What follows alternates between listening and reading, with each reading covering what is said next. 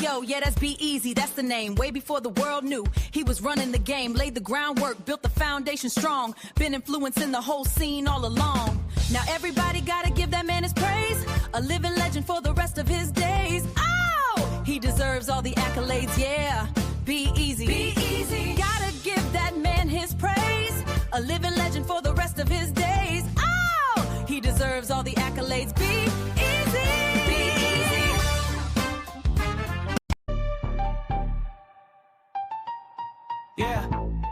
Yeah. Listen up. It's B-Eazy Dat Dude, the great. He ain't fake, he one of the real guys. Spitting fire every stream. You've been late to the party, now it's time to realize. From Pittsburgh to around the world, yeah, the flow is elite. Every beat that he slide on turns into straight heat. Came up from the grind, selling box on a laptop, running up a bag, feel like he hit the jackpot. Got the luxury visions, ambition vivid, never bluff. Persons progress, persevere when the going gets tough. B-Eazy Dat Dude, got stripes in the game. Every rhyme, every line, they gon' remember the name. From the streets to the stage, the energy don't fade. Legend in the making, yeah, history's what he's laid. Mic in his hand, heart in the flow and soul on every beat. Dropping knowledge, power, bravado, his legacy complete. Hustle amplified, lyrics electrified, that's the truth. B-Eazy Dat Dude, established with certified proof. Feel the bass, feel the vibe, let it ride through the crowd. All the words, every hook, man, he keeps making us proud. King of his lane, rising above every feud. All hail the one and only, B-Eazy Dat Dude. Yeah.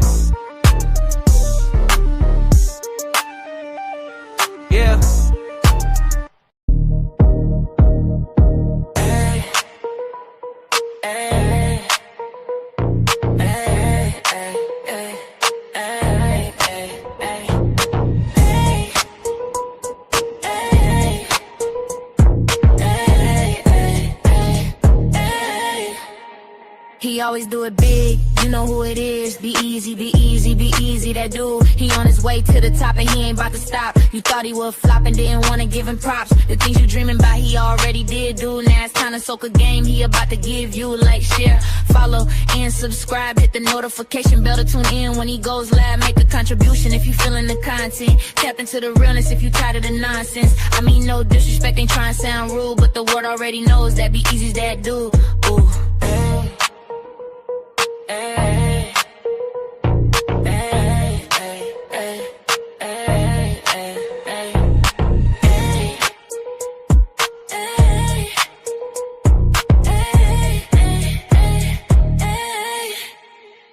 We all here to see B-Eazy. We wanna listen to B-Eazy. Ayy, we all like B-Eazy. Now, matter of fact, we love B-Eazy. Believe me, he really that dude. Subscribe to the channel, it's easy to do. If you care, then go ahead and share this fire content, extraordinarily rare. That's why I put that on my mama, he is that dude. And I put that on my daddy, he is that dude. So, ooh, B-Eazy. He got that certain kind of profile, smooth and effortless style. He's so fresh, makes the whole room stop and stare a while. Hear him asking, who's that? Mama, there he goes again. The way he moves, you know he's gonna win. Oh, you ain't know? That's just B-Eazy. B-Eazy Dat Dude. That man right there. B-Eazy. Ayo, who is that dude? Oh girl, that's just Be-Eazy. Oh boy, that's just Be-Eazy. Well, who is Be-Eazy? Oh, you ain't know, he been a pro, for sure, all about the dough. He been running up them racks and still trying to get some more. Don't care about the fame, just trying to gain and grow. He really one of them ones, his presence so pivotal. So hell yeah, he that dude, this is unequivocal.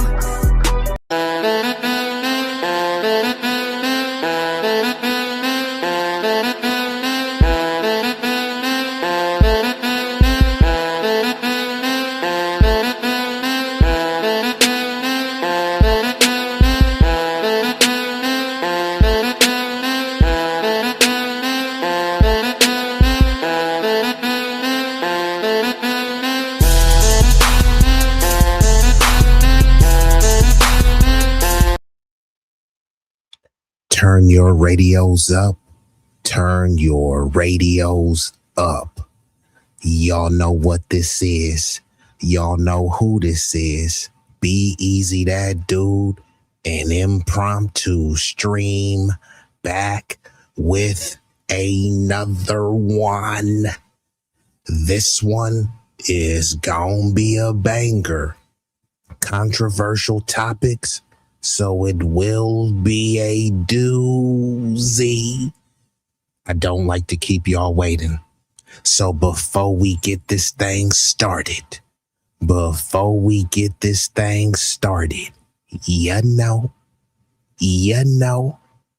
I gotta hit you. If you know the song, sing along. Yeah, you're right. 私も地元民と言っても実は薄暗いです。もう友達できたの？うん。ぶったまんまこっち見ない。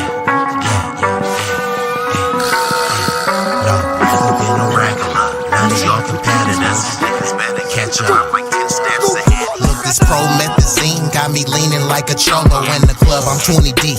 I don't be riding solo. Pull some bad bitches, they vanilla and cocoa. They wanna take some photos when we kick it out in Soho. Chicks are showing tits and popping pussy for my promo.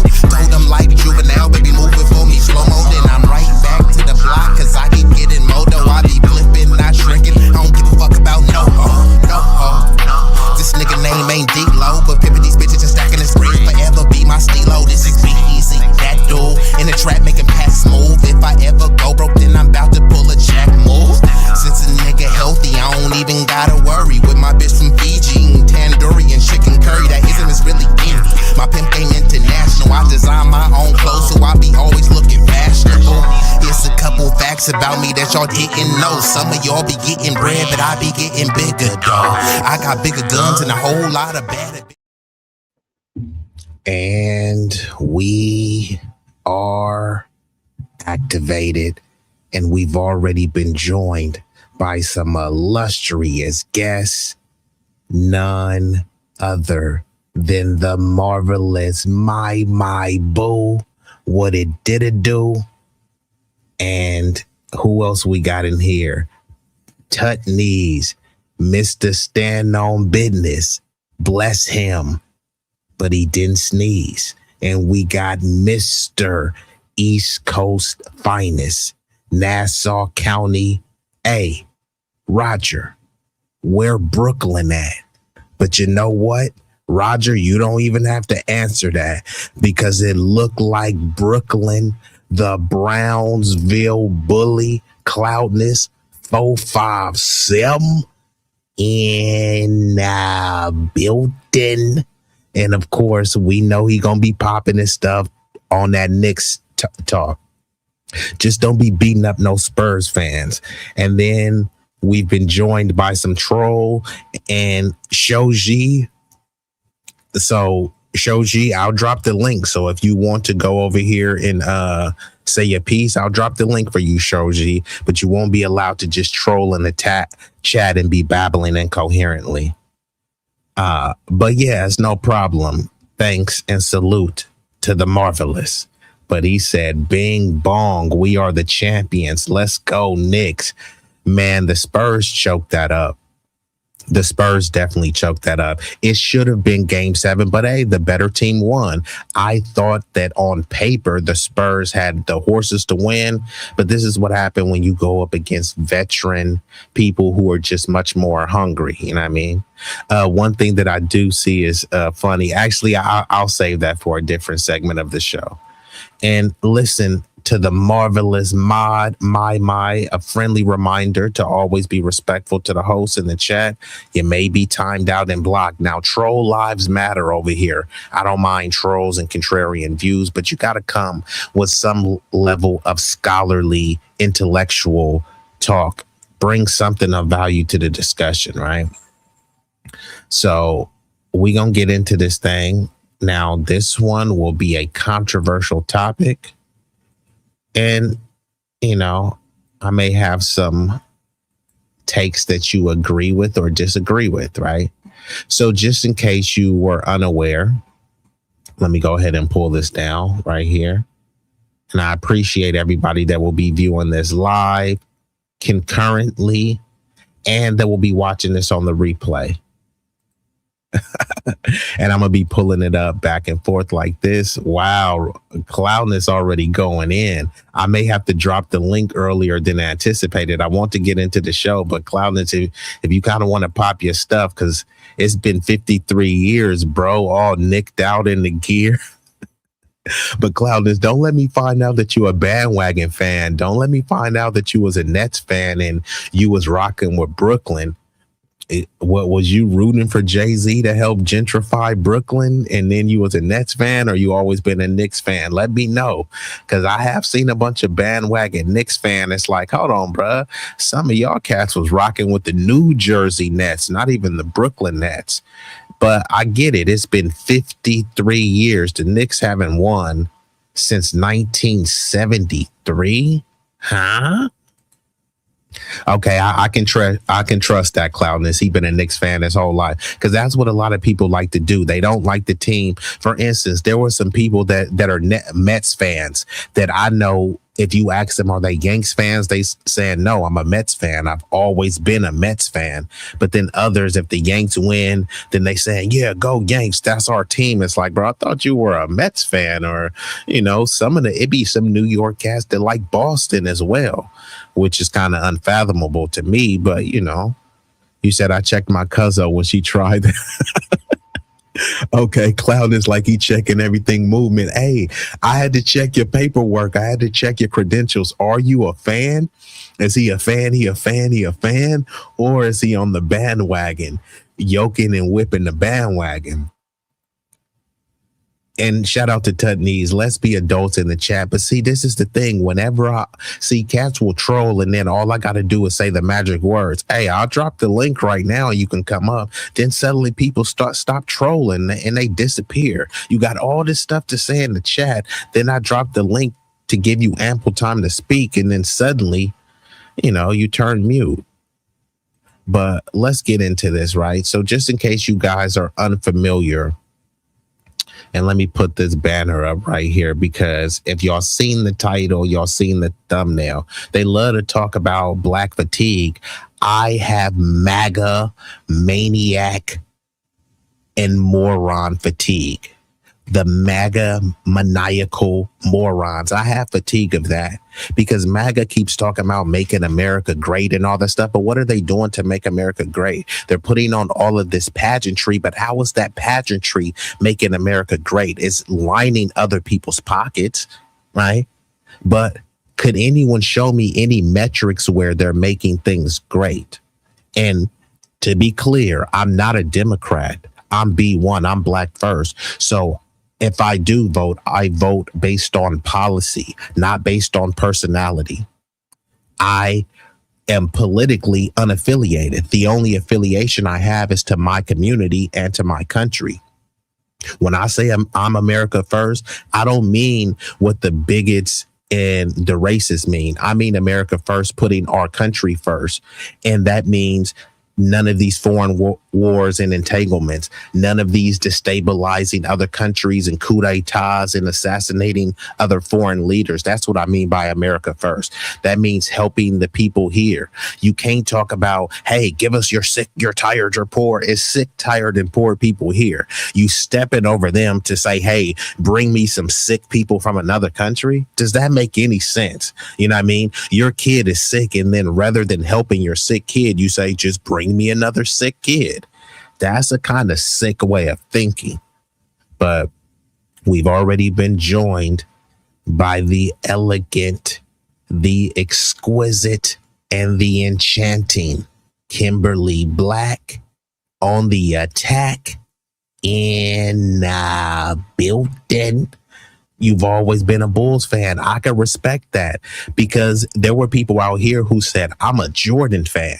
So they liked Jordan when he went to the Wizards. They liked Jordan on the Bulls. They didn't like the Bulls, but they liked the Bulls because of Michael Jordan. Others said, I'm a Bulls fan. So, hey, thank goodness that we got Michael Jordan. And then when Jordan left and they stunk, they still were Bulls fans. Then they were Bulls fans during that era of Derrick Rose. who was phenomenal, but injuries cut his career short. So yeah, if you're going to be a fan or supporter, I prefer the term supporter, you know what I mean? But, you know, just because I know what the term fan means is, you know, the abbreviated version of fanatic, I don't think we should be fanatical about any of these teams. However, I do support these teams and I am intrigued by these teams, even though I'm just, you know, being a bit pedantic with that, because I could say that, hey, I'm a Lakers fan, you know what I mean? But more appropriately, I'm a Lakers supporter, right? Because sometimes people get too overly invested in the fandoms of these teams. Oh, and I'm glad you said that, Kimberly. Let me know how this. Think about this. Chicago Bears. We have people, I'm in the Bay Area, right? We have people out here who are Chicago Bears fans. Now, it's not a lot of them, but there are some people that I grew up with who were fans of the Chicago Bears. Now the Chicago Bears are trying to move to Indiana? Huh?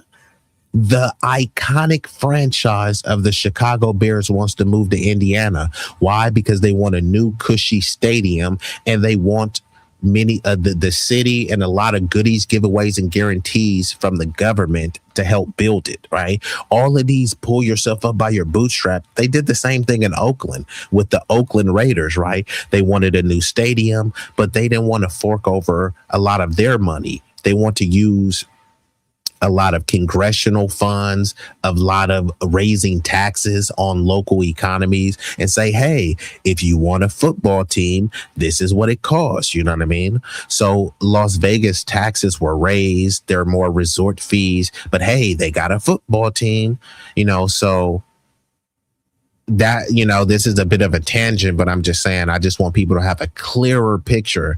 These teams don't give a fig Newton about you. I do support the players. You know, I do like some of the iconography, the symbols, but I just, you know, want people to not get overly invested in them. You know what I mean?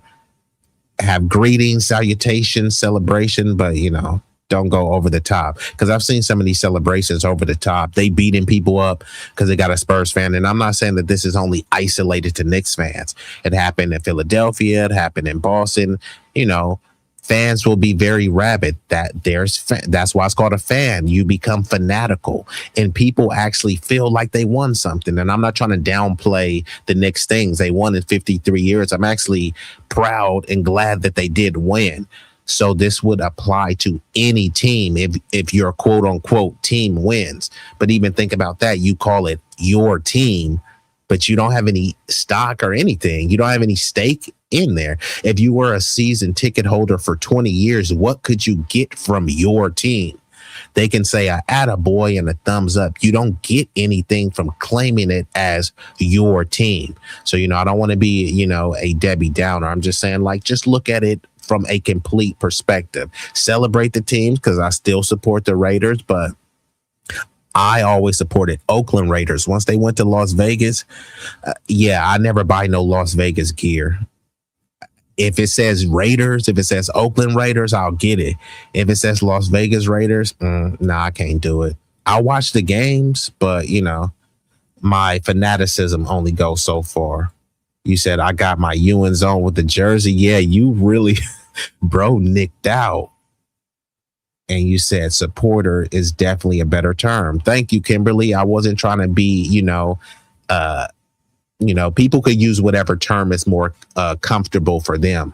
But, you know, and we've been joined by the illustrious Atebe. And you said I was so hyper focused on that comment. I didn't see that you addressed it already. I guess I missed that, but let's get back into it. A shame and a scandal. Indiana is broke. I didn't know that you were still in here. Not only are they broke, like where are they going? To Gary? They gonna be the Gary Bears? Come on, man. What are they gonna be instead of the Bears? They're gonna be. I don't know.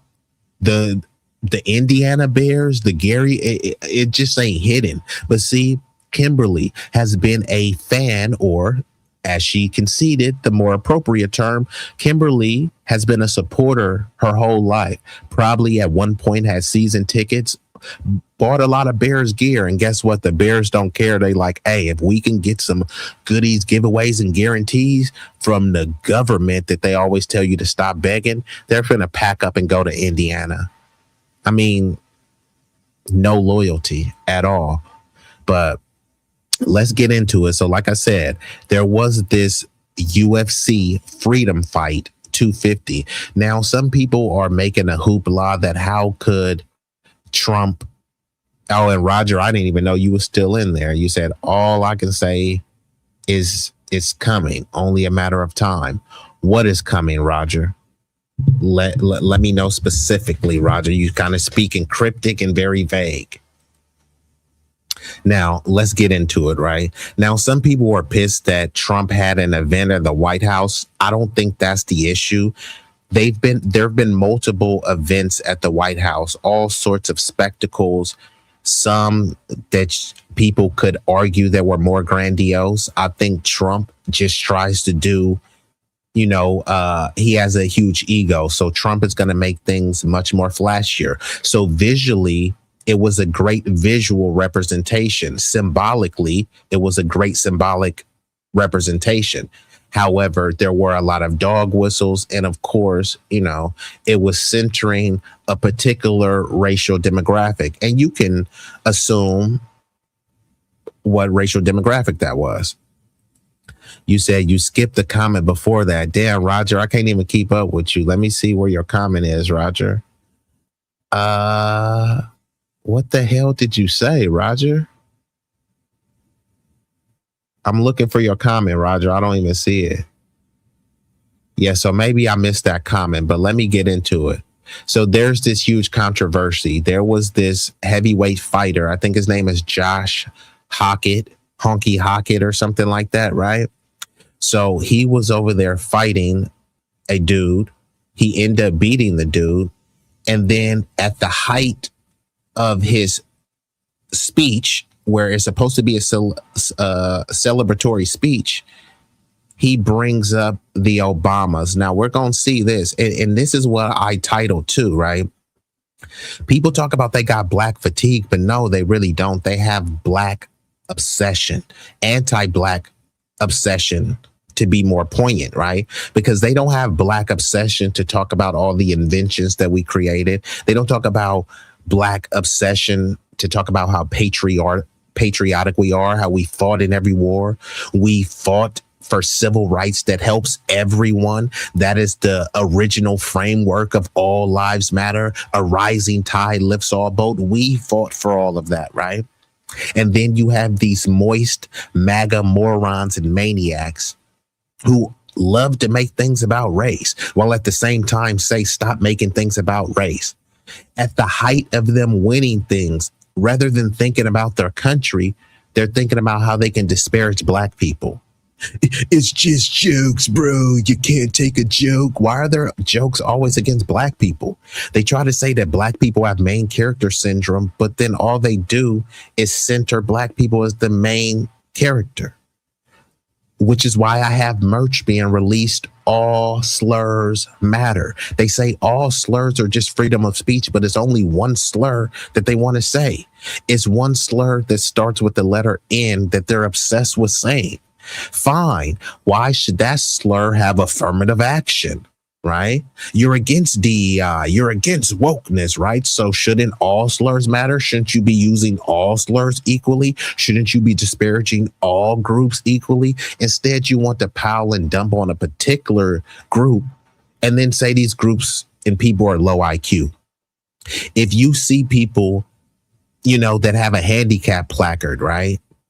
Do you go and dump on them for being handicapped and being disabled? You know what I mean? You look, oh, this person is disabled, maybe they, need a little bit more help, need a little bit more sympathy and empathy, considering their plight and tribulations in the world, right? So if we're just these low IQ sub-Saharan savages and we're just too dumb, in anything, right? Shouldn't you feel sorry for us? Wouldn't you want to help us? They call us mentally retarded, but na boo boo, you're stupid.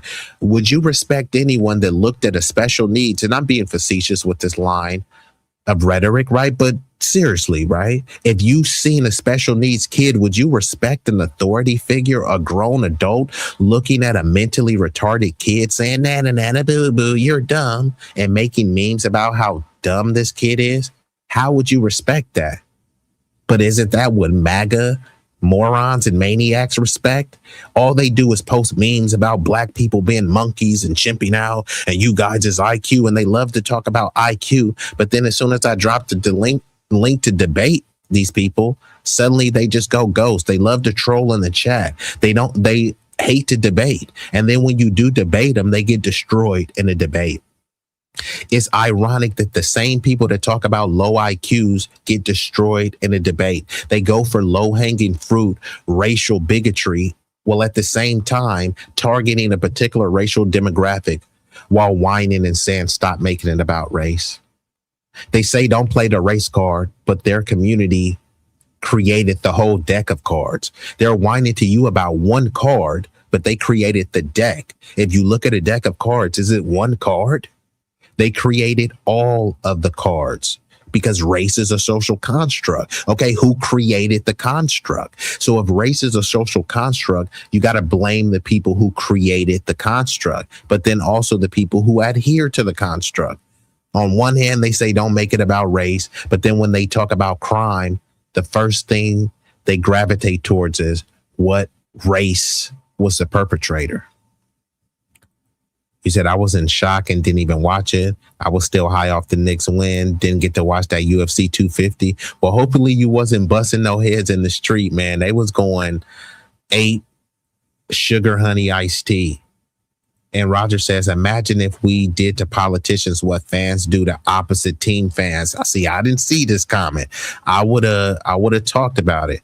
And shout out to Frank Nitty, Mr. Gritty, putting on for the biddy. But I concur with Roger, right? People will mob somebody because they had on a Wemby jersey.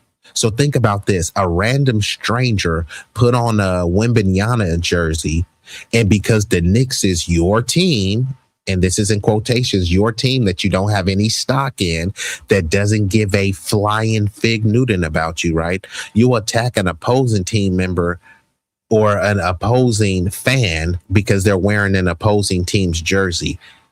Meanwhile, you'll look at these crooked politicians who is making your life a living hell. There's some places that have a rat infestation in New York, but you're not mobbing the politicians. The rent is sky high. People can't afford to rent in New York, which is why people are fleeing the city. You won't mob your politicians about that, but you will mob a stranger from out of town because he's wearing a Spurs jersey. And this isn't isolated to the New York Knicks fans. This is for every fandom, whether it be LA, San Francisco, Boston, Chicago, you name it. People get mighty bold when it comes to defending their team, but it's like, that's not your team. It's a team that you're claiming. Again, you love the Knicks, you love the Lakers, you love the Warriors so much. How much stock do you have in that team? The only stock is that you bought a bunch of jerseys. If all of those players that you look up to, yes, some of them are humble, and then some of them wouldn't piss on you if you were on fire. Some of them are like, hey, bro, you're of a lower class. You feel me? Just marvel at me. All this is just the modern bread and circus. So even right now, and I'm not trying to damper on anyone's parade. What I'm saying is you have to be able to do things simultaneously. What they say, walk and chew gum. Celebrate the Knicks. It's a profound accomplishment that if you've been a fan or supporter of the team for decades, you should be proud. You know, you should be like, wow, that was an incredible feat. Salute to the Knicks. You know what I mean? Turn up, party, but use that party to actually organize, because sometimes people organize about the Knicks. The Knicks are good. The Knicks are not worried about when they next meal are gonna come. None of those Knicks are gonna be homeless. None of those Knicks are thinking about how they could afford rent or anything like that. But as many people that are poor and struggling, and they're just like, forget my struggles, forget that I can't put no food on the table.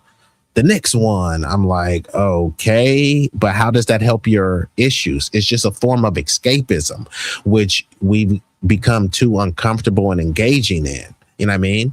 You can do both. Right? You've already seen the blueprint. You saw the energy. Matter of fact, go to all those protests and say, hey, look, I know you're a Knicks fan. I'm going to have a Knicks party, right? A Knicks party to celebrate this win, and then pass out some citizen ballot initiative material. If you're too, misinformed, use AI, use a local politician to help you, and then print some pamphlets or print some paper. So now you celebrating the Knicks, but you're also disseminating information that's going to be vital, because people could tell you all of the stats of the Knicks players. So-and-so averages this amount of assists, this amount of rebound, but they can't tell you who's on the city council. Many people can't tell you who the mayor is or who the governor is. So I'm just saying, like, what are we doing? And shout out to none other than the Tory experience. Salute to the illustrious, the ravishing, and the magnificent. And Kimberly says, well, Trump did make fun of John McCain, who was a disabled vet, aka Megan, as well as a disabled person. Yeah, correct. Well, I'm not a Trump supporter. So just to be clear, I didn't support Trump, didn't support Biden, didn't support Obama. I can go on because they're all part of the same establishment, two cheeks on the same booty. But yeah, no one should be surprised about Trump. This is why I have MAGA moron fatigue, and the head moron in charge is Trump. However, at least Trump is very blatant and overt with his moronic behavior. He tells you like it is, and many times, and he lies. So these other people, they tell lies and they try to obfuscate. He'll tell a clear lie that he can't run away from, and then he'll still try to run away from it. This is the epitome of W privilege. It's on full display when people say, oh, stop talking about slavery. And this is an excuse that people try to do. Y'all talk about slavery too much. But when you watching it, it's mainly white people talking about slavery and mentioning black people. If you go to a cookout, nobody is talking about slavery. To be honest, we don't talk about slavery enough. When everybody that's in the chat, when you kick it in with your black folks, slavery never comes up. The only time it comes up is if it's some black people, some white people mentioning black people, claiming that y'all talk about it too much. If we talk about it too much, why would you even talk about us talking about it?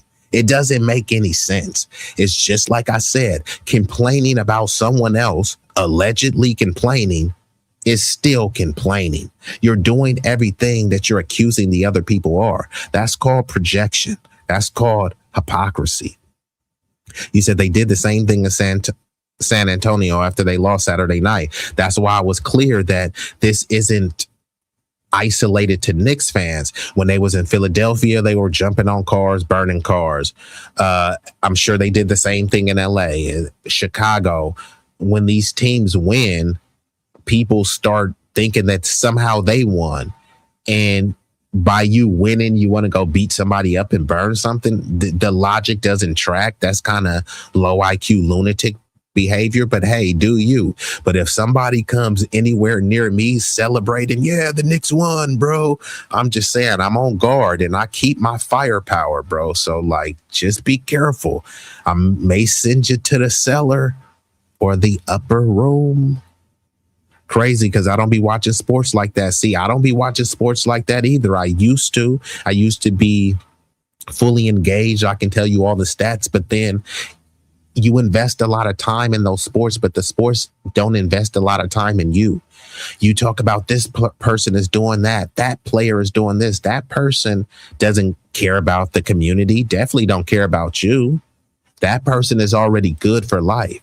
If that person loses a game, they're going home to a mansion a beautiful wife, kids, and millions upon millions of dollars. Meanwhile, it's a bunch of brokies online saying, cut him, trade him. This my team. My Knicks need to do this. My Lakers need to do this. My Warriors need to do this. Why are you saying my and putting ownership over it?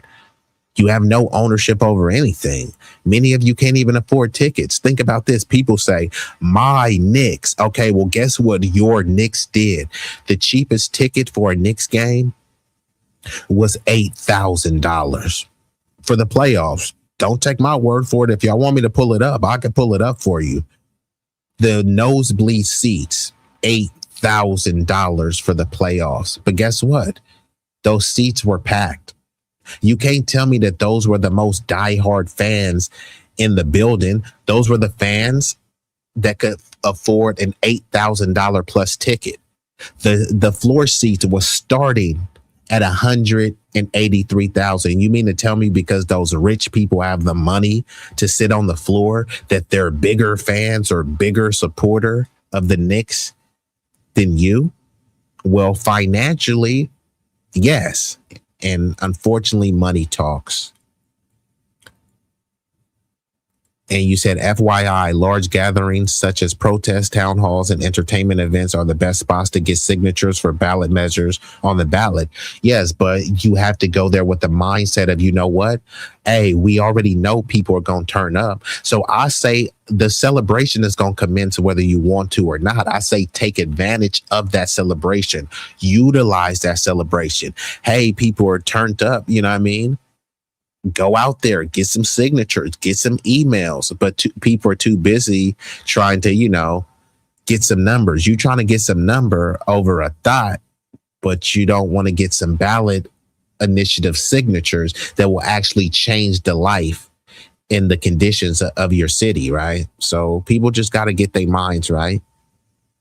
The Spurs fans were attacking Knicks fans, but I keep my blicky on me. Yeah, you got to keep that. I stay with the hammer. That's why they came to San Antonio instead. Okay, I got you. So let's get into this, right? So I went on my harangue. So let me pull this up. So here is this bozo right here. Like I said, Mike Honky Hockett. And look at the MAGA morons. Let me make this a little bit bigger for y'all. So here he is. He just had a decisive victory. This is to be celebrating 250 years of American exceptionalism and American freedom, right? And this is what he had to say. And lastly,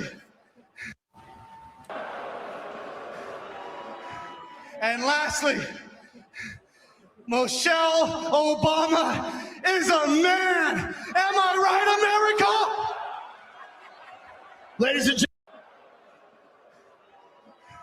And lastly, Michelle Obama is a man. Am I right, America? Ladies and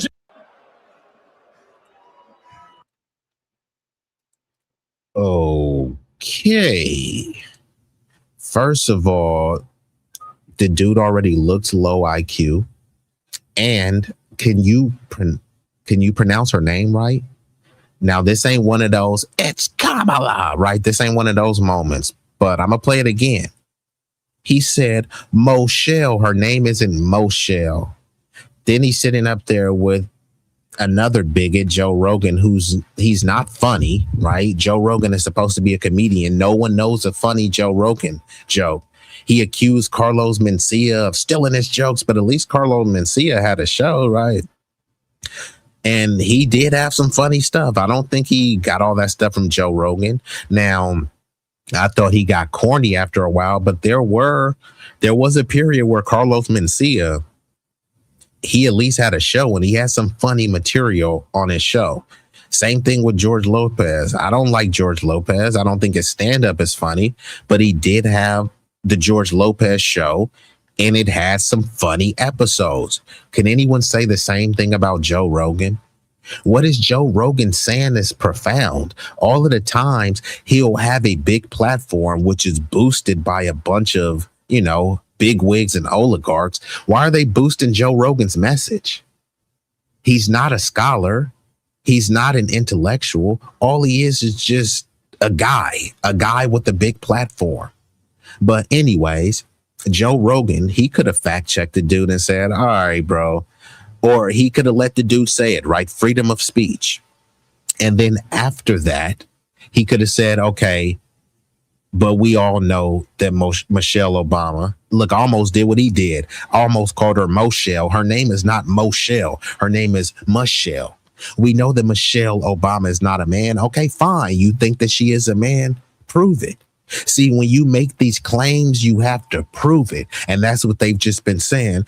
Michelle Obama's a man. Okay, prove it. She's a man. Okay, prove it. And that's all they say is, well, we haven't seen any pictures of her pregnant, right? I haven't seen any pictures of my mom pregnant, but I know that my mom was pregnant. I'm proof of her being pregnant by me being here. And now that we think about it, have any of y'all actually seen a picture of your mom being pregnant? And that's their proof. If Michelle Obama was really a woman, where's a picture of her being pregnant? Huh? I've never seen a picture of my grandma being pregnant. These are the low IQ lunatics, the moist MAGA morons and maniacs that people are bootlicking for. And we've been joined by none other than the royal and the rambunctious room shaker in building. And of course, Frank Nitti says Joe Rogan is a racist. Yeah, he is. But then some people will be like, oh, well, he had Neil deGrasse Tyson on, or he had fill in the blank black person. He had Terrence Crawford on, and they had a good conversation. And let me say this over and over. Most, M-O-S-T, the majority and most of these celebrities, athletes, public figures are Sambos, tethers, and tap dancers. That's how they get elevated to the upper echelons of society. They get buck broken, if not physically, then psychologically. Sometimes both, sometimes one or the other. Once you buck break someone psychologically, you really don't have to do much physically because people just voluntarily bend over and spread cheeks. So literally never saw a picture of my mom pregnant and never thought about it until this very moment. Hey, bruh, I never thought about it until I saw the comments. I'm actually going to bring up some of the comments. They're saying, well, all Michelle Obama has to do is just show her a picture. Why should she validate that outlandish claim just to prove? So then if she does show a photo of her pregnant, then they'll try to say that was AI. I literally never saw a picture of my mom pregnant. I don't even know if my mom has a picture of her being pregnant. And then sometimes people don't think. Some people's mom grew up in a time where not everyone had an iPhone. You know what I mean? So it's crazy. I can't show anyone a picture of her when she was pregnant, but I can show you guys pictures of her when she was in the 3rd grade, her and her brother taking pictures right next to one another. Yeah, that's a kind of cringe. Now that I'm hearing y'all, that's a lightweight cringe response to say we don't believe. But actually, I think Candace Owens I think they got that this outlandish claim from Candace Kundis Owens as well, because remember, she's making the same claim against Brigitte Macron. So she's saying, show us the pictures of Brigitte Macron being pregnant. You said, go ahead. You can find a picture right here, right now. Michelle is a little girl. Yeah, but what they're saying is, no, they're saying that picture doesn't even prove that she's a little girl, right? And I'm not saying that these arguments are valid or legitimate, but many of these MAGA morons are legitimizing these people profess to have the high IQ, so they should be the ones denouncing this. Hey, look, man, we don't like the blacks. We don't like those iggers, right? They should be saying that, but hey, look, come on, man. We don't support lies, right? They love to Bible thump. What does the Bible and Christianity say about lies? But not only lies, blatant lies. What do they say about attacking the vulnerable, right? So all of this stuff, Jesus is our Lord and Savior, but we hate niggers, right? Like, is that what Jesus would say? Right? What would Jesus do? Would Jesus be redlining? Would Jesus want to mass incarcerate people? Would Jesus want to dump drugs in people's neighborhoods? Right? They'll do the Iran Contras COINTELPRO and say, you know, we need more Bibles in the school. For what? You know what I mean? You guys aren't operating on biblical principles. But let's play this one more again before I get a little bit further into why I have MAGA moron fatigue. This is low IQ lunatic behavior. There's nothing funny about this. And I'm just giving an objective analysis. I'm not a fan. I'm not a supporter of the Obamas. I actually believe the Obamas did a whole lot to undermine the Black community, Michelle included, because she sat right there and she was complicit with it, right? However, I will say that she did comport herself as, you know, a reserved person, an eloquent person, a highly esteemed person. I can compartmentalize and state this, but say that, yeah, that wasn't any type of victory for the Black community for Obama to be elected president for 1 term or 2 terms. It's a victory for Kenya, you know what I mean? But not for foundational Black American freedmen. There's nothing that you can point to that Obama did that you should be proud of. All you want to try to say is he Black, you Black. No, he's a biracial Kenyan American, and there's nothing wrong with that. But we don't have the same lineage, so I don't have an affinity for Obama like that. Honestly, I don't care if Obama, you know, was lily white, if he was standing on business for my community and the country. Because, see, we are patriotic. We don't say help uplift our community and then F everybody else. We say, no, you owe this community. You targeted this community. You subjugated and disenfranchised this community. So just make us whole. And then after that, hey, a rising tide lifts all boat. But don't try to say, hey, we're going to help everybody, and then you get the crumbs of us helping everybody. So, hey, it's kind of like we helped you. No, you didn't target everybody. You didn't target model minorities, and not to the same extent. And all of the people they targeted, they helped, you know, uplift them out of whatever rut that they were going through. You know what I mean? Look at how much public funding goes to funding Chinatown. There's not a bunch of Chinese pulling themselves up by their bootstrap. Roger, you're in New York. Anyone, don't take my word for it. Just type in how much government money was spent to revitalize Chinatown. The last time I looked, this is America.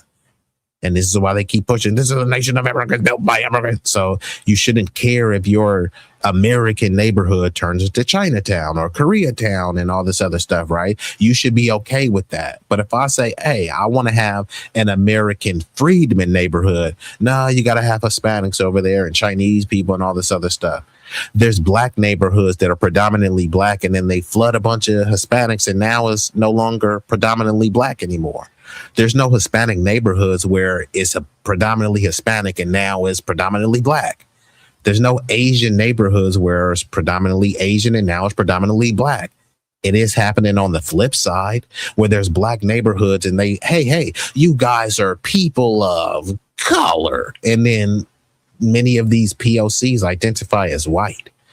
So what color are they? So they've convinced you that you have this mythical coalition of the non-white Avengers, but all of these people are either classified as white or they want white adjacency. And the way to get close proximity to whiteness is distance yourself from Blackness. So they're willing to throw us under the bus to maintain the mythical model minority status. And once they throw us under the bus and then they say, hey, white mommy and daddy, will you accept us? They say hell to the no. Get out of here, Pajit. Get out of here, street shitter. Get out of here, a gook, chink, or whatever other epithet or slur that they have for you. You know what I mean? And rather than look at the people who are disparaging them, they say, what about Chicago? and bring up George Floyd and BLM. When folks say they're Christian, they don't live or believe in the 10 Commandments. Yeah, a lot of people say that they're Christian, but like, what does that mean? Or what type of Christian are you? Are you the turn the other cheek Christian? Or are you the Christian that condones foundational Black American enslavement, right? There was a bunch of Christians that were fondling little boys' booty holes. Are you that type of Christian? There are a bunch of incestuous Christians who were having babies with their sister. Are you that type of Christian? A bunch of Christians were going to watch Black men get lynched and then watch Black men get castrated and say, I want a piece of that. Are you that type of Christian? Obama got elected before the delineation movement got underway. That's when we were all lives mattering, all Black people. Only a few from FBA were saying he's not Black like us. I admit I was on the wrong side of this. And Roger, that's why I gotta hit you. What? Hope, please. Nigga, please. Hope. Nigga, what? Nigga. Nigga, please. Nigga, please. What?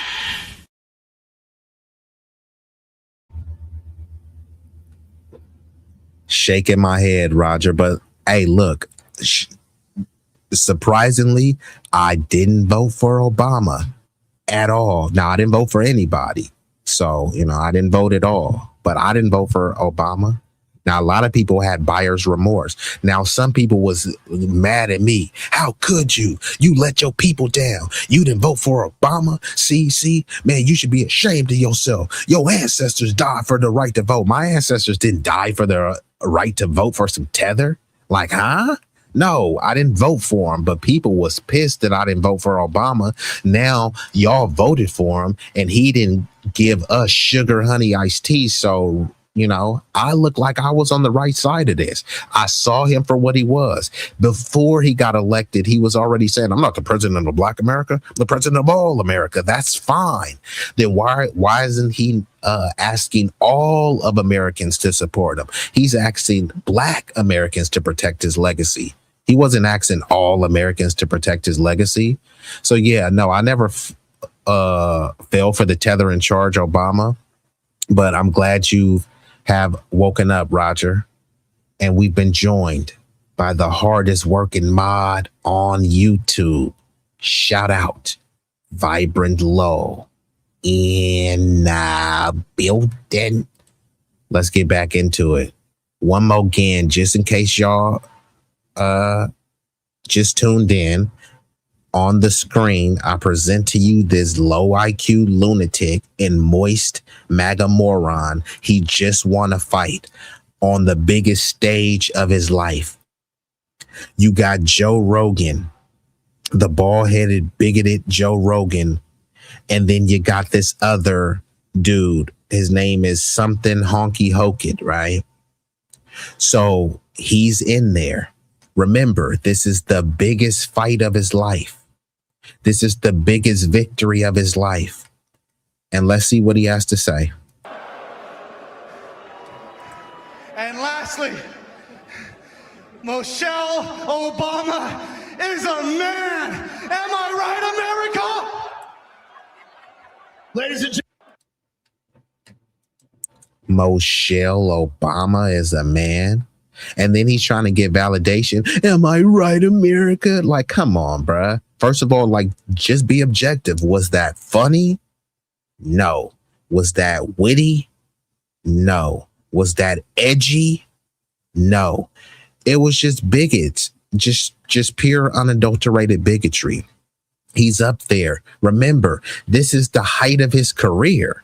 This dude is a new booty in the MMA sport. And at the biggest fight of his life, celebrating 250 years, he's thinking about a Black woman that he's trying to say is not a Black woman.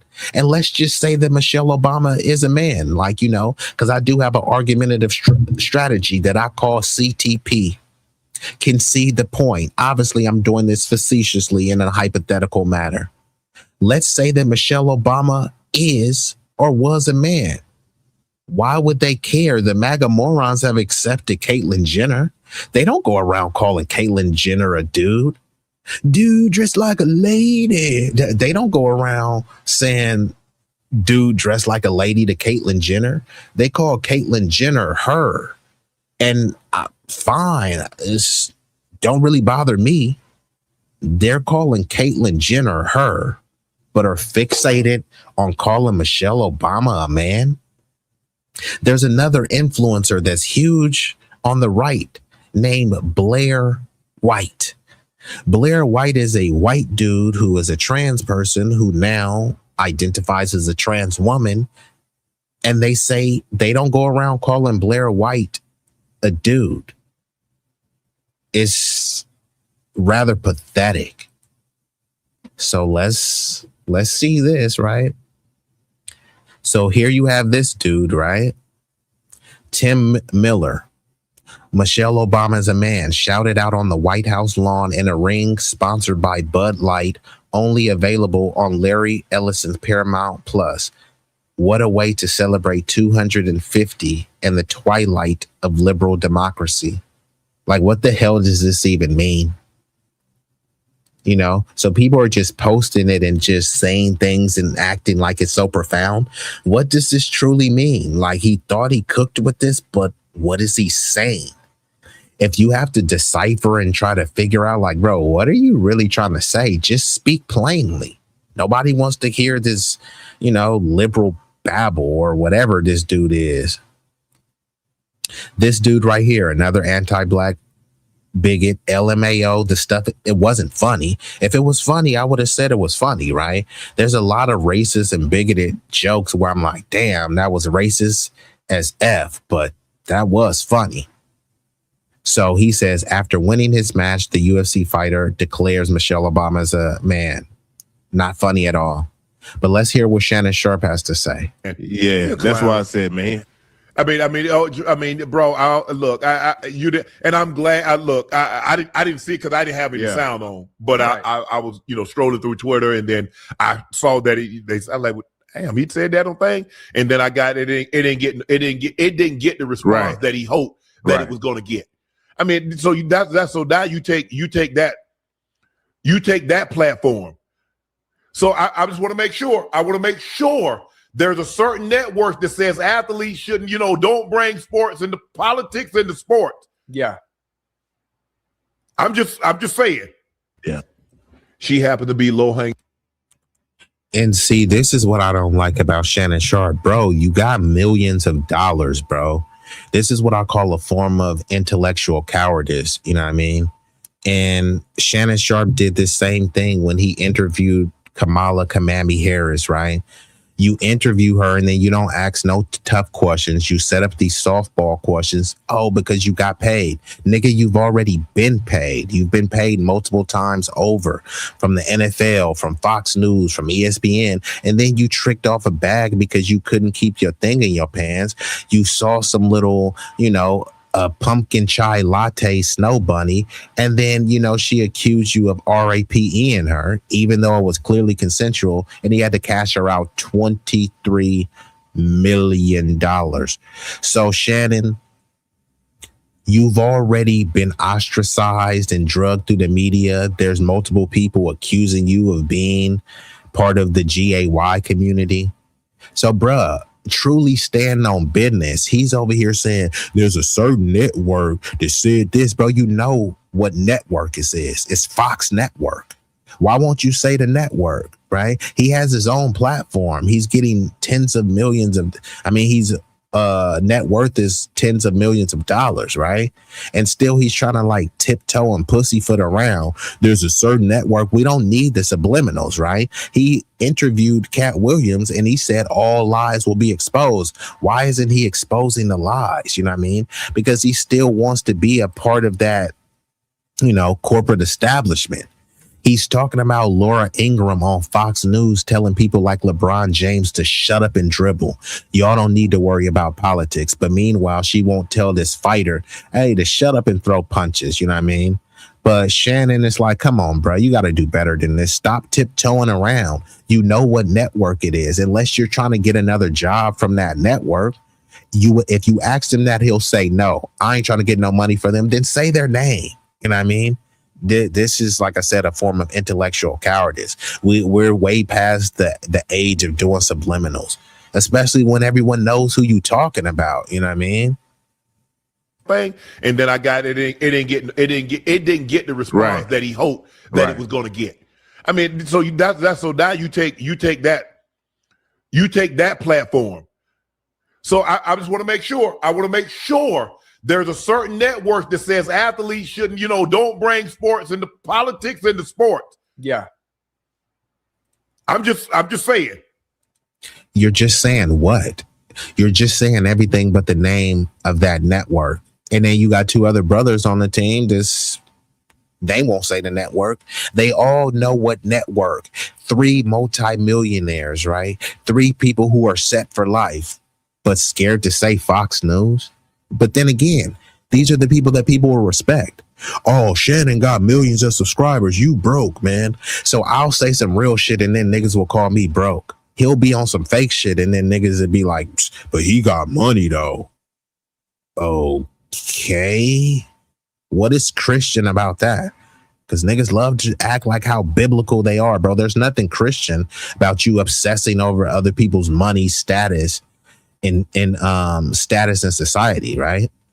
What status did Jesus have? Jesus would have been labeled a dusty, broke, the lower tier of society. But we're supposed to look to the higher upper echelon of society to dictate morality. The people that, as I said earlier, they wouldn't piss on you if you were on fire. 3 multimillionaires scared to say Fox News name. But then again, these are the people that are supposed. How could they truly be defending and standing up for us? If they won't say Fox News name, they ain't gonna call out people like Tucker Carlson or Tim Pool. Have you ever heard Shannon really call out anybody? I think he called out Aiden Ross like one time over like the N-word, and it was like mild at best.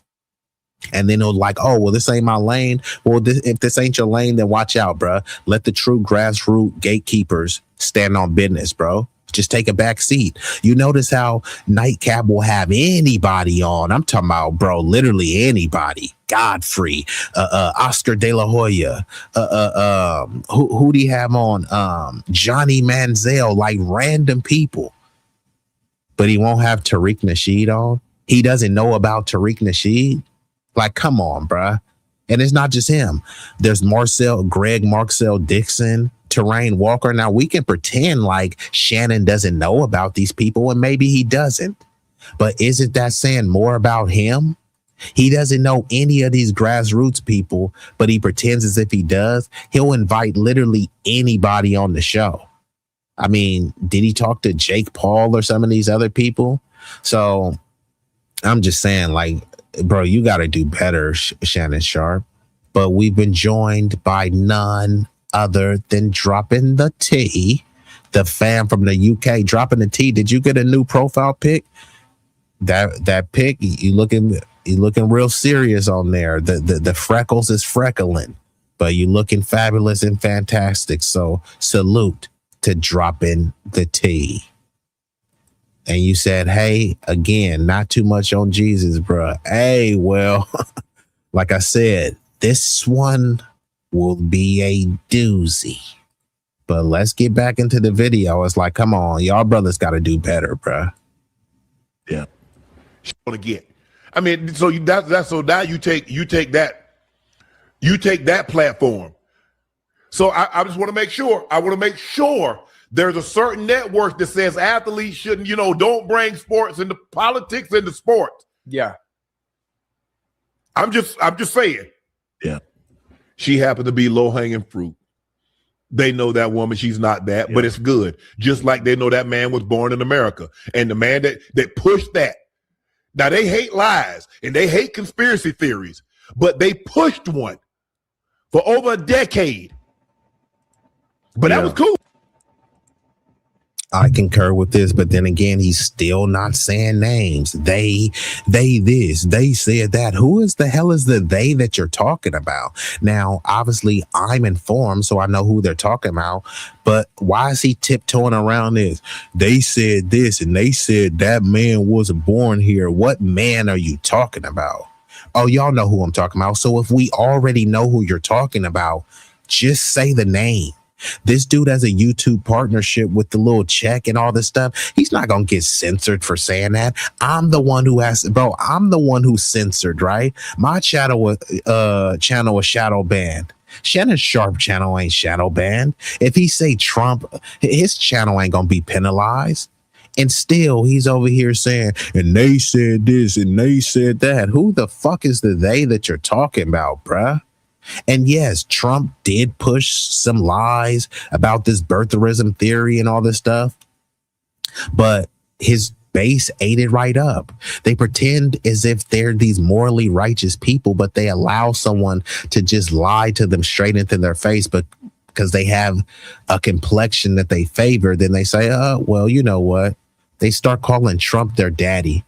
Many people have a distorted and disturbing relationship with their own daddy, and then they look at Trump as a daddy figure, a daddy that never loved you. It just doesn't even make any sense.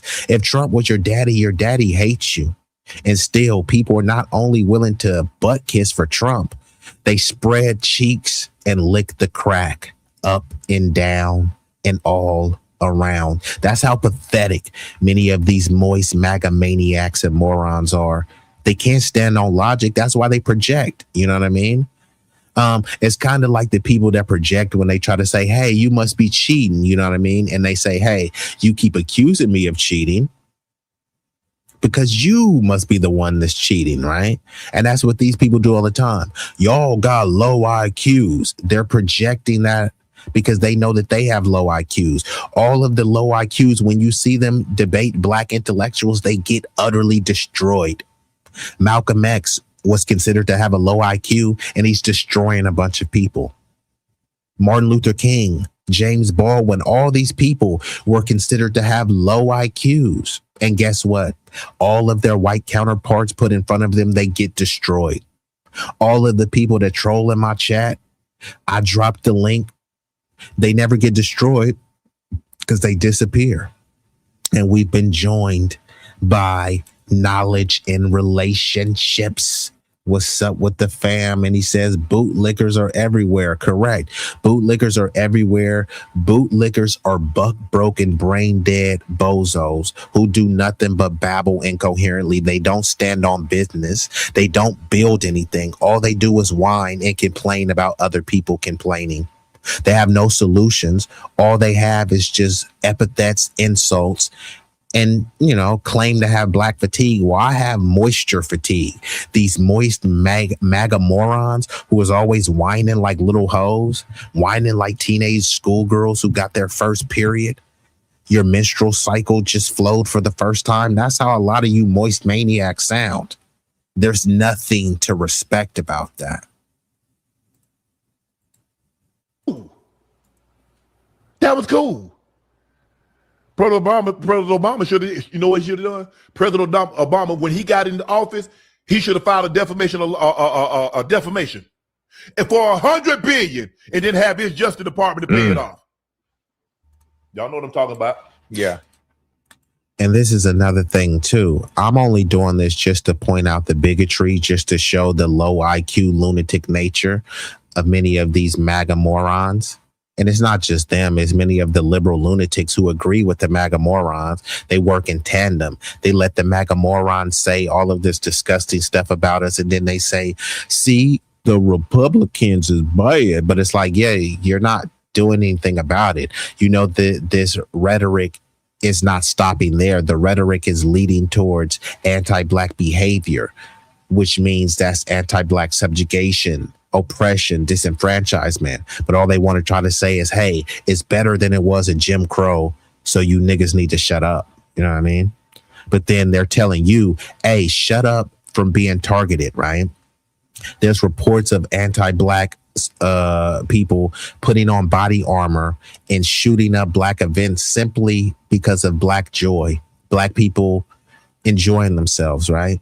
They're not going and doing that to Asian people. They're not doing that to people of color. And speaking of the people of color, what is the point of using that term when we have no solidarity with the people who claim to be of some color that you don't even know, right? You see a bunch of Chinese and Japanese people and call them people of color, and no one stops to ask, what color are they? And here we go. We got another low IQ lunatic. Hey, Francis, are you going? I'll drop the link. Are you going to come up? If you ain't going to come up, then you got to get up out of here. If you're willing to come up and stand on what you're saying, I'll drop the link for you. If you're just trying to troll, then I'm going to get you up out of here. So I'm going to give you a minute or two to say, hey, yeah, I challenge you to a debate, right? You can either challenge me to a debate or you can request a discussion. Those are the two options. Challenge me to a debate, request a discussion, and I'll give you 2 minutes. Otherwise, I got to get you up out of here, right? Because you're just coming in. This is the type of fatigue that I have. People coming over here making outlandish accusations, but unwilling to stand on it. Francis, you're not intellectually formidable enough to challenge me, but if you are, let's have at it. You brought back a cringe memory when Obama was president. Chris Rock, who don't know anything about civics, said he can't understand how the Republicans in Congress are not obeying the president. The president is like your daddy, so you're going against your dad. Oh, wow. I didn't even know he said this. Now, Chris Rock, who is a phenomenal actor, producer and stuff, he does his raccoon chip has been activated a long time ago. But I do support Chris Rock's artistry, but not in terms of, a lot of the coonery and buffoonery he's done as a public figure. But yeah, shut up and do some comedy. I didn't know he said that. When I brought up the daddy reference, I was mainly bringing up the tethered Byron Donalds, who was said daddy's back or daddy's home when Trump got elected. So there are multiple Republicans saying Trump is their daddy. You know what I mean? But let me bring up some more of these low IQ. Hold on. Let's see what else they got to say. If I'm Michelle Obama, that's what I'd have done too. Oh, y'all say I wasn't born here. Y'all say my birth certificate bogus. Okay, here we go right here. Boom.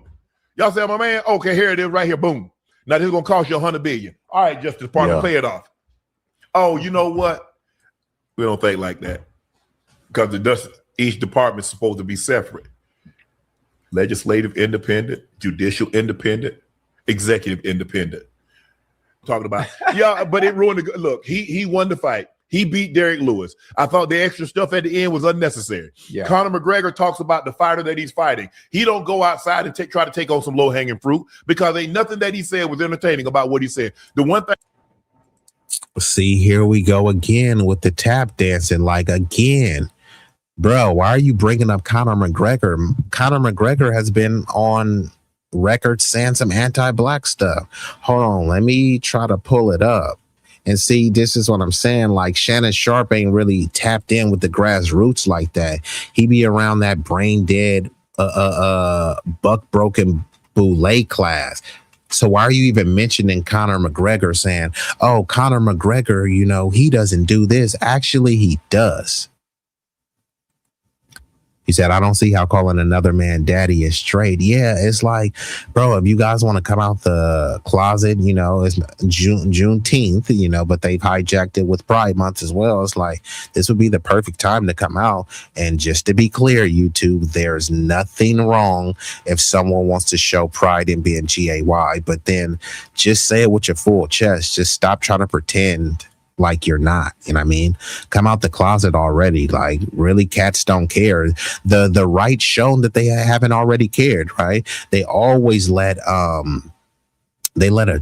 bunch of trans people speak for them, which I say there's nothing wrong, but they try to pretend as if, hey, we hate trans people and drag book shows and, they want to indoctrinate your kids, and then they'll give Caitlyn Jenner a mic to spew whatever BS. They have some person named Blair White who is a trans person. So they'll tell your kid, if your kid wants to be trans, that's a woke mind virus. Then they'll have some anti-black trans person. As long as they're anti-black, then they uplift them. And hey, it's cool to be trans. See, we're all inclusive. So if it's cool to be trans, why are you mad at the Democrats for pushing all this trans agenda? Which I don't agree with. You know what I mean? They over push that. Like, it's nothing wrong with being gay, nothing wrong with being trans, nothing wrong with being Buddhist or atheist and all this stuff. But when you try to push that as, the core political framework, that's the issue. You said Scott Bassett and Peter Thiel, both gay Trump cabinet. And this is what I'm trying to say. Both of them are clearly anti-black. Both of them are conservative. Both of them vote Republican. But then when they talk about America great and trad life, okay, is that the trad life you're talking about? Trad trans life? Trad gay life? Like, what the hell are you talking about? And, they don't clearly define it. But like I said, these are the people that you're supposed to look up to. So let me see. Hold on. I can't say about Conor McGregor. He is entertaining. Do I talking about? Yeah, but it ruined the look. He won the fight. He beat Derek Lewis. I thought the extra stuff at the end was unnecessary. Yeah. Conor McGregor talks about the fighter that he's fighting. He don't go outside and try to take on some low-hanging fruit because ain't nothing that he said was entertaining about what he said. The one thing I can't say about Conor McGregor, he is entertaining. Do I think some of the things that he said to Floyd went over the line? Absolutely. But he goes at the Muhammad Ali started that. Yes. If you want to talk about an individual, fine. The guy. So hold on. So Conor McGregor, he didn't just talk about an individual.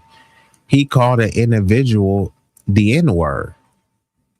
So this is what I'm trying to say with Shannon Sharpe. Like, bro, like, I don't know. It's like, bro, you've been used to tap dancing so much that, you're out of touch. This is what Conor McGregor said last year. This is what Conor McGregor said last year. So Conor McGregor is talking to Khabib, another fighter who already beat him up. And Conor McGregor says, show your wife, nigga. Show your kids, nigga. Then he said a bunch of other racist things. And then he said, basically he was calling this other dude a nigga and all this stuff. And then he's basically saying, oh yeah, well, I can say it. Hold on. What else did he say? Hold on. I mean, y'all get the point, but all I'm saying is like Shannon Sharpe is not going to stand on no business like this because he's too busy trying to like be rubbing shoulders. And like Roger says, Shannon is not that sharp. Nah, it's not that he's dumb. It's just, he's just not really on code like that. He'll be occasionally on code, but he's always lukewarm on code. We need that fire, right? We need that Majara spirit. We need people to stand on business. He won't even call out Fox News. Hey, it's that certain network that likes to say certain things about a certain demographic. Nigga, who the fuck are you talking about? But then again, he's buff. He can run fast, jump high. He can bench press 400 pounds. He can have millions of dollars. He just can't speak up for his community. But you're supposed to respect him because he has a bunch of money.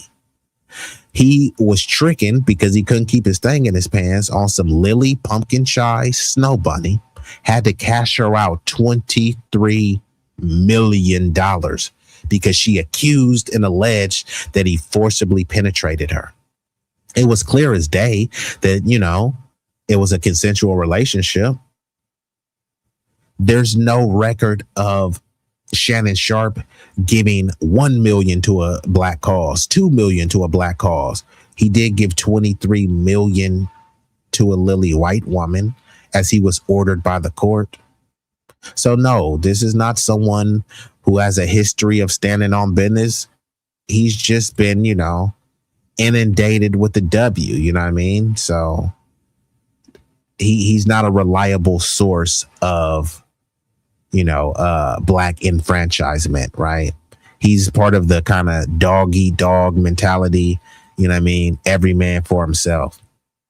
But then he'll also be pushing the ideology that we don't stick together and all this stuff. Like, okay, he'll contradict himself because he'll create a show with 3 other successful black men, and then he'll kind of push the narrative. Man, see, we just got to stick together. We don't stick together. Nigga, aren't you sticking together?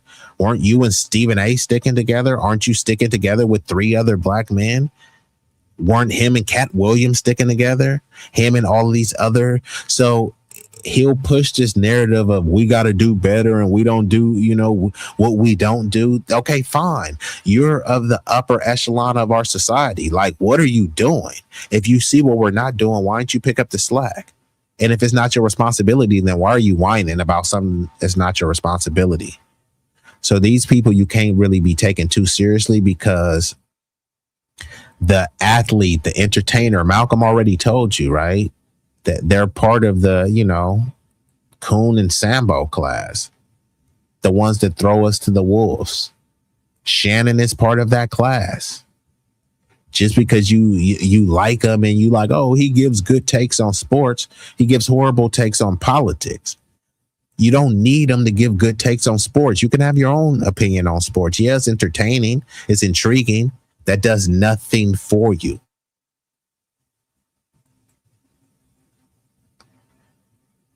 And like, did Shannon try to get like Carmelo Anthony a good lawyer or something like that? Did Shannon stand on business for Carmelo Anthony? Did Shannon stand on business for the kid shot by Rick Chow? But he pretends if he's standing on business for Michelle Obama. How y'all call her a man, right? He's standing on business for that. Michelle Obama doesn't need Shannon Sharp to stand on business for her. Michelle Obama has lifetime Secret Service. You can't say that about these young black boys being gunned down in the streets. Shannon is silent about that. He has a massive platform. Why? He's always inviting people on. He's always inviting these entertainers on.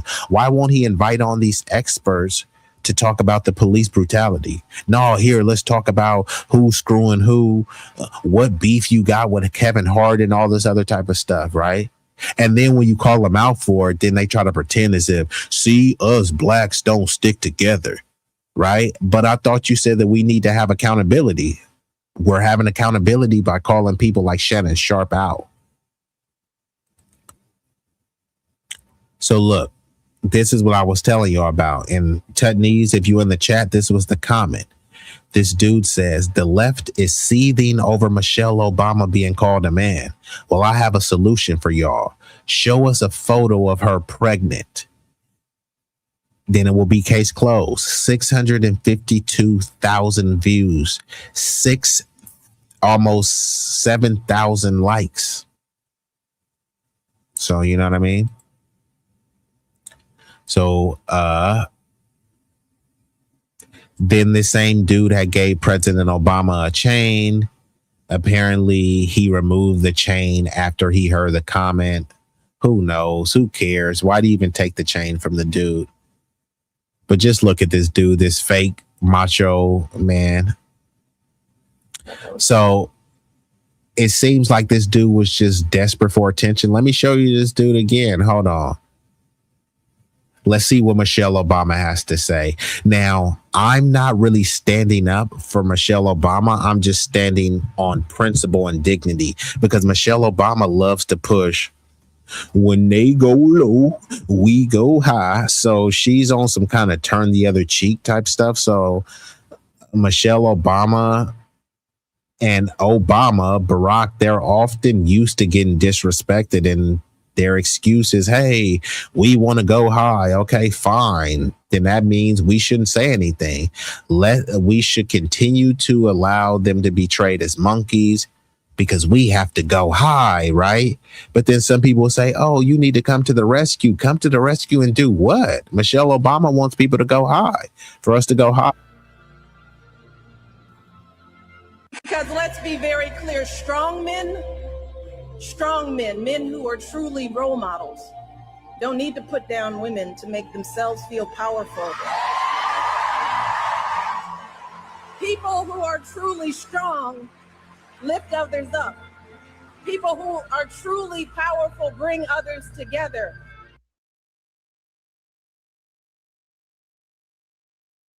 I do concur with that. People who are strong, you lift others up. You can't tell me that you're this morally righteous person. You're, indoctrinated with the good Christian faith, but your whole thing is just trying to tear down black people and tear down other groups that don't fit the in crowd or the in ethnicity. But this is the degenerate these people are praising. So what? Maybe I was drinking last night. But who wouldn't? Who wouldn't be? I have a giant black man that wants to knock me out. He has the most knockouts in UFC history. Be still, Josh. 231. 231, the official weight for Josh Hogan. And ladies and gentlemen, if you would please, Josh Hogan. Again, this is the degenerate that's calling Michelle Obama a man, and you have some of these MAGA morons that are cheering him on, all because he called Michelle Obama a man. Yeah, she is a man. Okay, so then they're saying because she is a man, then that see, that approves that Obama, that approves that Barry was gay. Okay, they don't have any issues with gay people. They don't have any issues. They said at these Turning Point USA events, there's a bunch of these white dudes fondling young white dudes' booty holes. Like, who are we kidding here? The Benny Johnsons, even Nick Fuentes, who I call Nick Fagfuentes, right? There's accusations. There's videos. I've pulled it up. I may pull it up now. Nick Fuentes out on dates with cat boys. Little young, slender white dudes dressed as cats that wears tails and likes to jump around and say meow and roar and stuff like that. This isn't me making this stuff up. Milo Yiannopoulos or whatever his name is. He's a vile anti-black bigot, but he is a gay dude, or he said he was gay. He said he was gay. Then he said, I'm not gay anymore. I'm bi. And then I'm not bi anymore. I've seen the light, right? This gay white dude said that Nick Fuentes, Benny Johnson, he said they all of these people that have wives, and mind you, these people hate black people, so they don't hang around any blacks. When around blacks, never relax, right? So they hate black people. They call us Iggers with the N in front, right? All of these people have accusations when they go to these events and they leave their wives at homes.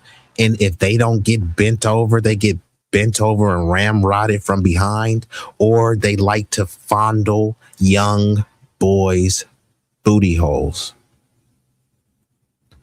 I'm just saying.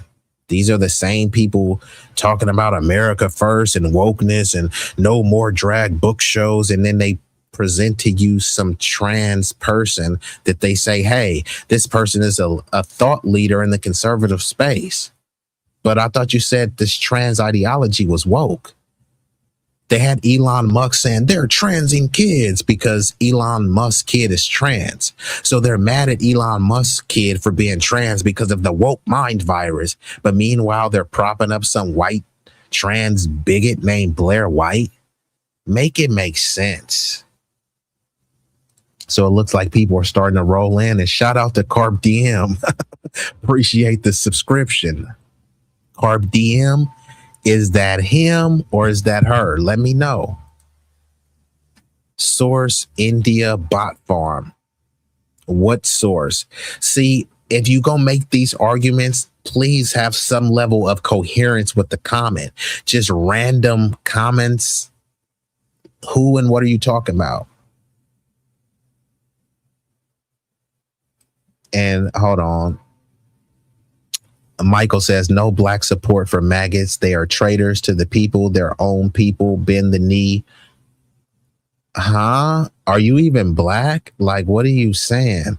And then also, are you pushing the same message to the Latinos? Because isn't they're making a big deal? Oh, look how many Latinos voted for Trump. Y'all know the slogan, I will vote for Donald Trump, right? Y'all know. So people love to talk about black people, say black people are traitors if they voted for Donald Trump. I didn't vote for Donald Trump. I think you're a traitor if you voted for Trump or Biden.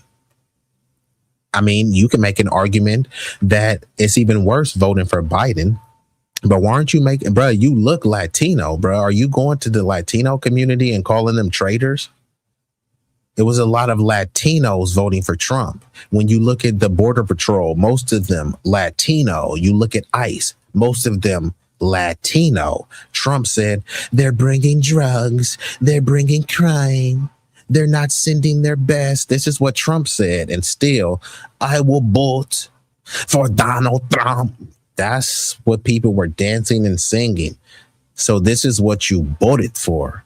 Trump said, build the wall, build the wall. Like, who did you think he was talking about? Go to them and tell them that they're traitors. I think these thirsty mofos are using reverse psychology because they want to see her cooch sensibly depraved for black cooch. Yeah, you know, it's kind of the same thing with George Floyd, right? A lot of people, literally, how long is George Floyd? It's 2026. How long ago has George Floyd been deceased? And every day you hear some sort of maniac Mayo babble talking about George Floyd and BLM. So I really do believe that these people have fantasies of George Floyd just bending them over on some, you know, Mabel Oak desk and just ramrodding them from behind for like 3 hours off some horny goat weed, ginseng, and a honey pack. It's like there's no other logical reason than that they have this sick, twisted BBC fantasy. And we've been joined by Shamika, Miss Mika, in building. And you said, and their wives are creeping in the sheets with that soul pole. Hey, Cloudness 45 Sim adding a new layer. Not only are many of these anti-black mayo encrusted bigots, not only are they extremely anti-black, they say, oh, we're against trans and kids, but many of them are getting plunged from behind by a bunch of trans people. Many of them are dressing up little boys as cats and playing with their private parts. And these are the same people talking about wokeness. And while they're doing that, they hate black people. But guess what their lily white, pumpkin chai, vanilla latte snow bunny is doing?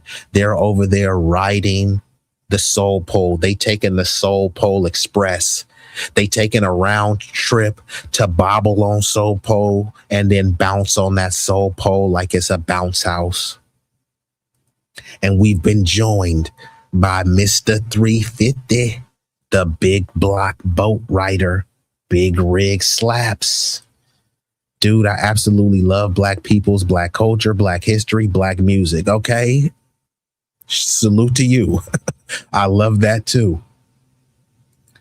You said, and yes, I'm a man, a black man. Okay, shoot. Salute to Carp DM, standing on business. Honestly, do you like being called black? Yes, I do like being called black. I love being called black. So now, since you asked this question, I have to go on a harangue. I am a foundational black American freedman. And it's funny that people always ask, why y'all call yourself black? Black is just a color. It ain't no country called black. How many times have you heard this? There's no country called white. But you're being dominated by white supremacy. Go to white people and ask them, hey, why do y'all call yourselves white? Like, literally, you're not white. Like, why do you guys call yourselves that? No one asks them that, right? Yes, I like being called black because black doesn't mean what people try to say. Black means this and it means evil and all. No, that's not what black means to me. And no one is forced to call themselves black. What happens is people pretend as if they don't like being called black. Then when they see that we got all the motion, the swag, the sauce, the bravado, that we're so debonair and demure. Then suddenly, hey, you can't gatekeep blackness. It starts flipping. Y'all didn't want to call yourselves black. People pretend, they act like this was ancient history. I can pull up videos and tweets. I'm not black, I'm Nigerian. I'm not black, I'm Haitian. I know black, papi. I'm Dominican. This is what people are always saying. I'm not black, I'm Igbo, I'm Yoruba, I'm Hausa. And then we say, fine. We used to be saying, no, you actually are black, you tripping. This is America, the land of the one drop rule. No, y'all call yourselves black because y'all don't know where y'all from. That's what they used to say. And then we said, say it loud. I'm black and I'm proud. We wasn't saying say it loud. I'm African. I'm proud. We didn't say it loud. I'm Hebrew. Say it loud. I'm Moor. Now, some of us may be Moorish. Some of us may be Hebrew. But we stood on blackness. We had an ethnogenesis, which means a new racial and ethnic group forms based on their indigeneity and nativeness to a particular land. Is shaped by cultural norms, practices, conditions, etc. Everyone understands this concept. It's just only when it comes to foundational Black Americans. Now, even in Africa, right, it's a bunch of Black people in Africa that don't call themselves Black. And they try to say, oh, well, that goes without a given. You can make whatever excuse, but you're in Africa and you're not calling yourselves Black. There's a bunch of air quote Black Africans that are identifying as Yoruba, Hausa, Igbo. They're identifying as tribal identities. So for one, they don't identify as African and they don't identify as Black. And there's nothing wrong with that. Then they come over here and then everyone gets lumped into a pot of blackness. And we're saying, nah, there's no such thing as flat blackness anymore that we honor. So yes, I love being called Black. And this is why people make the argument that we technically are the only Black people because we were the ones fighting to uphold blackness. All these other groups tried to distance themselves from blackness. They thought it was a form of cultural erasure for them, which it was true, right? Why should a Senegalese person just come over here and be labeled as Black? No, that's a Senegalese person who comes from a rich culture in Senegal to pretend it's like they're just Black like me. No, they may be a Black Senegalese person, but they're not Black like me. We have a different lineage, and there's nothing wrong with that. A orange and a grapefruit look the same. They're both citrus fruits. They're not the same. A zebra and a stallion are in the same family. If it was in a racial category, they would be in the same race. A zebra is not a stallion. A leopard looks like a jaguar. A leopard is not a jaguar. So even if someone is from Nigeria, Ghana, Zambia, Burkina Faso, even if they happen to look like a foundational Black American, similarities don't equal to you being the same. The same means identical, right? Salt looks similar to sugar, but it's not the same as sugar. A Jamaican may look similar to a foundational Black American, but we're not the same. And there's nothing wrong with that. We're talking about our ethnic and cultural sovereignty. And you said that proximity is contiguous. It infects a lot of people. Correct. It even affects many of us because people have a worship of whiteness. They believe that white ice is colder. There's, like Malcolm X asked, who taught you to hate yourself? Floyd is the generation of white supremacist OJ. Yeah, it's plenty of people. And cynical, you ain't gonna be able to troll in the chat. I'm gonna get to your comments, but I will drop a link and you can come up here and either stand on business as long as you're not a troll, but you're not gonna be able to, you're not gonna be able to just troll and babble incoherently.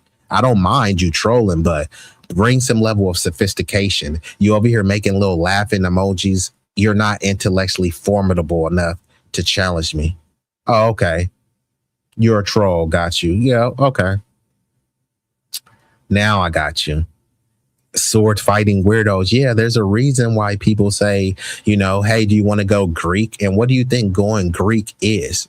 And when people think about going Greek, who was going Greek? It was Greek males going Greek on other Greek males. That's their culture. You're a man and a white man. Okay, good for you. I wouldn't even want Bald Bill looking at me. He looks. What's your point? This is, another. Here, let me just drop the link, bro, because see, this is what I always say, bro. It always happens. People come in here and then we got the incoherent, imbecile babblers in the chat. So there you go. The link is right there. Now, if I don't know you, you may have to cam up in the back just so I can make sure that you're not a troll. But all of these people, y'all pretend as if y'all got smoke in the chat. People are calling me a raccoon. They're calling me a racist. You're pushing division. Here. You can come up to debate me and get smoked, intellectually obliterated and outclassed, or we can have a discussion and try to have a meeting of the minds. The link is there. I don't want to hear y'all whining and trolling in the chat. The link is right there. Won't you stand on business unless you're too low IQ to stand by? And here you go. Another straw man. No one ever said mulattoes, and it's spelled with a U. It's not called mulattoes. It's mul, like mule, M-U. No one said mulattoes aren't equal. And equal to what? What the hell are you talking about? If zebras aren't stallions, no one said that a zebra wasn't equal to a stallion. But you don't believe a zebra is a stallion. Or maybe do you? Because you have proven to be extremely low IQ. A zebra is not a stallion. Okay? A jaguar is not a leopard. Sorry to break it to you, Mr. Low IQ. Cloudness, is that really you? Yes, sir. Okay, cool. I was like, damn, because the trolls is trolling right now. I was like, bruh, is that really the bro? But what's good, man? Go ahead. Oh, okay. It's all good, bro. I was, when you dropped the link, it was cool. I'm a little baked right now, so. Oh, okay, I got you. So here, let me just cook them, because now these people are acting confused, right? So they said, isn't a male zebra a stallion still? So when people are talking about stallions, does anybody think they're talking about a zebra? When you go to the rodeo and see see stallions, do you see a zebra? Okay, so here, let me make it more poignant. A zebra is not a Clydesdale. How about that, right? And notice they only tried to pick that one out. I said that a jaguar is not a leopard, and they didn't want to say nothing about that. Then they're like, here, let me harp on the zebra. But they can't refute anything that I say, right? Because this is this whole flat blackness thing when they want to try to pretend we're all the same. So Cloudness, you have to be the same as a newly arrived Haitian immigrant. You have to be the same as Akon. You have to be the same as Idris Elba. And the only way they say is because of phenotype, right? And it doesn't even make any sense. They'll say that you have the same skin tone. There's a bunch of Asians that have the same skin tone as white people. Oh, they're not white. How? If it was about skin tone, Asians have pale white skin tone, white people have pale white skin tone. So if it's just about skin tone, then that means Asians are white, right? Then they start babbling, no, you can't say that. So then they try to pretend as if any melanated person could claim blackness. Vivek Ramaswamy is darker than some foundational black Americans. Could Vivek Ramaswamy claim that he's black based on skin tone? So lineage and heritage is more than just about skin tone. They already know this, which is why Palestinians, who they try to say they're Muslim and Middle Eastern, well, you know what Palestinians are classified as in America, right? White. There's no gun to their head forcing them to choose that. Well, you may want to listen a little bit, bro, but if you got questions, the link is out there. Any of y'all you don't have to just troll and whine in the chat. If you got smoke, I'm here for it. Just come on up. As long as you ain't, on no P-bomb and stuff, come up. You know what I mean? But this the thing. If you want the smoke, be prepared. Fair warning. You might get smoked. I'm just saying.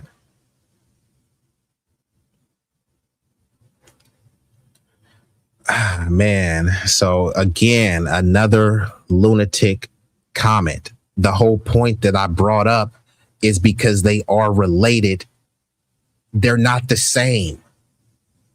That's the whole point. You can have relations to someone, you can have similarities to someone and not be the same. Same means identical. I mean, this is like rudimentary stuff that I'm teaching you. Same and similar are not identical. And shout out to Last Call. And like I said, anybody that wants to smoke, the link is out there, bro. You don't just gotta, who is this person? Big. I mean, you got a lot to say in the chat. The link is right there. You know what I mean? Since you believe that your IQ and intellect is so superior, why are you acting afraid? Zebra from Africa aren't equal to a Clydesdale from Europe. Dude's argument like a toilet flush and keep spinning. Literally, no one said that someone wasn't equal. Right? And that's why, and it's funny, like, I don't mind you trolling. Won't you come up here and troll? Because actually, the next comment that you leave with these laughing emojis, I'm gonna have to just time you out. Because not only that, you're too scared.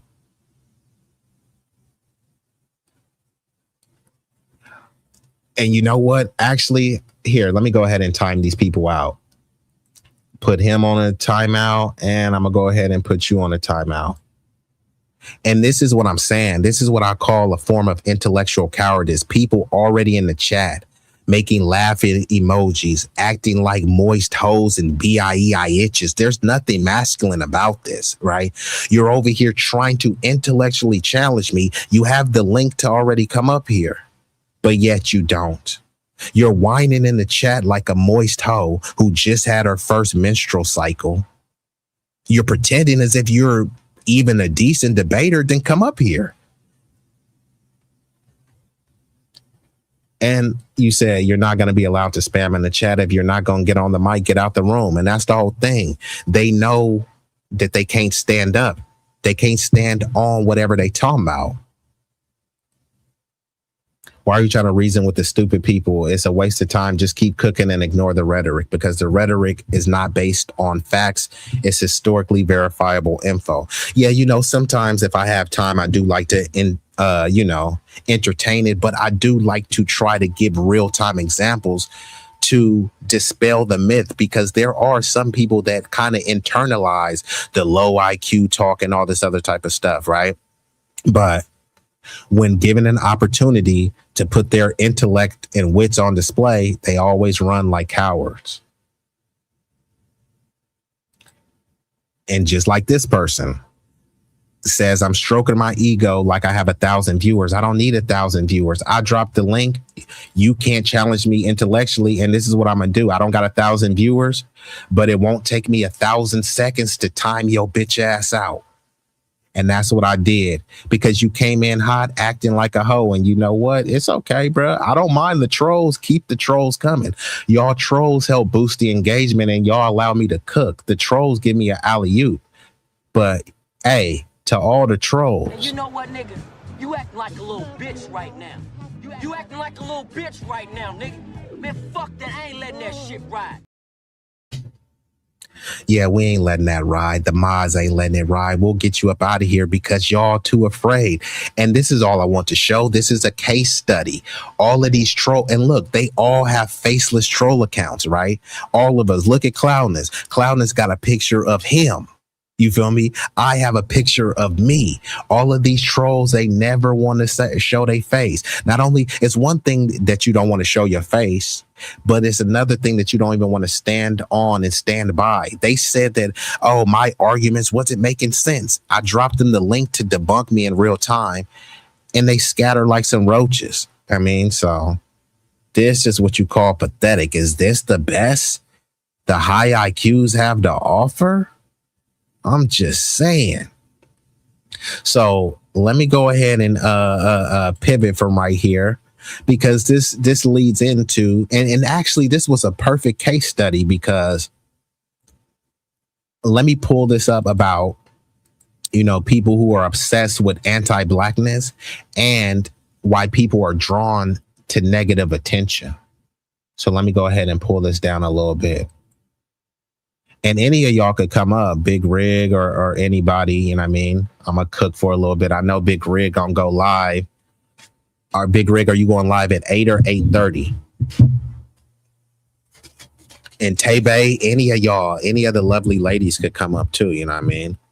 But let me show this though. Like, why are people so drawn to negativity and attention seeking? Because there's a lot of people, especially surrounding this Carmelo Anthony case and just in general. It's a lot of people that are addicted to this toxic type of behavior. And these are the same people. What about black on black crime? Okay, cool. You always talking about black on black crime, but what are your solutions? Making a podcast about black on black crime isn't a solution. You know what I mean? So all these people will whine and say y'all complain too much, but then they're complaining about other people complaining. It doesn't make any sense. Imagine you was on a football team and there was a scrawny player that kept complaining. Would you focus on doing your football drills, or would you spend your time at practice complaining about the weakling who probably won't make the team because they're complaining too much?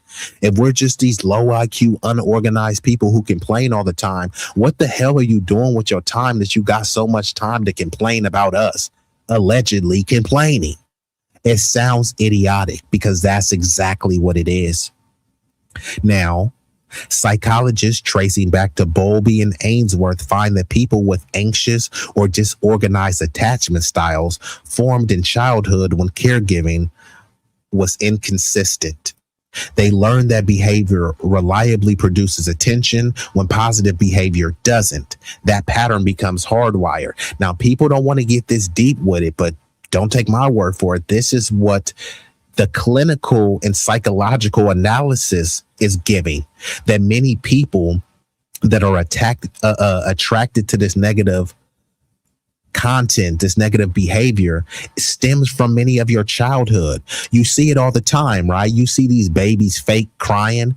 A baby can't get a toy and then suddenly they're flailing and falling back. Like, are they really sad, or are they just having a traumatic response, or are they having a strategic response? They know, hey, every time I start whining and crying, I get a toy.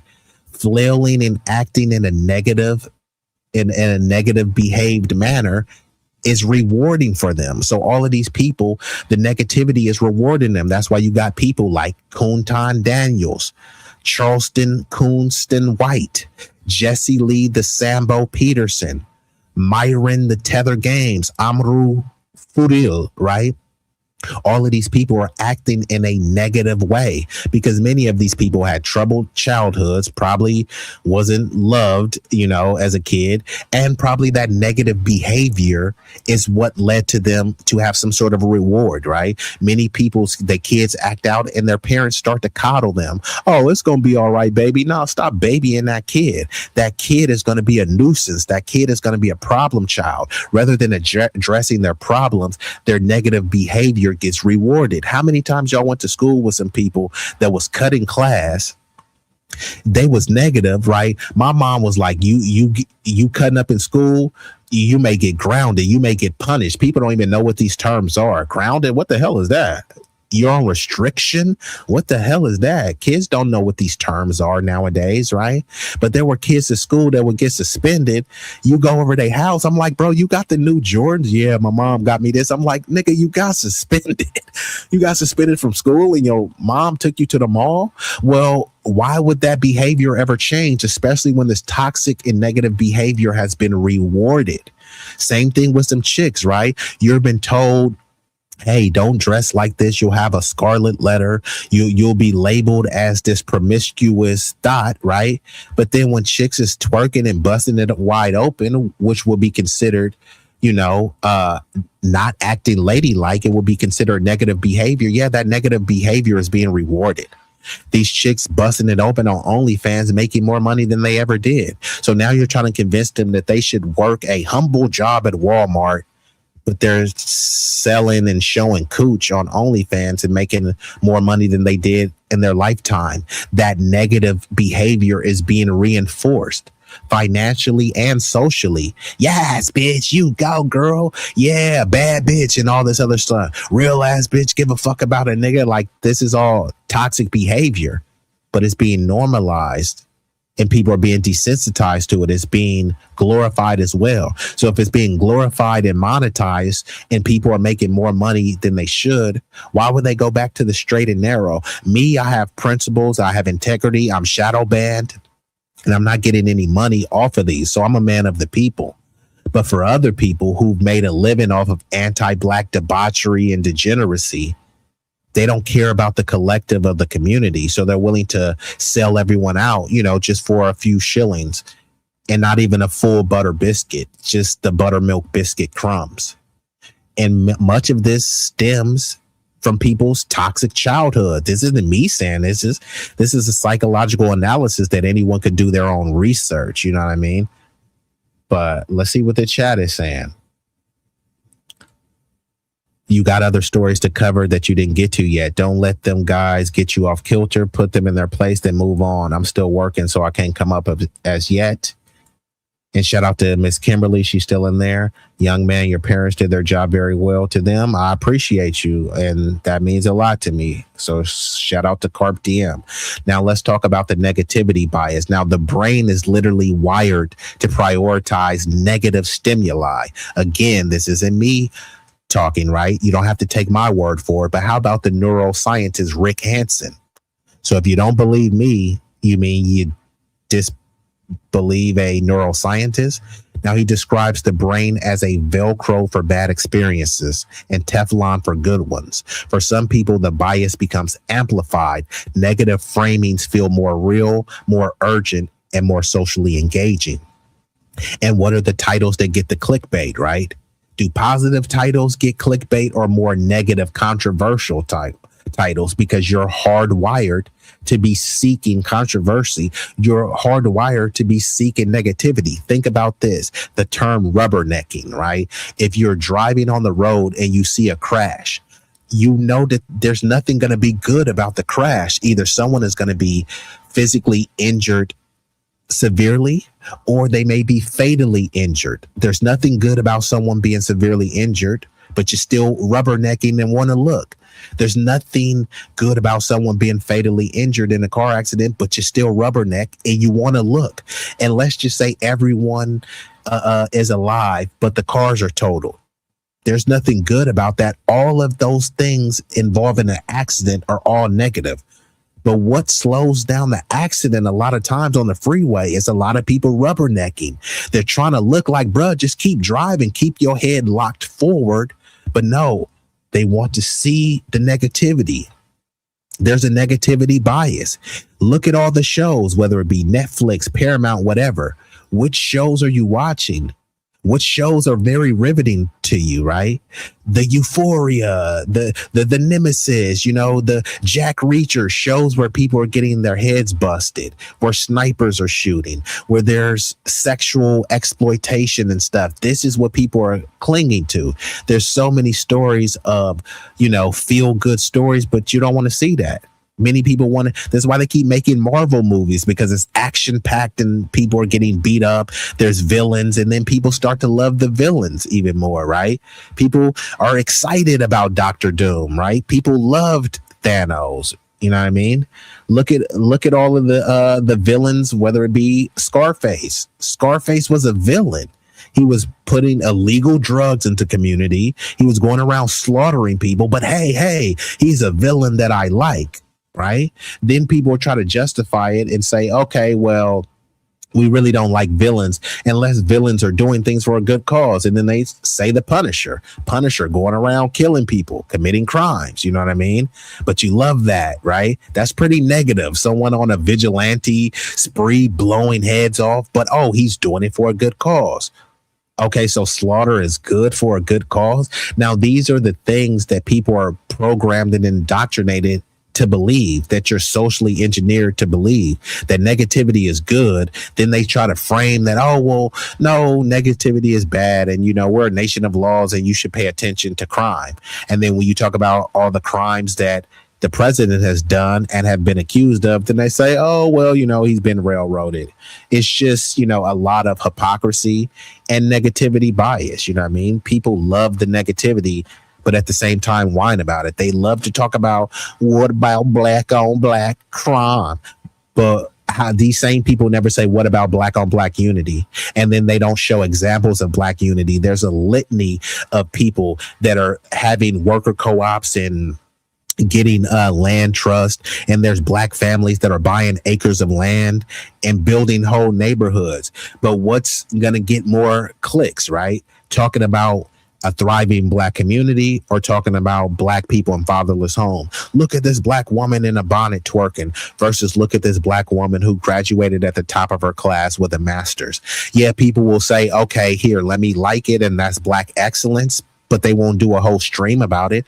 They won't do a 3-hour stream about that. Think about this. People love to talk about black culture, right?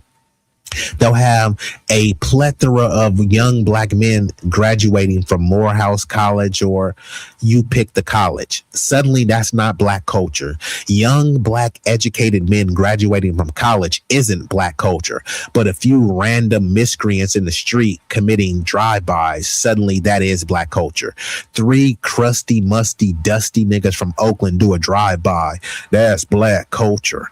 Hundreds and thousands of black men across the country graduate from college, but that's not black culture. Make it make sense.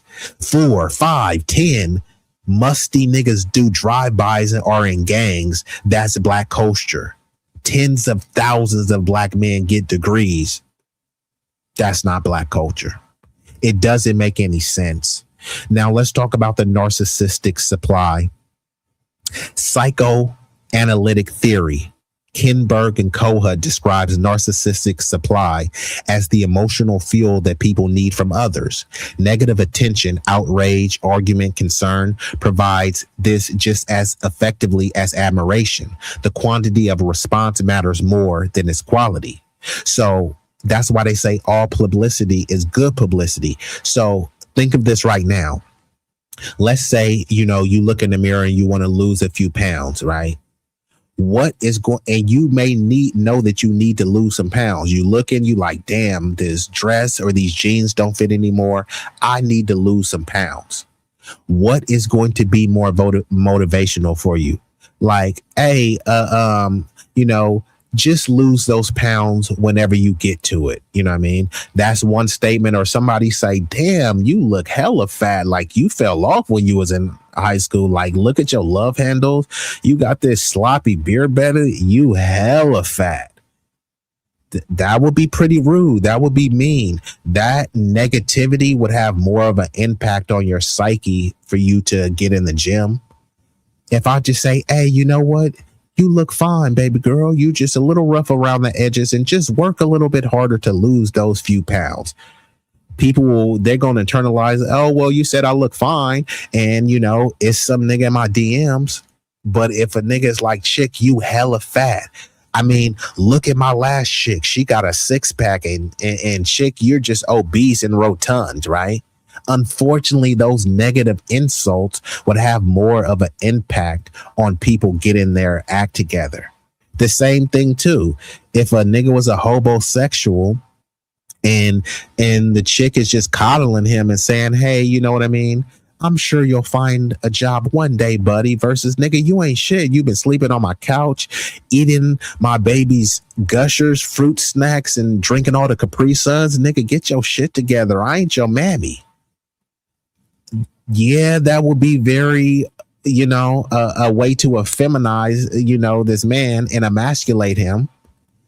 But bro would have to look in the mirror. Damn, man, I was drinking all his Capri Suns and eating the fruit snacks. That's going to have more of an impact on the psyche. So unfortunately, people respond to negativity more. We have a trigger where, the negativity bias is always activated.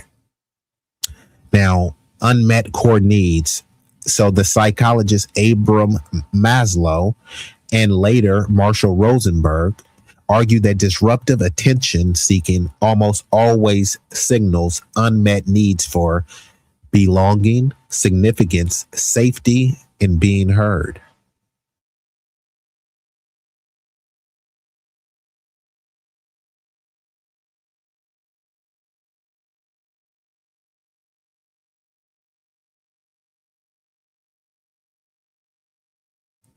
Oops, my bad. I was on mute. And Kimberly says, now with the cameras in every hand, people want to capture and memorize the negative event. Correct. You see people sharing and disseminating more negative events than anything, right? If there's some black on black crime, they'll promote it and say, oh man, we got to do better. But they won't film a video of us doing better. There's plenty of time. And think about this. You actually get demonized. So if I go out and say, hey, look, man, I'm going to feed a bunch of homeless people and I'm going to film this because I want to inspire people. Then they say, oh, man, you just did that for the photo shoot. Why you bring that camera out there? So I shouldn't bring a camera out when I'm filming me giving food to the homeless. But they should bring a camera to show some black people fighting other black people. You don't want to show black people feeding other black people. Man, don't show that, man. Why are you showing that for the cam, right? You know, that's supposed to defeat the purpose. But how does you sharing a fight video of another black person? Like, what purpose does that serve? Man, we got to do better. Show me. You could find somebody sharing 10 fight videos. I can guarantee you that person that shared 10 fight videos, they haven't shared 10 videos of black people uplifting each other. And then, did you try to break up the fight? Because the same people talk about black on black crime, nigga. You could have stopped the black on black crime. Instead of stopping it, you know what I mean? Why didn't you call the cops? You're so concerned about the crime. Instead of calling the cops, you put on the camera to film it. So these people, they don't have any solutions. They don't have any answers. All they have is just pathetic content that shows you how buck broken and desperate they are. Like, bro, you have no other hustles. You have no other hustles but to throw your community under the bus for some coin because massa pays good. There's nothing masculine about that. Negative cognitive response is exactly what keeps a 24-hour news cycle going, which is why they have terms like if it bleeds, it leads. So 0 to no stories on legacy media. Propaganda is designed to target these responses. I shared a story it wasn't the other day, I think probably last month. There were 2 of these black brothers, right? There was some deranged Latino dude who went on a shooting spree. He unalived his ex-wife and her new boyfriend, and he was going to shoot more people. These random black dudes who didn't know each other tackled him, beat him down, and saved his life. There wasn't no wall-to-wall coverage about that. In fact, there was coverage that said, hey, these dudes saved a bunch of people, but we don't know if what they did was illegal. Because there was a gun-toting maniac who had already slaughtered 2 people. And because the black dudes beat the brakes off him, they saying, was that actually justified? I couldn't believe it. But don't take my word for it. Look it up. This happened in Vegas. So the 2 black Samaritans who were heroes, it was being dangled that they might face some legal troubles for protecting their community against a deranged Latino gunman. Again, these heroic stories are not highlighted as black culture. Those are just 2 random. Again, once 2 random niggas commit a crime, that's black culture. Once 2 random black brothers stand on business and save a multitude of lives, nothing to see here. And we've been joined by Lex 925, Chocolate Glow, So let's get back into this thing, though. Like I told you, this one would be a banger. Now, when people are gravitating towards this negative energy, many people want to feel a sense of belonging. So since there's a community of anti-black bigots, they feel that they belong. They can bond and circle jerk over them calling black people niggers, right? They feel a certain level of significance. Many of these people were low IQ losers and incels. They had no life. They had no recognition. In high school, they were the type to get thrown in a locker. But then suddenly they start talking about black people in a disparaging way. And then they shot to prominence. They get massive donations. You know, they get thousands of subscribers. So it's hard to tell some incel, some irrelevant loser who entire existence was just, you know, being a miserable miscreant. Now you want to tell those people, hey, stop being anti-black, even though your entire career, you've made the most money from being anti-black. You've got the most prominence from being anti-black. So these people can't just turn it off like, you know, a faucet, because that's the faucet that's keeping their well overflowing. Now, from a safety standpoint, people pretend as if they're under attack, but many of these people, they can't stand on business, right? They can't stand by themselves. See, me, I stand on business for myself, for my community, my country, and by myself. Now, I'm all for allyship. I'm all for coalition building, but I'm not waiting for a coalition to stand on business, right? If I'm going to go ride for my community, if I'm going to go do a backpack drive, I'm not waiting for a coalition. When I'm going to go sponsor a kid and coach and mentor the young youth, I'm not waiting for an ally or a coalition to do that. And many times people will know that we have no allies. Okay, you know we have no allies. So why haven't you built up the people that are trustworthy? Why haven't you took a core group of trustworthy people and built anything, right? To clean up trash, to help these kids learn vital skills. These kids are the future, right? And instead, cats be 50 years old still thinking you in high school. You 50 years old still dressing like your son. So how am I supposed to distinguish you from your son? You a ON, old nigga, acting like a YN. It doesn't make any sense. If you acting like the YN, why should the YN look to you? You're trying to pretend to be a YN and say, look up to me, YN. I'm your elder. No, you're not an elder. You're an older. That's what you are, an old nigga. You're not an EN. You're not an elder nigga. You just an old nigga. And it's about time we start calling that out, bruh. Because if you got all this old and elder wisdom, why aren't you imparting that on the youth? And then the cat's like, well, nobody never taught me nothing. Okay, cool. Be the change that you want to see. Because if you still on the same shit, well, nobody never taught me this and nobody never gave me a handout and all this other type of shit. Okay, fine, bruh. Kind of is what it is, bro. You're saying that you are okay with the status quo. You're okay with things stand the way they are, because if you're not, then what are you doing to change the conditions? And if you haven't done anything to change the conditions, I don't want to hear it. You making content about black women in bonnets, black on black crime and fatherless homes, that's not doing anything for the community. We've heard that for decades. All you're doing is monetizing pain and trauma. And if you're that desperate and pathetic and you have no hustle, no innovation, then just say that. And then this is more so to the consumers. Why are y'all respecting that? Like, seriously, if someone has an iced out chain, like right now, if I have an icy chain in a Lamborghini and I pull up and say, fuck your mama, she's a bitch and your daughter is a whore. And then I follow that up with some very profound and prolific statement. Do you think people are going to say, hey, he was cooking? Or are they going to fixate on me talking about their mama and their daughter? Right. So people in the community will allow these people to say disparaging things about the black community. And then they say one thing right. Oh, yeah, well, they do got a point. Well, a broken clock is right twice a day. None of these coons are saying anything that hasn't been said before.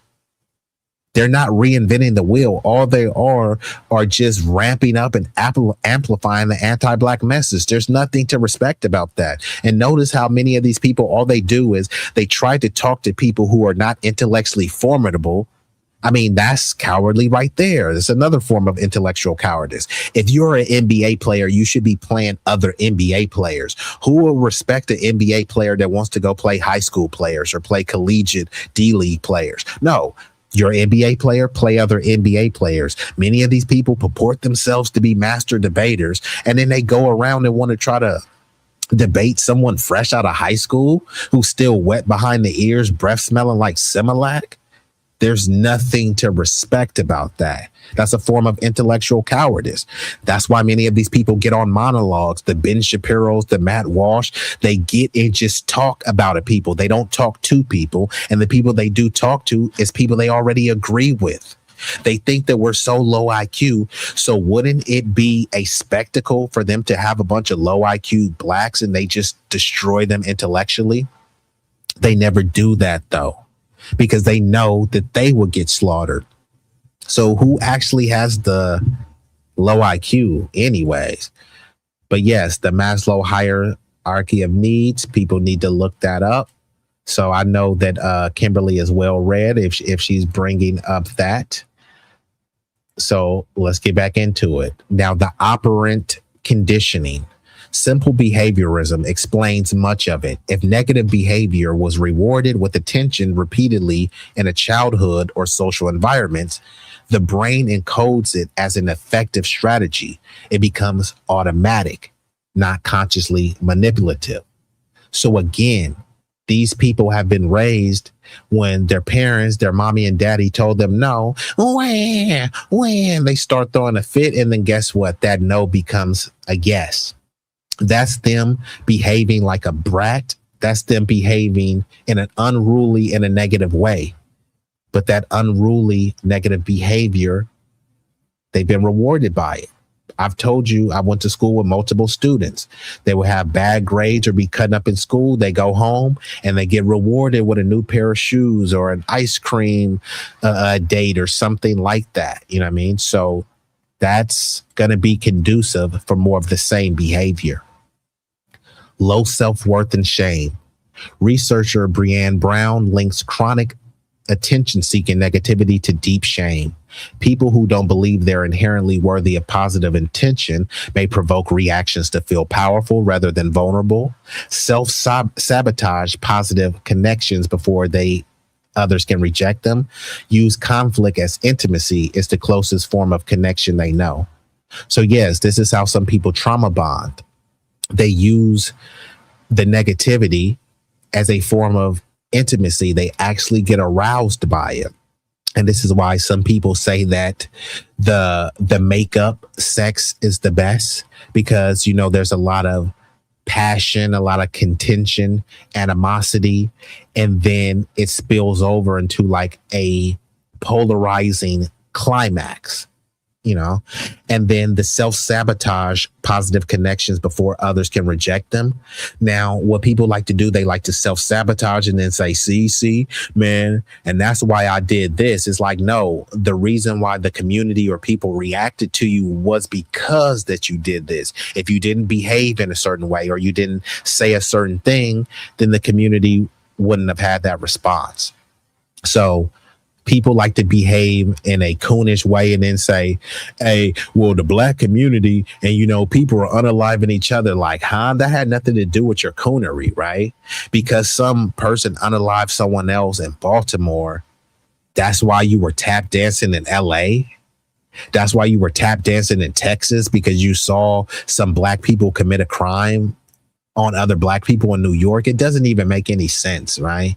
If anything, you would see like, okay, look, there was some black on black crime. I'm going to do everything to mitigate black on black crime. So all of the people that say they're against it, you disparaging black people, that's black on black crime and conflict, because you're inciting more violence and more hatred and vitriol against this community, you know, a community that you're pretending to be a part of, all for some pats on the back and the crumbs of some buttermilk biscuits.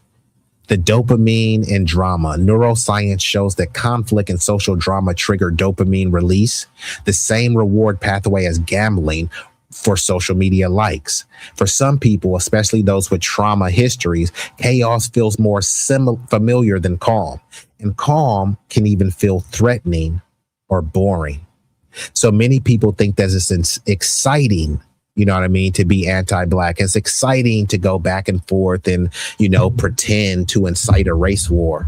Some people, you know, they can't live without, you know, these dramatic overtones.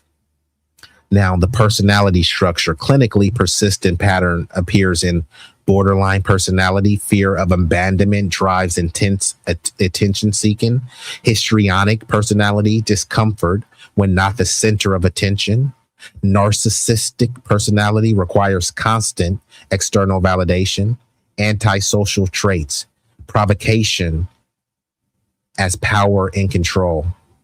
Now, most researchers agree on a common thread. Negative attention seeking is almost never about the negativity itself. It's about a deep, unmet hunger to matter to someone. The negativity is just the strategy that worked at some point, even now that it's destructive. So again, people have been being rewarded by being negative. People have been rewarded by being coons and buffoons. So that's why it continues to be heightened. You start to see more and more of the buffoonery because there's some sort of social currency for doing that. Now I'm going to play another visual, and I want to salute the chat, everyone that has been rocking. Uno momento. And while I pull up that other before I pull up the other video, Cloudness, did you have anything to chime in on what I said? Otherwise, I'm gonna play the video. No, go ahead, bro. Got you. So give me uno momento. I'm gonna pull this video up. This, and like I said, I have MAGA moron fatigue. And let me react to this video real quick from the brother Street Media TV, Mr. Macon. So let me let this ad go by and y'all go subscribe to the channel. This is on Street Media TV, and this video is titled Chud the Builder and his racist friend Jank Lang finally realized nobody's coming to save them. Let's get into it. And just in case you don't know, Chud the Builder, or Chud the Bussy Warrior, he was this bigoted anti-black stooge in Tennessee. He was running around saying that black people were chimping out. He was trying to provoke black people to attack him. As soon as they lunge at him or attack him in any type of aggressive way, he was pepper spray or bear spray them. And then there was this incident where Chud was outside of a Tennessee courthouse. And mind you, these people don't truly care that he shot a black dude. They only really care that he did it in front of a courthouse. So ironically, Chud is always saying black people chimp out, and then he chimped out. He pulled a firearm and shot a black man. And luckily, this black man was a soldier, a veteran, and he survived. But you know, all the people that say Carmelo should have fought fair, Chud didn't fight fair. Chud was getting the brakes beat off by a black dude, and rather than fight like a man, because that's what they say, fight like a man. And what did Chud do? He pulled out his pistol like a coward and shot the brother. You know what I mean? So it's crazy, right? They're saying Carmelo Anthony wasn't self-defense. Carmelo Anthony was being surrounded by... Don't forget he shot himself, too. Don't forget he shot himself in the process. Clown-ass dude. He shot himself, too, B-Eazy. Yeah, that was another thing that I forgot, too. That also shows how low IQ and unhinged Chud the Bussy Warrior was. He not only shot a brother, but because he's just a little effeminate maniac, he couldn't even handle the firearm. It wasn't like bro didn't have no heavy artillery. He didn't have no M16 or nothing like that. He couldn't even handle the little baby pistol that he had. And on top of that, he was shooting reckless. He could have unalived multiple people. So that's all they care about. They don't care that he was black. If this had happened at a liquor store, then Chud would be out right now. They only care that it was at a courthouse, because in order for him to shoot someone outside the courthouse, he had to have that bag inside or in close proximity to the courthouse. That's really all the judges care about. And then you got this other anti-black loser named Jake Lang, who's have a history of violence. He stormed the Capitol on January 6th. He literally was hitting a Capitol officer with a bat very violently. This dude is a thuggish ruffian. He's a Jewish person. So all the people that love to say it's the Jew, they blame the Jews for everything, but they don't really call this dude out. They try to pretend, no, Jews are not white, but then they let this dude who is clearly Jewish, who is clearly white, pretend as if he's some sort of thought leader. Now, this dude got arrested, for making some sorts of threats. So we're going to get into this video right here. So let me just take this off and bam. Was Jake Lane. Jake Lane is the guy that was arrested in court when Chud the Builder was going to court after he powwowed a black man, right, down there in Tennessee. And he got up and caused a spectacle. They put him in jail for like 10 days, and he called crying, saying that he was being horribly treated. Well, Jake Lane showed up to the Carmelo Anthony trial, and he threatened the life of Carmelo Anthony. And because of that, he was arrested, right? So now he's in the pokey. He's crying again. He's alleging that he was beaten by guards, by black guards. He's putting out all these different allegations that can't be substantiated or proven, right? But he's been able to pull off something that even Chud couldn't pull off. This guy has a black supporter. Now, a lot of the radical, hardcore conservatives like Brandon Tatum, the Hodge twins, so many of those other, Anthony Brian Logan, and so many of those other conservatives that find no fault in W folks, they all have been sidestepping Jake Lane and getting away from Jake Lane. But for somehow, they found this guy to come on here and say this. So there's a white man who's currently being persecuted and is getting put down to the absolute max simply for... And before I let this dude play, and this is why the delineation is in full swing. And brother, shout out to the brother George from Street Media. Man, you got to delineate. This dude ain't just no black dude. This is a melanated tether. I can't remember what part he's from. I think he's from some sort of African country. No, the flat blackness is dead. We're not just letting these melanated tethers to try to say, hey, look, I have melanin and I support Jake Lang or I support Chud the Builder. So that's supposed to give cover and say that, hey, look, there's people in the black community supporting. Like, no. And these people love to try to shed and discard their lineage and history to try to use this flat blackness, right? So when these people win a degree, right? And I'm not saying this is one particular country or nationality, because they all do it. If there's a Nigerian person that wins a degree, they're going to say Nigeria, stand up. They're going to fly the flag of Nigeria, talk about Nigerian excellence, etc. They don't say black people stand up. They say Nigeria stand up. And you know what? There's nothing wrong with it. But if there's someone from Nigeria that commits a crime, then we all black.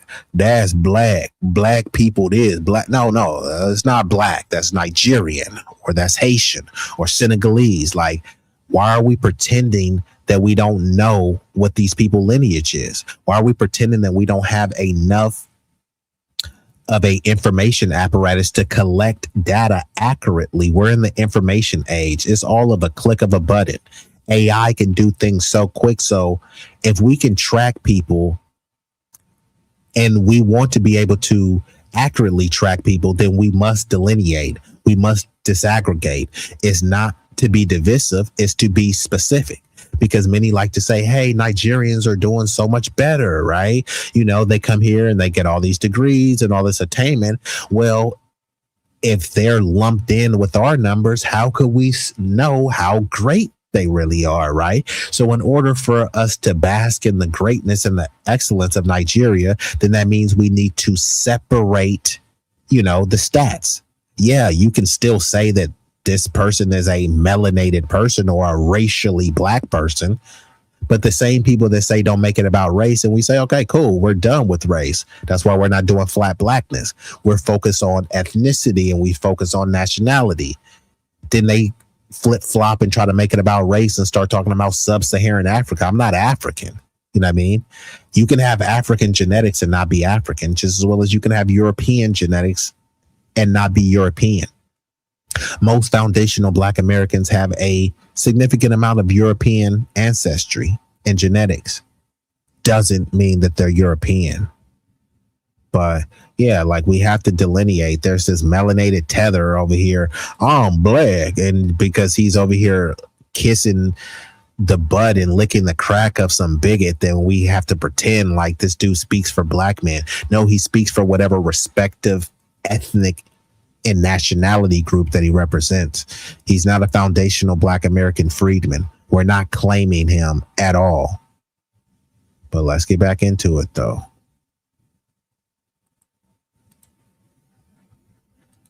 To come on here and say this. So there's a white man who's currently being persecuted and is getting put down to the absolute max simply for having an opinion. Keep in mind, Jake Lang only said words, yet his bail is set to $1 million. Meanwhile, Carmelo Anthony murdered a child, stabbed a child in the heart, and his bail was set to $250,000.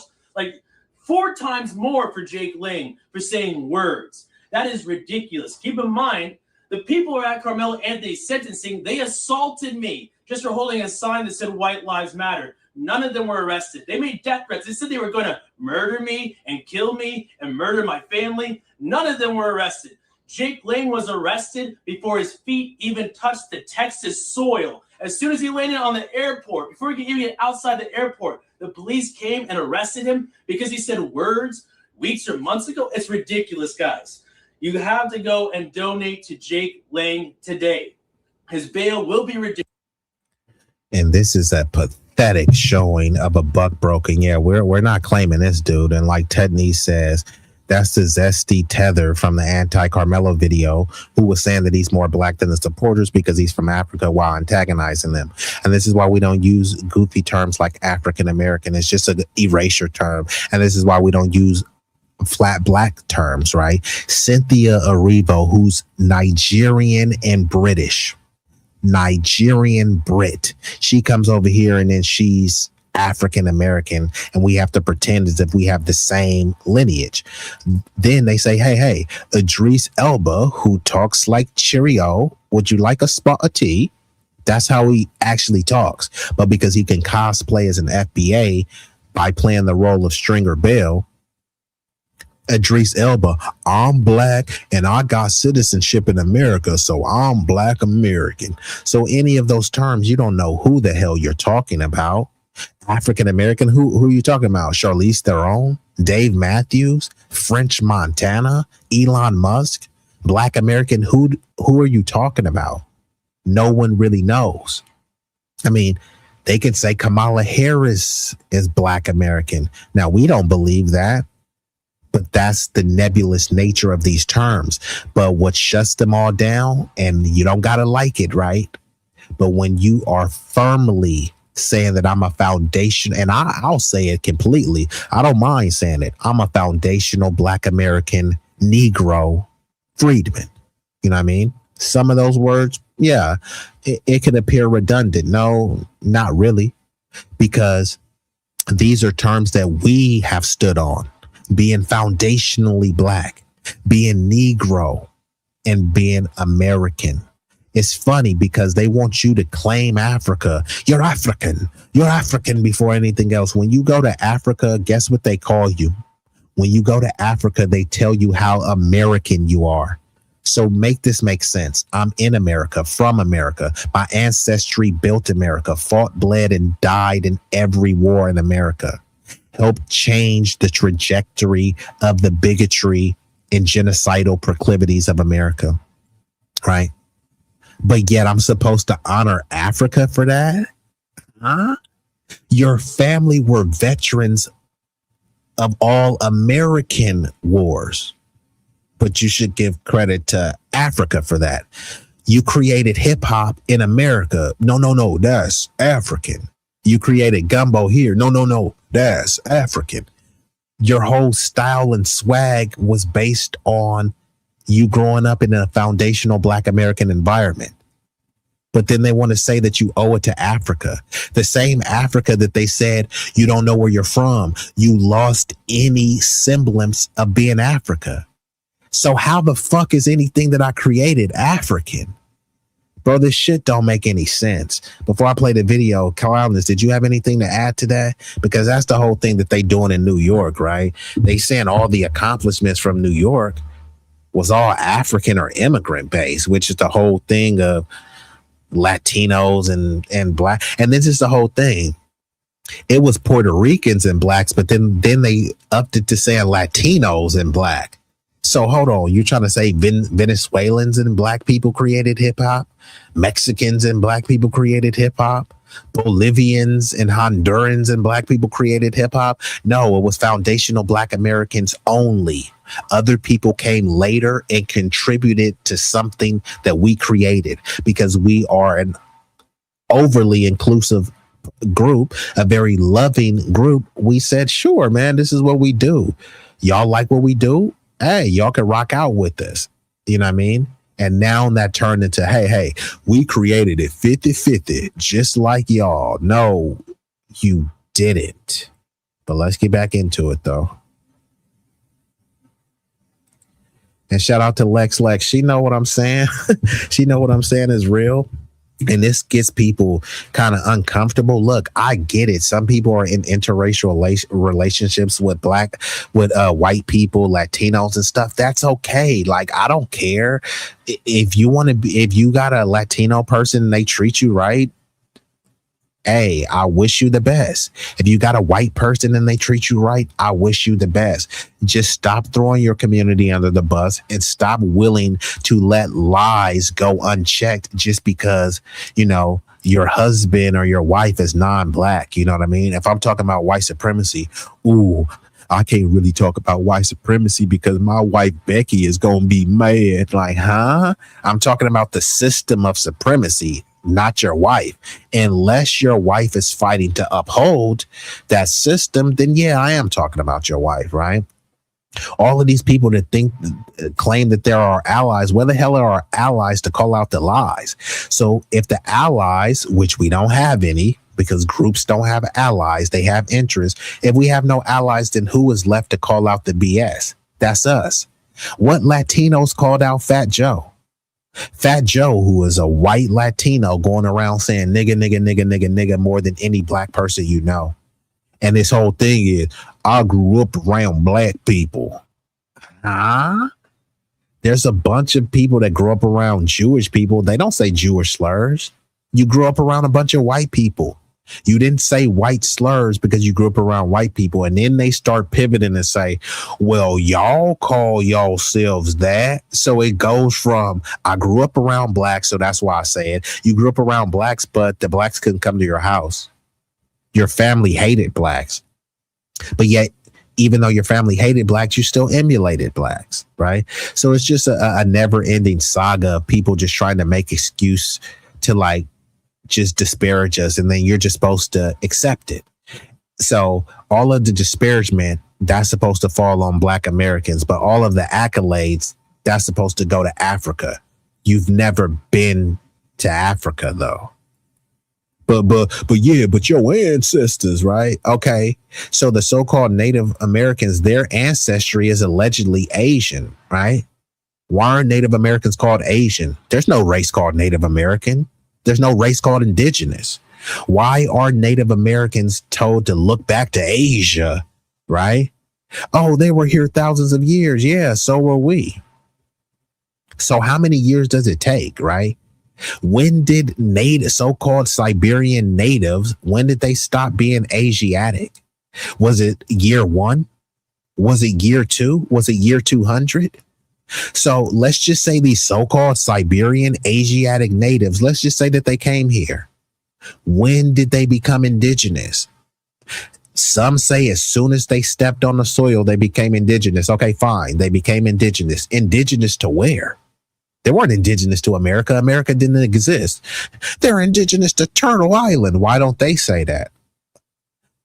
Find me a video of any Native American talking about they're indigenous to Turtle Island. They'll just say they're indigenous to this land. What land?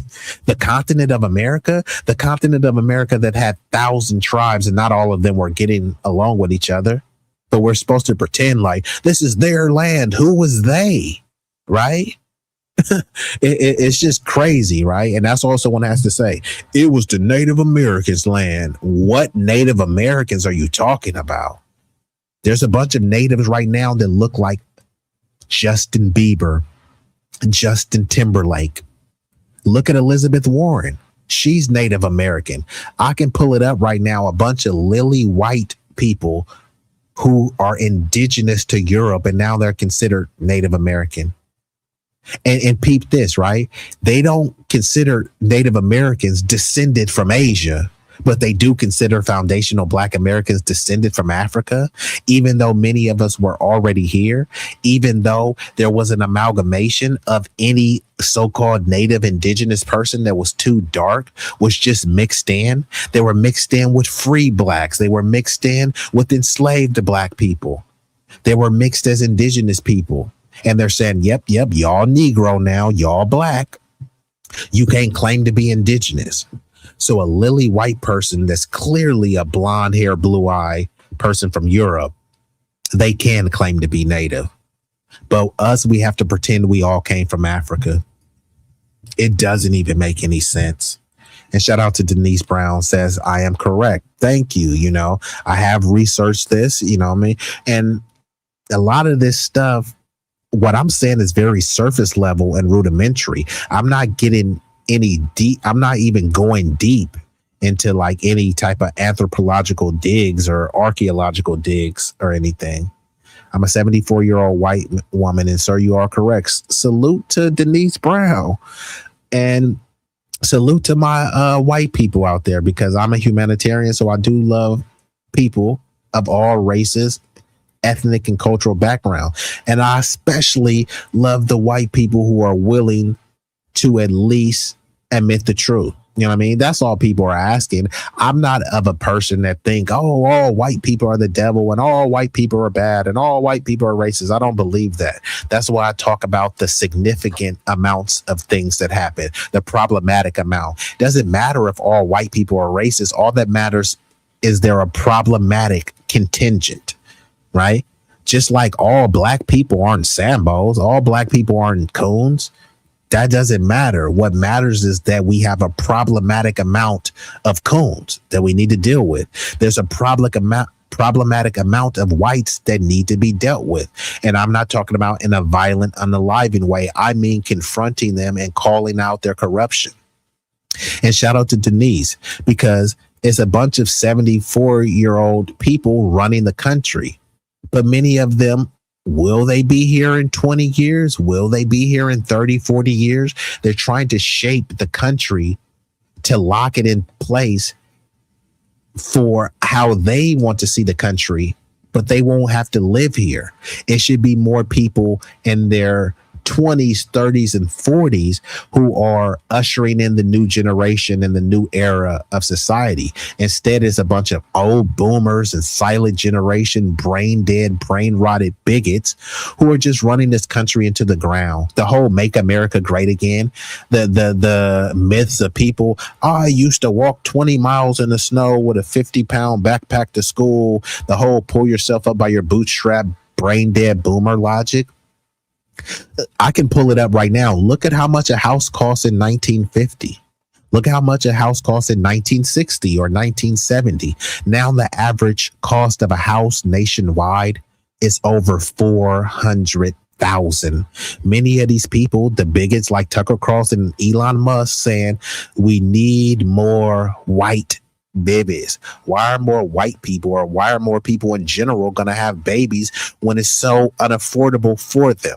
On one hand, they're saying have more white babies, but then on top of that, they want to force women to have abortions, right? Or they want to force a particular demographic to have abortions, and then they want to force the white women to pop out babies. But then when they pop out babies, they say there's no such thing as a free lunch. Make it make sense. You wanted all these babies. Okay, fine. Here's the babies. Where are the programs to help these babies out? They want to cut all of these social programs, but then they want to fund more military spending. Remember Trump? And I might play the clip.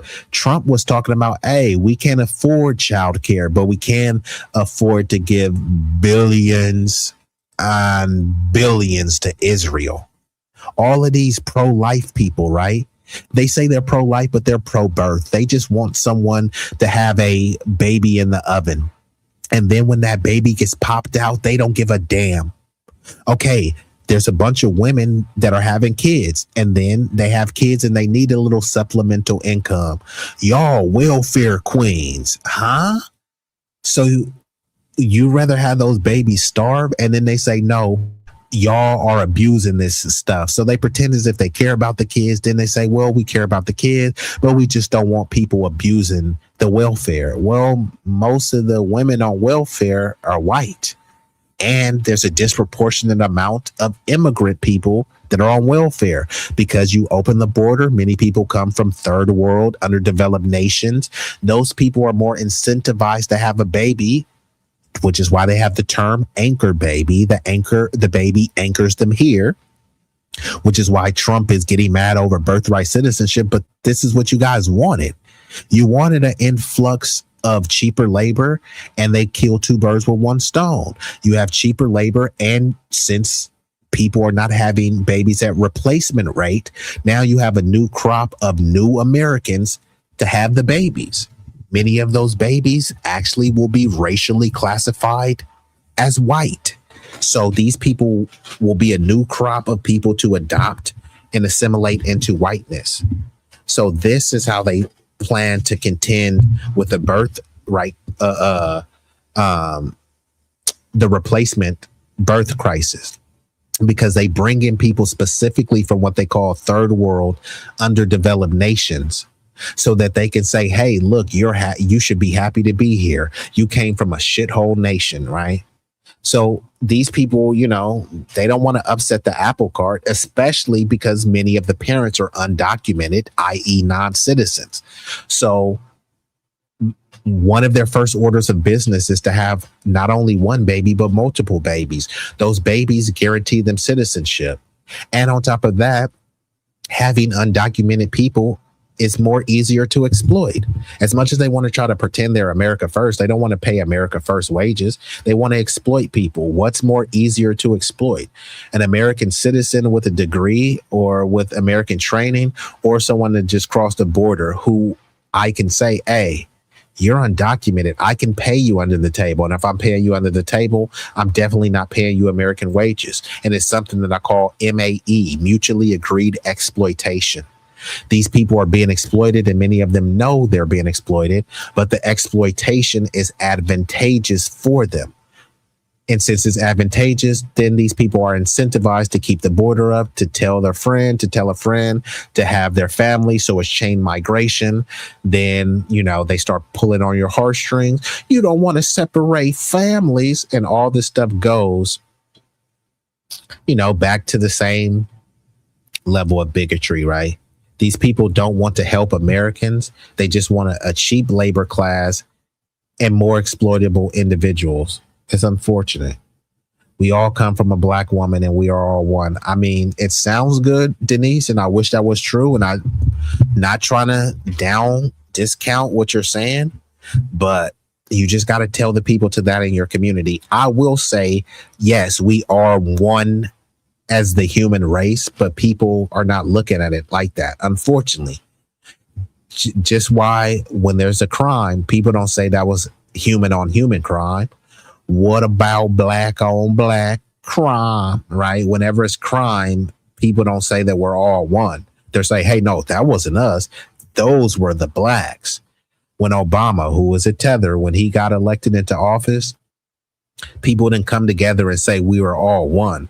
All they were saying is don't call us racist anymore because we voted for Obama.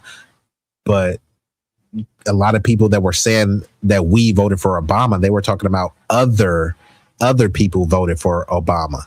There are a bunch of people that voted for Mitt Romney and said, see, there's no racism because we voted for Obama. No, you voted for Mitt Romney. You didn't vote for Obama.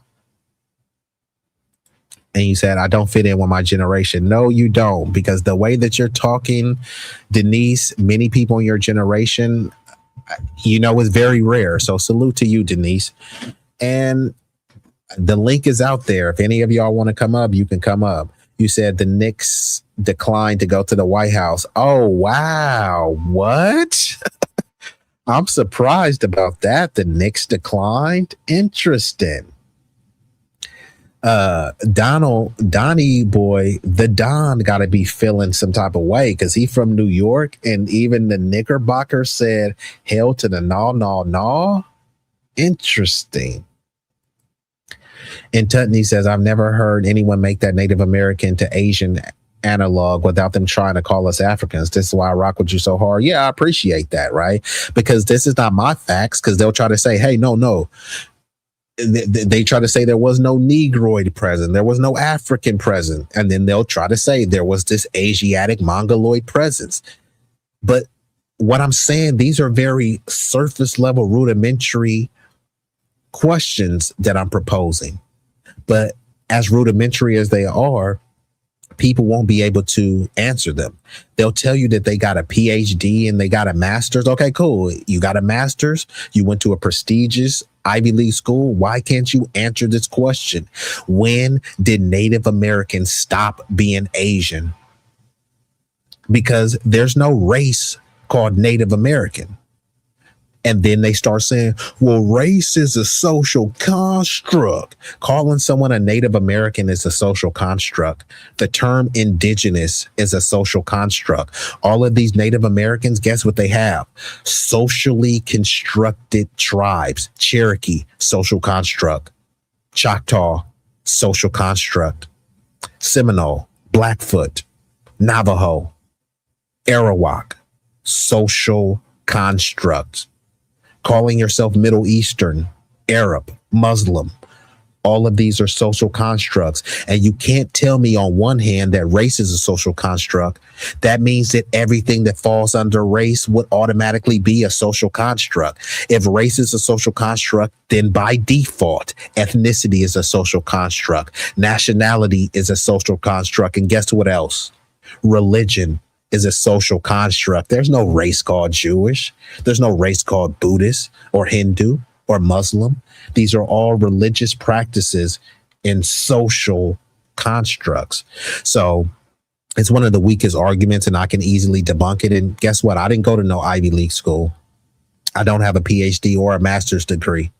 But people with PhD and master's degree, they can't seem to debunk or refute what I'm saying. So they just move on and, oh, there's no evidence of all this stuff. Even if there was evidence, why would they maintain it? There's records where they destroyed our record. They destroyed any record of us being indigenous to this land. They destroyed all of this. They lied. How? And it's funny because all of the people that say, hey, there's no historical record, these are the same people that for over hundreds of years, they believe that Christopher Columbus discovered America. If they would lie about that, what else won't they lie about? So it's weird. Y'all concede that they lied about Christopher Columbus discovering America, but y'all believe that they told the truth about everything else. Yeah, they told a fib, and they kept up that fib for thousands of years. But guess what? They told the truth about everything else. You don't believe that. If they told the truth about everything else, why are they working tooth and nail to erase everything? I thought people were proud of this stuff. This is a whole thing about American exceptionalism, right? Think about this, the Freedom 250, right? We're supposed to be proud and marvel at a fight being at the White House, but you're not supposed to really think about, oh, this White House is a beautiful structure. Who built the White House? It wasn't immigrants. It wasn't people of color. It was foundational Black American freedmen who built the White House. The White House that we love and adore. Oh my God, look at this beautiful structure. But then you don't want to give reverence to the people who built that structure. Imagine you looking at a Lamborghini. Oh my God, this Lamborghini is a beauty. It's a beaut. But you don't care about who built the Lamborghini. Do you care about how beautiful the Lamborghini is or not? Because that means you have to appreciate who actually built it. But then when they see who actually built it, then they say, they're a little bit too dark for my taste. That's all it is. If they can lay claim and say that some white person built it, then, they'll be propping it up. But then they even lay claim to things that weren't even historically white. They try to claim Roman culture. They didn't consider Romans white. They were calling them guineas, i.e. Africans, i.e. blacks, i.e. niggas. The Greeks, they weren't considered white. And then they saw that their birth rates were low even back then. And then they folded these other people into whiteness. And now these people try to pretend as if they're whiter than white. I mean, that's a form of cultural buck breaking. You know what I mean? So much that these people are willing to strip their entire culture to be under the flat blackness. And now there's a bunch of whites to say, we built this and we built that. It's like, bro, you're from some slums in Europe. Like, someone to come from Bosnia or Slovenia and try to say what white people built. Like, bro, you're Bosnian. Like, why are you trying to pretend like you had anything to do with the building of America? No, you just came over here, and because you had a similar complexion, you want to pretend as if, hey, I'm white and the founders of this country was white. And it wasn't the founders, they were the framers. They framed the country in a certain way. They didn't found anything. You know what I mean? And you said, I have to go to school, work. I'm studying to be an art therapist. I enjoy your show. Hey, salute to you. And a lot of people do need to be more abreast with art therapy. They have aromatherapy as well, I think. And I am planning on putting on an event. I was thinking about either like a paint and puff event, where you paint and, people smoke on some of the finest herbs the planet has to offer, or like a kind of socialize and sip, you know what I mean? And I have you can do whatever. You can paint, you can draw. It's really about socializing, sipping, and creating artistry. So I got some events in the works. So if y'all in the Bay Area, hopefully y'all slide through.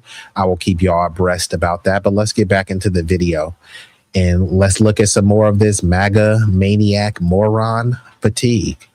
And again, this person on the screen is a melanated tether. He's not FBA. He's some stooge from Africa, and we don't claim him. Weeks or months ago, it's ridiculous, guys.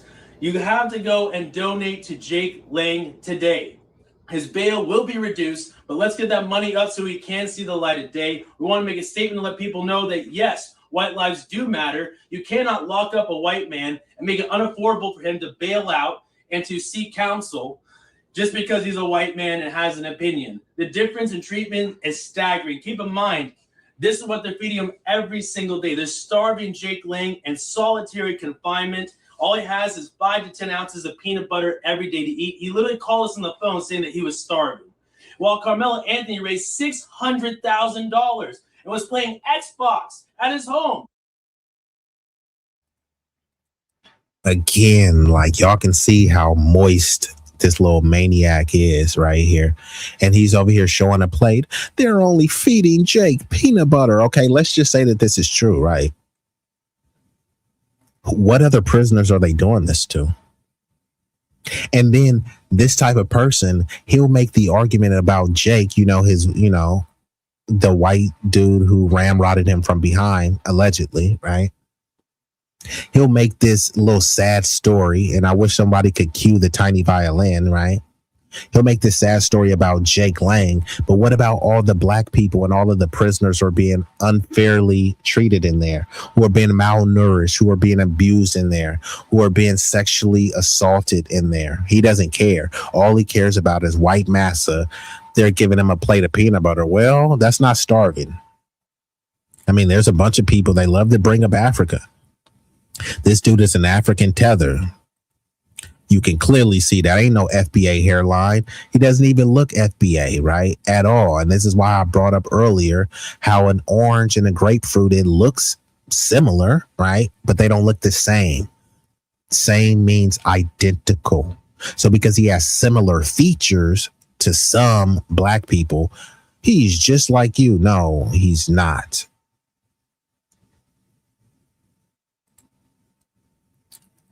But Frank says, Trump don't even want African immigrants.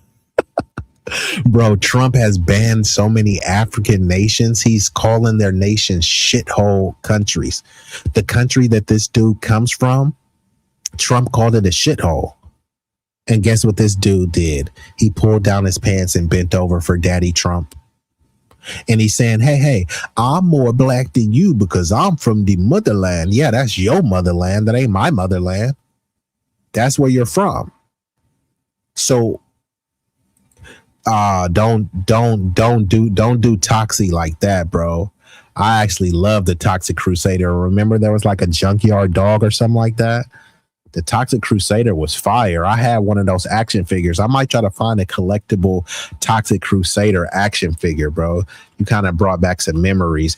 They made a movie too. The cartoon was fire, bro. But they made a movie. The movie was alright, you know, but like that cartoon was crazy. Actually, they had a dope they even had like a dope theme song, the Toxic Crusaders. Man, I see now you kind of brought me back, bro. I'm gonna have to bring I might have to do a whole stream about that.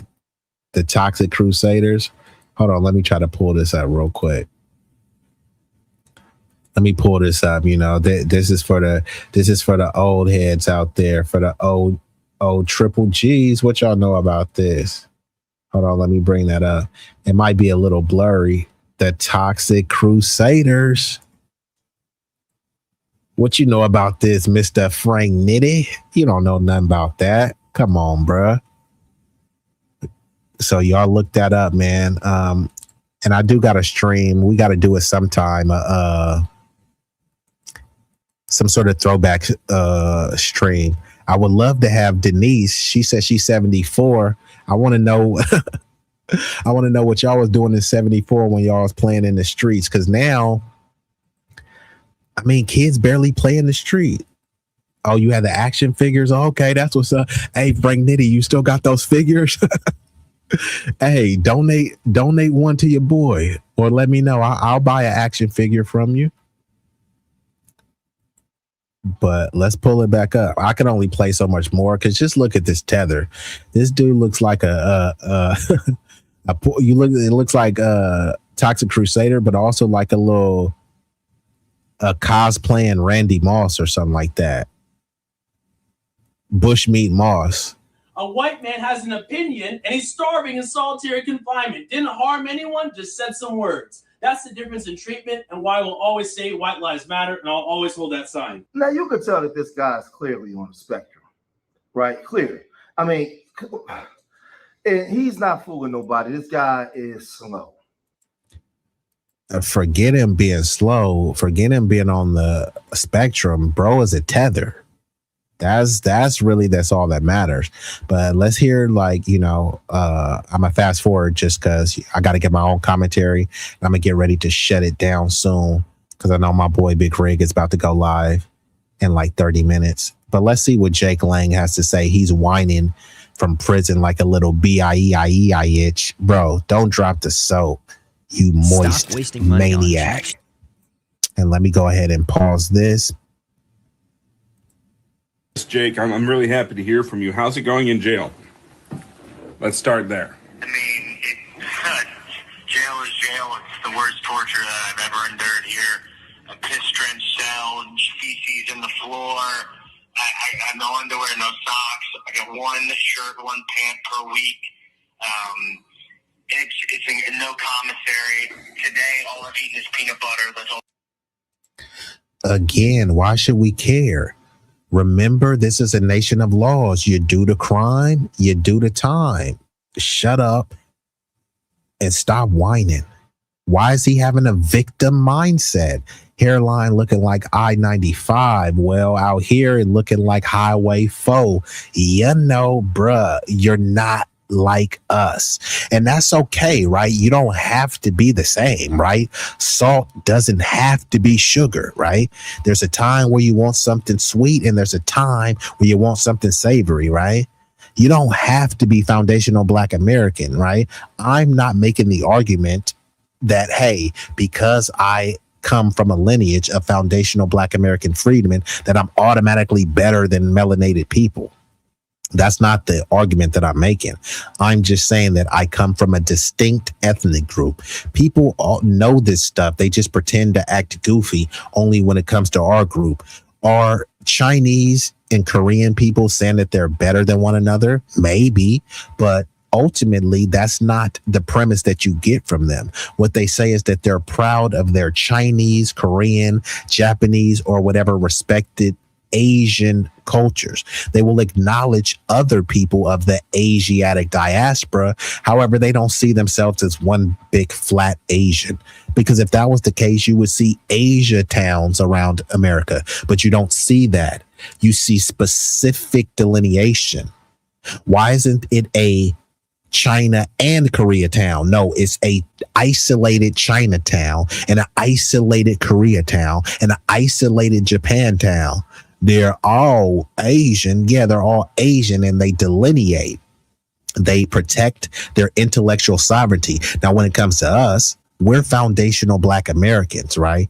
Our culture is not Jamaican culture. Our culture has nothing to do with Africa, but we're supposed to pretend as, hey, we're all African Americans. So that means that we'll dump a bunch of melanated immigrants into your neighborhood. And then you say, you know what? Fine.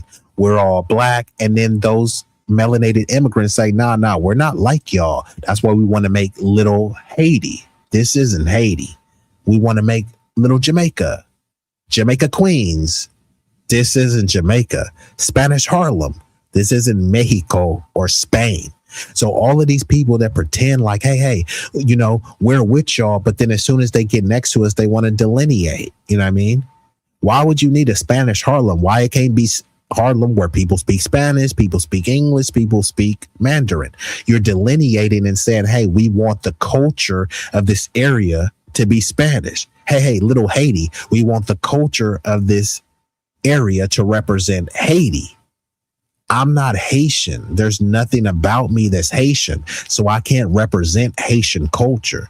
And my culture shouldn't be wrapped up into Haitian culture. In order for me to understand the distinct nature of these specific cultures, I need to have them separate and apart so I can truly evaluate them. It's almost like when you're at the like Macy's or something, and they start, here, try on this cologne. After a certain amount, like all the cologne starts smelling the same, because you have to have something to draw a distinction between those different fragrances. Otherwise, you're not going to be able to tell the difference, right? Just trying to lump everything up. I didn't grow up eating jerk chicken, naan and curry, bush meat, jollof. I didn't grow up eating any of that. Not disparaging it. Sure, it's great from a rich culture that's not mine.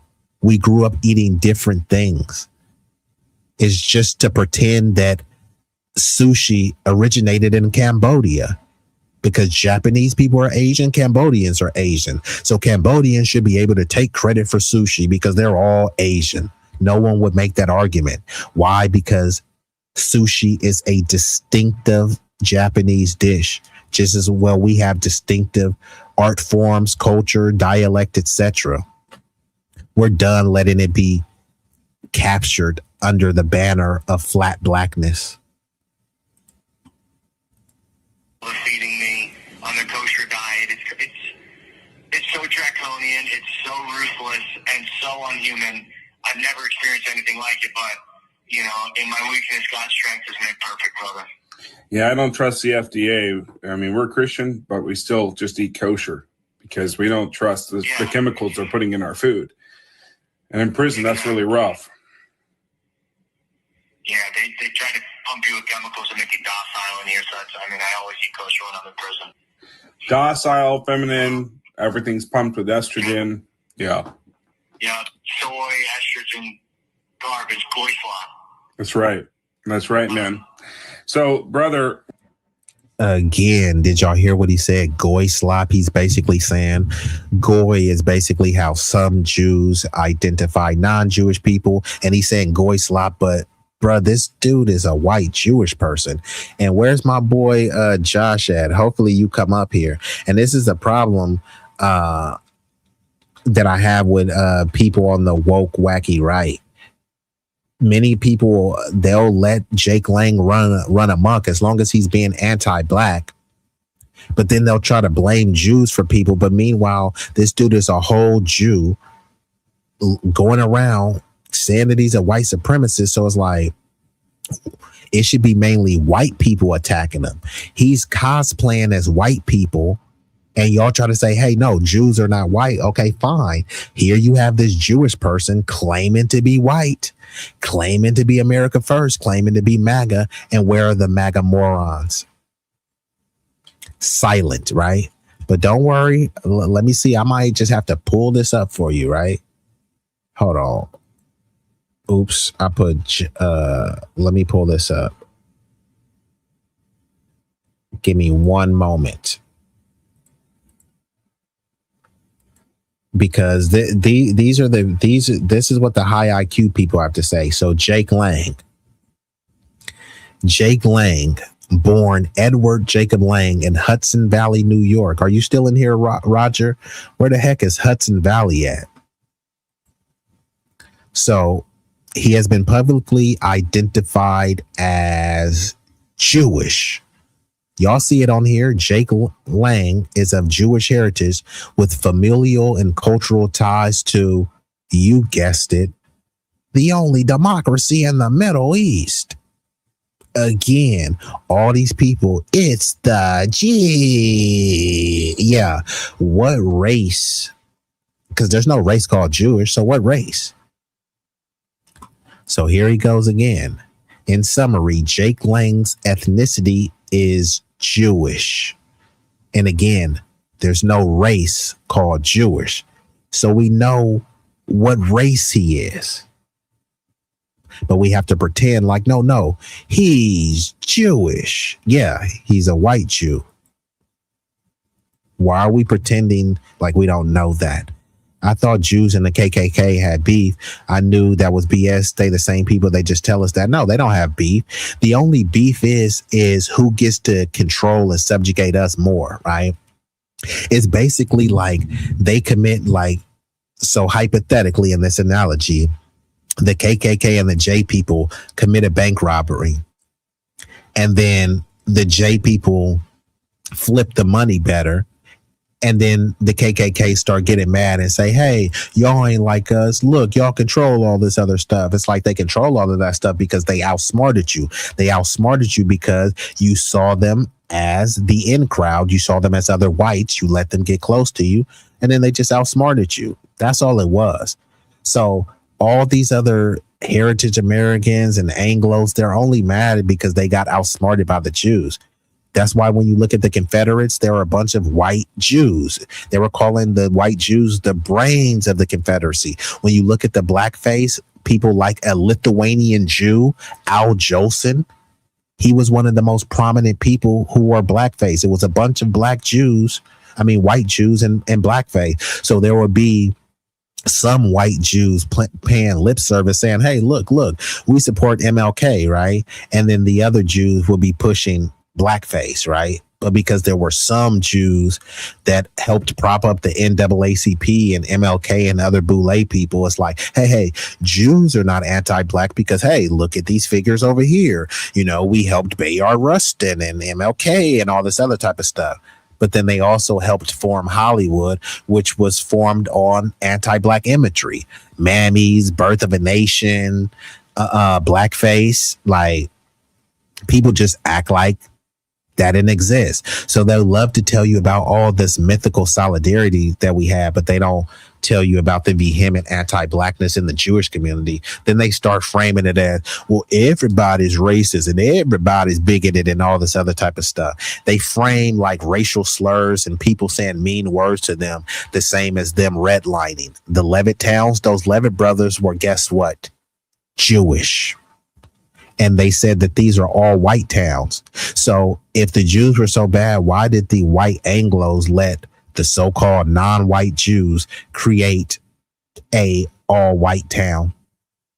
And they said, okay, cool, we're going to let these white Jewish brothers create these all-white enclaves. And the only oversight is we're going to have is no niggas allowed. So the Anglos were on board. They were complicit. And that's why you hear a lot of these MAGA morons to try to say, oh, they talk about Jewish supremacy and all this other type of stuff. But what Jewish? There's Asian Jews. What Jewish supremacist Asians do you know? What Jewish supremacist blacks do you know? You don't know any, because it's not about Jewish supremacy. It's about white supremacy. And that falls under Jewishness too, because they all work together two cheeks on the same booty. A Jew runs white in prison. Yeah. I mean, but that's what racy is. Feminine like this zesty tether. Isn't that goy term a dog whistle also? Yes, it is a dog whistle. But this is what he's doing. He's a white supremacist Jewish LARPer. So he's over here pretending as if he's this hardcore, down to earth MAGA. But all he is, is just another cosplaying Jew.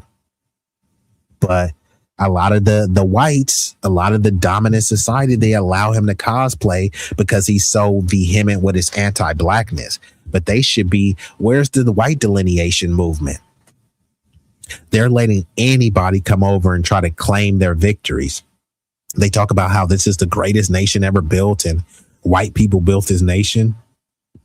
That's not true, but let's just say that it is. Why are you letting someone come over from Slovenia or Bulgaria and pretend, hey, I'm a white person from Bulgaria and we built this? Bro, you fled the slums in Bulgaria.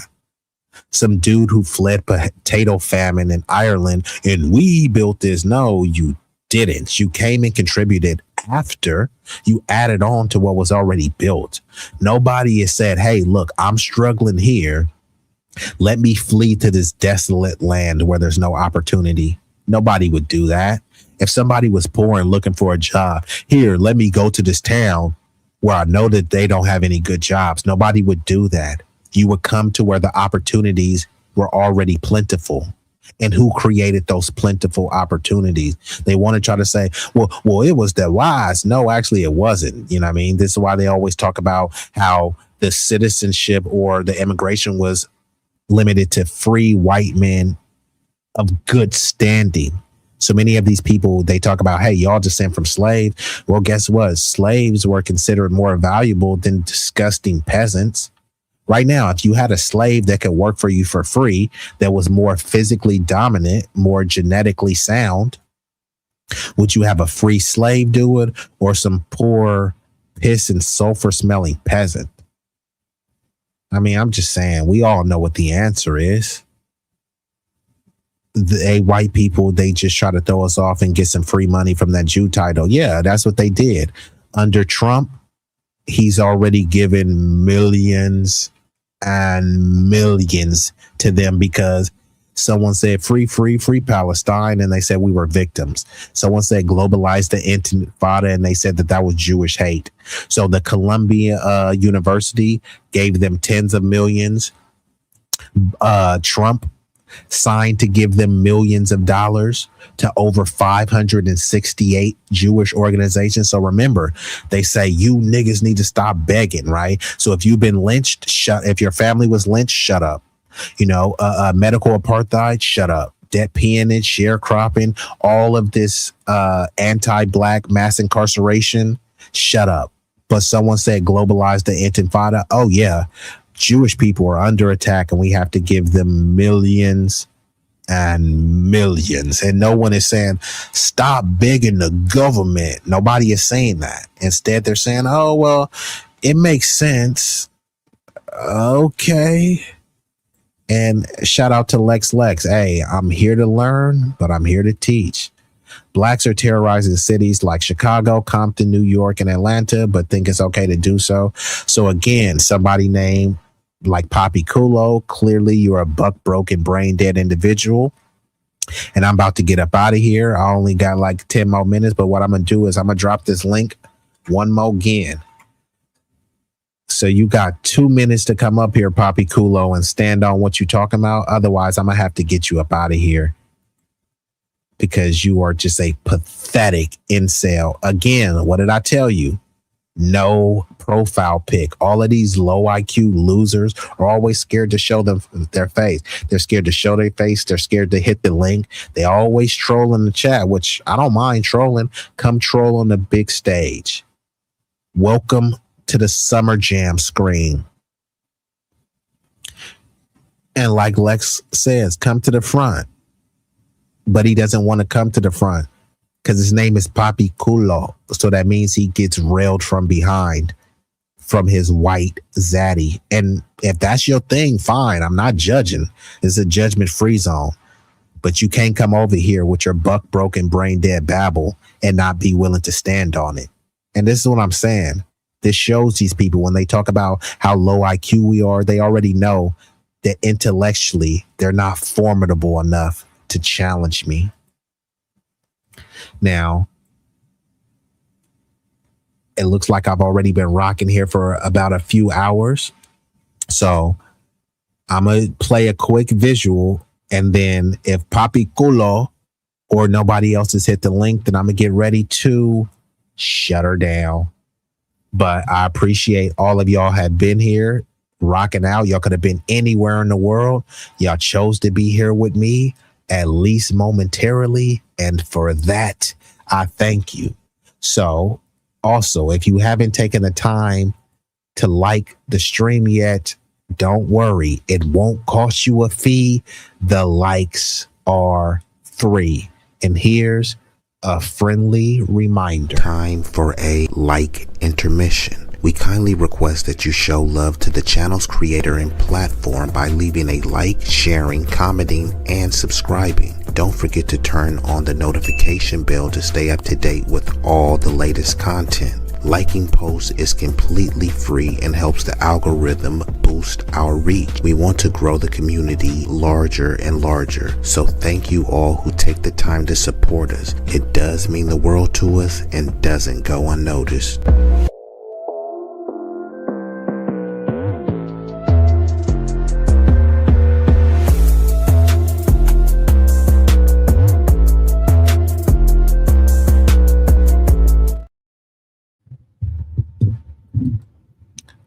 God dog it, Roger. As soon as I'm about to get out of it, what the hell, Roger? I'm about to get up out of here and then you finally come up. Hey, sorry about that. I'll say real quick. For some reason, I don't know, you sound low on my phone. I just want to say something real quick. So, oh, damn. Y'all let me know. Do I sound low in the chat? Y'all let me know. I know you sound low to me. I put my volume all the way up. I mean, I still hear you. I just don't hear you that. You just sound low. But I'll just say this real quick. White people have always delineated. Oh, you can't hear me, right? Cloudness. Yeah, I can hear you. Cloudness says it sound clear. Say it again. I mean, the people in the chat said I sound loud and clear, so maybe it was your phone. But go ahead, you can rock out. Yeah, I'm just say this real quick. White people, well, I can say this from being from New York, Immigrant Central. White people have always camera reported ahead. White people have always delineated, at least from where I'm from. They rarely say white. They're quick to tell you that they're Italian, Jewish, Irish, Scottish, Polish. Hey, don't they all have their own first before you go on your soliloquy, tell me where Hudson Valley is, because that's where the bigoted Jake Lang is. And don't they all have they segregated enclaves? I know in Boston they have a huge Irish enclave where it's just only Irish that live over there, or you kind of get ostracized if you're not Irish. Same thing, look at those Hasidic Jewish neighborhoods. You know what I mean? So like you said, they've always delineated. We're late to the delineation party, and they have specific ethnic enclaves based on their delineation. Is this accurate, Roger, based on what you've seen living in New York? Yes. Yonkers, I know, is Irish. That's like right above the Bronx. Yeah, they're always, I mean, like I said, from where I'm from, they rarely say that they're white, but they'll always say they're like their ethnic origin. Yeah, the only time they really say they're white is when they want to try to take a claim for some sort of historic accomplishment, right? When they say whites built America, then suddenly Irish will take claim for that. Greek people, like I said, there'll be people from Slovenia, Bosnia. I'm like, what the hell, dude? You're from Bulgaria. But they'll try to say, hey, well, I'm white. So then it's like, okay, take credit for something in Bulgaria. Don't try to come over here. There's people that came well after Ellis Island, right? People try to call us, they'll try to call us immigrants and say that we're from Africa. And then you start asking them like, well, when did you get here? My family got here in the 40s. Like, are you kidding me, bro? Your family got here in the 40s and you're trying to call us immigrants? Well, I know this with the Italians, even though we know that Columbus didn't discover America, he didn't even land over here. They're quick to be like, yes, they're quick to claim Columbus. Or the Irish are quick to claim. A lot of celebrations about him too. And if you disrespect Columbus, like they take it as a disrespect towards their entire lineage, even though it's like, bro, I'm just talking about Columbus. I'm not talking about your entire country. But if you disrespect Columbus and just tell the truth and say that he's a liar, right? And he was a genocidal enslaver. He was a horrible dude, but they uplift him. And if you say that, they take offense. Have you experienced that? Me personally, no. I don't think I ever got into a conversation about with some Italians saying he didn't discover America or whatever. I don't know. I just kind of ignored it. Like, yeah, whatever. You're living in a fantasy land, and just pretty much kept it moving. But I was. Okay, you just live and let live, huh? What was that? No, I said you just live and let live, right? Yeah. I got more important things to do than dealing with these people like that or whatever the case is. But yeah, I was pretty much just saying that they're quick to delineate, over here. And they quick to be like, what the hell are you talking about? I'm not Irish. I'm Italian. You talk about I'm not Italian, I'm Irish. And this is another thing too. They rarely talk about how they got hazed into whiteness and that they weren't considered white. They will talk about, oh, well, we were mistreated and we were enslaved. You know what I mean? And like, no, you weren't. And if there was and of people you know what I mean? If you were enslaved, there was other people of your ethnic and racial background enslaving you. There was no blacks or anyone else enslaving you. And then they start conflating. Remember, these are the high IQ people. They start conflating slavery with indentured servitude. And indentured servitude, you already know that it's not the same. Indentured servitude, we know that. They know that. They just want to play dumb. That's all. No, that is true. However, since you're in Immigrant Central, there are a lot of immigrants that do kind of co-sign that narrative, because many melanated immigrants, since it's clear that they're immigrants, they try to push and bestow that immigrant title on us. And there's no definition that you can find that a foundational Black American freedman is an immigrant. Now, to be clear, we all didn't come from Africa. We just didn't. But let's just say that we did all come from Africa. To be clear, we didn't. But hypothetically, even if we all came from Africa, forcibly kidnapping, human trafficking, or engaging in some sort of, forcible relocation, by no definition is that immigration. So there's no definition that you can call freedmen immigrants. But that's what a lot of melanated, tethers and, people not of the lineage, that's what they try to keep equating us with that, which is why they're kind of fixated on the African-American term, you know what I mean? Because it puts us into a distant land. Meanwhile, if you say Native American, technically we literally are native by the definition, but they've dressed up this caricature of what a Native American visually is. So when you say Native American, you think that it's some red dude named Geronimo that looks like some stereotypical trope.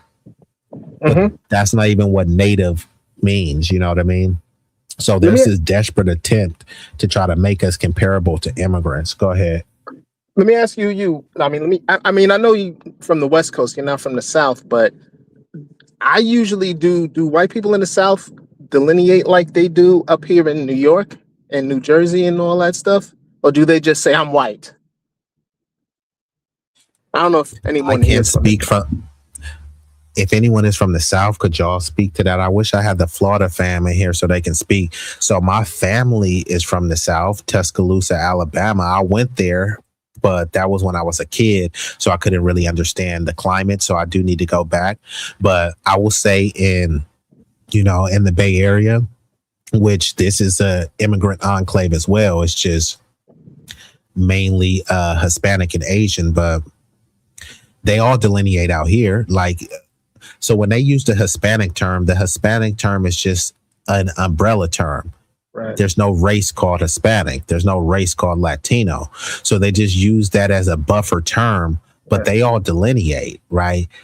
Like, that's why they say La Raza. When they say La Raza, they're talking about La Raza is like me saying FBA 1. I'm saying I'm foundational Black American first. So when they say La Raza, they're talking about the Mexican family based on the Mexicans that I know. Now, there are some all-inclusive Mexicans where they say cool, but they usually delineate. There's contention between Mexicans and El Salvadorans.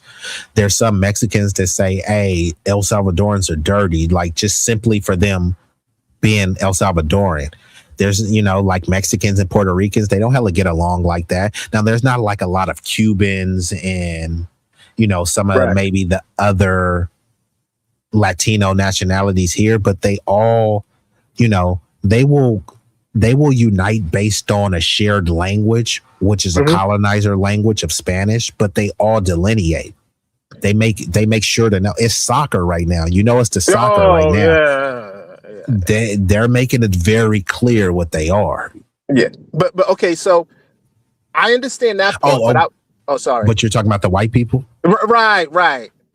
Yeah, they're more on the same stuff that you are on the East Coast, right? Like I'm Russian, so it's a lot of Russians out here. Okay, they understand that they're white, but they don't call themselves white. They say that I'm Russia. I'm from Moscow. You know what I mean? I'm Irish, you know what I mean? They know that themselves are white. So if there's any white identity politics, they're going to align with that. Of course. Yeah. But when you ask them how they identify as their ethnicity and nationality. None of them say that they're racially white. I'm Italian. I'm Irish. I'm Russian. Like, those are kind of the main ones you hear out here. Right, I might be making a generalization, but I'm going to assume, I can't speak for the white people in the Midwest either, but I'm going to assume that white people down south really are the only white folks that don't delineate. I never really heard them be like, hey, I'm Irish. You know what I mean? Well, the reason why they don't delineate is because they haven't been usually the quintessential hotbed for most of that immigration. Right, California that's what I was thinking. Yeah, and that's why technically even some people say that the black and white relationships, as toxic as it may be, they say that it's even better down south, right? Because people think that, oh, you're in New York. New York is blue. You're in California. California is blue, right? So they think that the relationships, but hold on, now I gotta I'm gonna be here a little bit longer, right? So shout out to Black as Bowling. Where is the slave ships? We not from Africa. We've been here to farm a land we already knew about. Make it make sense. Well, you can't make it make sense because it doesn't. So this is the thing about the slave ships. They try to say, oh, well, the slave ships, they use the wood to make some infrastructure. It was just all some BS. But it's like, nah, bruh. Where are the slave ships at all?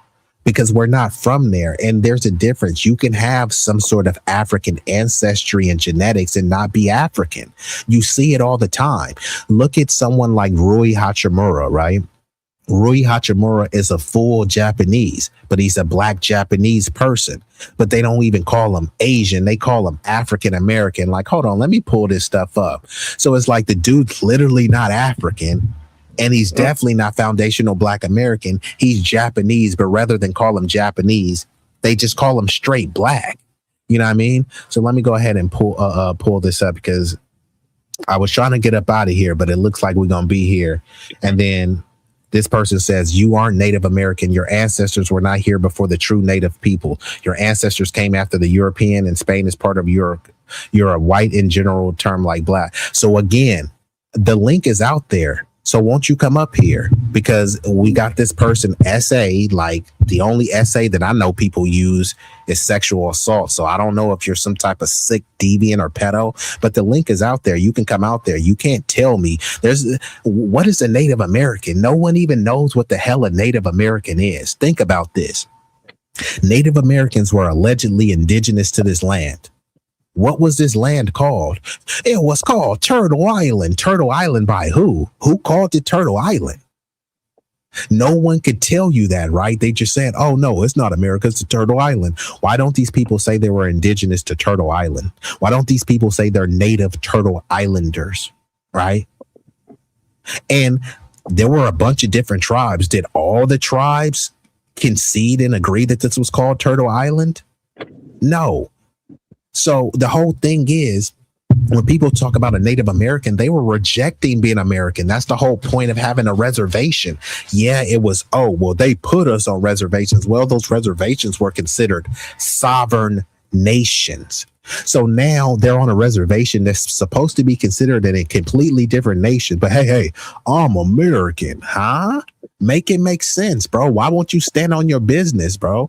Even right now, there's 568 federally recognized tribes. These are just the tribes that are federally recognized, which means there's much more tribes that are not federally recognized. You mean to tell me that all 500 tribes was calling this place Turtle Island? What the hell are we talking about here? And then you're talking about my ancestors came after this, bruh. Your ancestors came from Asia. And actually, bro, no one even knows what you are because you won't hit the link. You don't have a profile picture. If I pull up Native Americans right now, many of these people look like Macaulay Culkin. But I'm supposed to believe that these are the so-called natives. And this is the whole idiocy of the term. Literally, based on the definition, we are Native Americans. You can make the claim that we're not indigenous, but that's refutable. But by very definition, look up what the term native means, right? There's nothing African about us. Like, I don't know anyone in Africa. I have no ancestors that I can trace to Africa, but I have to claim that. I know. I don't think it's I don't know. I know that you weren't saying this or whatever, but I don't think it's a either or. I think it's an and, meaning there were those of us who were Aboriginal, and there were those of us who were brought here from Africa. I mean, as far as where the slave we've always made that clear, which is why that's the essence of being a foundational Black American. You're an amalgamated group. That's what an ethnogenesis is. You became a new racial and an ethnic group. That means we're an amalgamation of formerly enslaved people, of freedmen, of indigenous people, and of European ancestry. It's a mixture.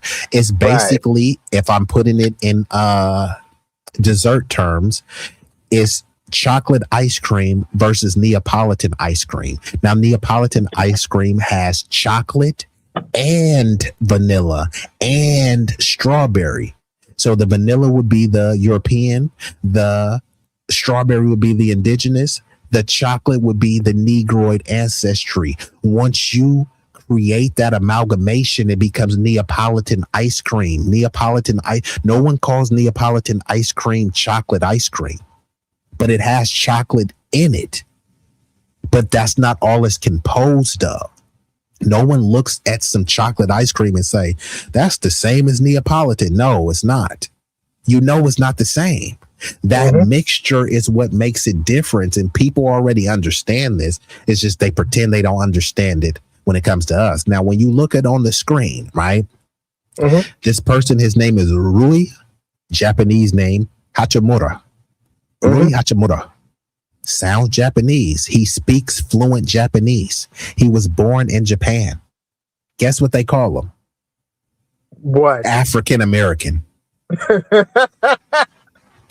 The dude is literally Asian, but he's not considered an Asian American.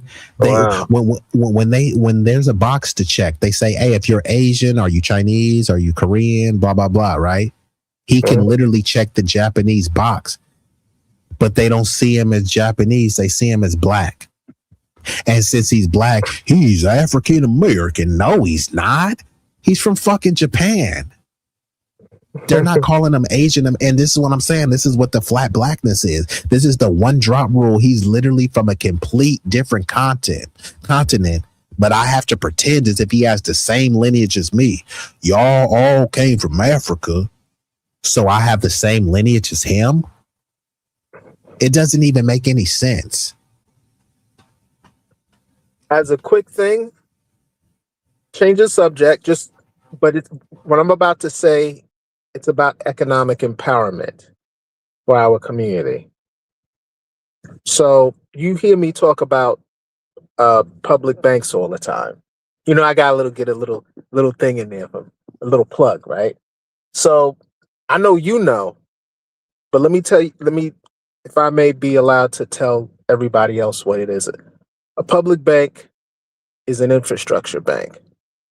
To make it short, one of the things that they do is they partner with local community banks to help expand their lendership.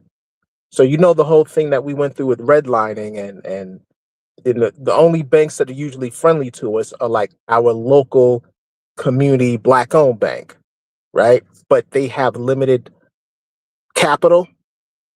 A public bank can help a local freedman-owned bank to expand capital so that it can lend to to our community for if you want to have a small business loan, mortgage, auto loan, and a student loan. I just want to get that little plug in. So I'm just saying, support public banks. Okay, that's what's up. Roger coming in with the shameless plug. But hey, at least it was for a good cause. And yeah, I mean, it looks like the people are still kind of rolling in. I was trying to shut it down, but some people are coming in. I may be here for like another 10, 15 minutes. If anybody else wants to hit the link. Did you have anything else on your mind while you up here? Nah, that was it. I'm a dip out and listen for the rest. I got to pick somebody up. Okay, that's what's up. What kind of X-Men shirt is that? Oh, you saw it. I think it's X-Men 97. Oh, X-Men 97. Have you been watching the show or what? Hell yeah, bro! Don't get me started. You gotta go. Okay, that's all. You trying to end your show, bro? No, I was just finna, revoke. Don't. I was gonna say, do I have to revoke the card again? That's all I was asking. Don't. You need to go. You said you gotta go. Don't get me started. I mean, I don't have to go. I was planning to go. I don't gotta do nothing but stay black and die. That's all I gotta do. I don't want to take another call. Oh, okay, so then Roger, if you want me to take another call, then I gotta hit you then, bro. Roger, do me a favor, please. Get out of here. Get out of here, man. Shit, I'm saying. I'm out. Do me a favor, please. Oh, hold on, you gotta stay up real quick. I was trying to tell him to stay up for the Brownsville bully. What's up? No, I was gonna tell you. Take us home, brother. Okay, so my great grandmother and great grandfather, they was native black, Indians or whatever. You know what I'm saying? And my grandfather. Hold on, bro. Bro on the chat gonna call you a pretendian. He said, "Man, he can eat a dick." No, he can eat a dick because my great grandmother, they were drove Cherokee Indian. But when my grandfather was born, he was labeled as a Negro. And my grandfather, he died when he was 92 in 07. So, yeah, they're full of shit. Bro was built different. He lasted to 92. And this is the whole thing. I'm glad you came up, Cloudness, because now with all of this tethering is going on, everybody is literally trying to force and make us generic African, bro. I'm just keeping it real, bro. I can't speak for you, bro. I literally never, ever called myself African American. My mom never called that. We was always just black. My grandmother and my grandfather, they was like, I'm not no African American. We ain't never been to Africa. And they used to call themselves black natives. That's what they used to call themselves. black natives.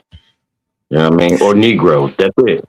That's All right, the why, African I'd rather be called a Negro. If you call my grandfather African American, he would lose his damn mind. Yeah, for real. And see, this is the thing, because they put it on documents, then they like, oh, well, y'all is this. No, that's what they called us. We never called ourselves My grandfather would always put other. He would never put that African American. He would never let go accept that. Never. And this is why I call out the other groups, because like whether it's people from Lebanon, Syria, Palestine, you know, they love to talk about free Palestine. Guess what box the most of them check? They check white. Yeah. So there is a other box. They have the choice. So you can't tell me you check the white box, but then you don't want me to call you white. Like, nah, we're not doing that anymore. And this is the thing, bro. I never was so peep this, bro.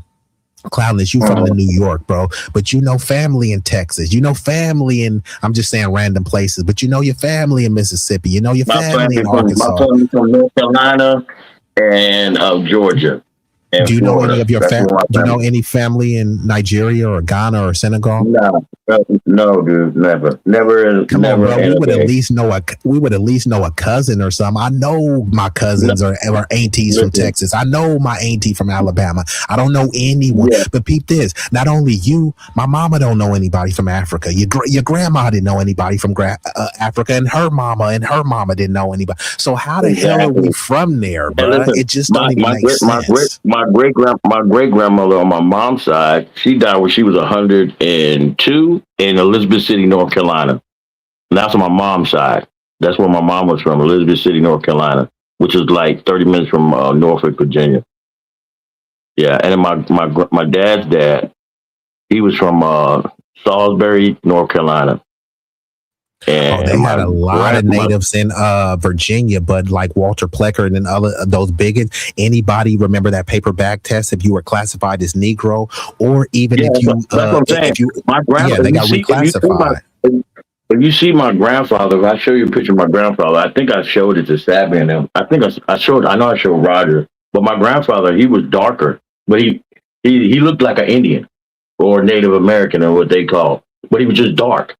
And they labeled him as a Negro, and he was born from two Indian parents, and they labeled him as a Negro because he was darker than them. They labeled him as a Negro. Even that Loving v. Virginia, who was a native black person, and she was with a white dude, right? And that's what the whole thing was. She was actually classified as a native Indian, but then the reason why they were trying to say restrict the marriage is because they were calling her a Negro. So that was the whole thing. They would look at a bunch of natives and say, "Oh, you too dark. Well, you just like those niggas over there." But that's the thing. We had the same skin pigment. So, and this is why you get caught up. Even right now, right? There's some foundational black Americans. My grandfather, his eyes used to change colors. Like he would have hazel, his eyes turned green. He had gray eyes, blue eyes. My grandfather was different. That was my dad's dad. Yeah, it's crazy, dog. You see my grandfather? He was square business too. He stayed with that. He stayed with that hawk. He stayed with a hawk on him. That's how he walked around New York, and he had his thing in his vest too. He stayed with a knife, and he stayed with a gap. My grandfather was not a joke, dog. That nigga was not a joke. And shout out to Melanated for still rocking out. Let me give her this thing. So the brown paper bag test was a 20th century discriminatory practice rooted in colorism, prejudice, or discrimination based on skin tone with the same racial or ethnic group. It involves comparing a person's skin to the complexion of a standard brown paper bag. So basically, if your skin was lighter than the bag, you were allowed in certain spaces. If it was darker than the bag, you were excluded. This is why when they had people that were considered Creole or mulatto, they would use them and they would try to weaponize them against the darker people. They would treat the mulattoes as less than the whites, but they would say, "Hey, you're above the black." Like on Harlem Nights, how they had Dominic LaRue, which was what's her name? Jasmine Guy. She was hanging out with the Italians. Remember that on Harlem Nights? Yes, sir. And that's why I said melanated. If you haven't seen that movie, Harlem Nights, you will watch that, and then this reference will hit home. And then basically, just in New Orleans specifically, there was a 3-tiered social structure, a hierarchy based on color. So there's Creoles of color, free people of color, and enslaved people. So all of these people right now will be considered the same lineage, right? Like people will fight and say, man, Creoles ain't black. And then some will say they are. But back at the time, there were many Creoles that were trying to say that they weren't black. They were okay with being this buffer group, this melanated buffer group who weren't treated as well as the whites, but they also weren't treated as bad as the darker blacks. So they separated people. Many of us subscribed to the one drop rule and said, hell no, they all gonna treat us the same. We all black. But some of these other melanated people would distance themselves from blackness, right? Mulattoes didn't really consider themselves black, which is why there's the term mulatto. They were saying that, hey, I'm mixed, I'm biracial, etc. You said, but what name did you say about the paper bag test? Honestly, I'm not sure exactly what I said, to be honest. But you said, what did I say about what name did you say about the paper bag test? Oh, I was talking about Walter Plecker. That's probably the name that you're thinking about. Now, Walter Plecker wasn't the person, and I can bring that up too. Hold on. Since we're over here. And like I said, these aren't my facts. Y'all can watch me type this up in real time. Walter Plecker reclassification of Indians to Negro. And we're in the information age. Why don't these other people do this stuff in real time, right? You don't have to know it, but it's fine that you don't know it. We can learn it together. Walter Plecker reclassification of Indian tribes to Negro.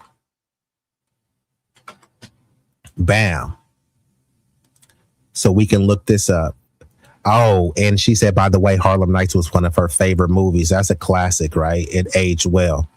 Now, under Plecker's reign, Virginia reclassified hundreds of Virginia Indians going back to the 1850s from Indian to Negro. How would they be able to classify Indians as Negro? It's just like how were many Jews able to what they call cosplay as white. They're able to do that because they actually are white. And even the ones that they allege are not white, they're white adjacent, white passing, and they're white enough.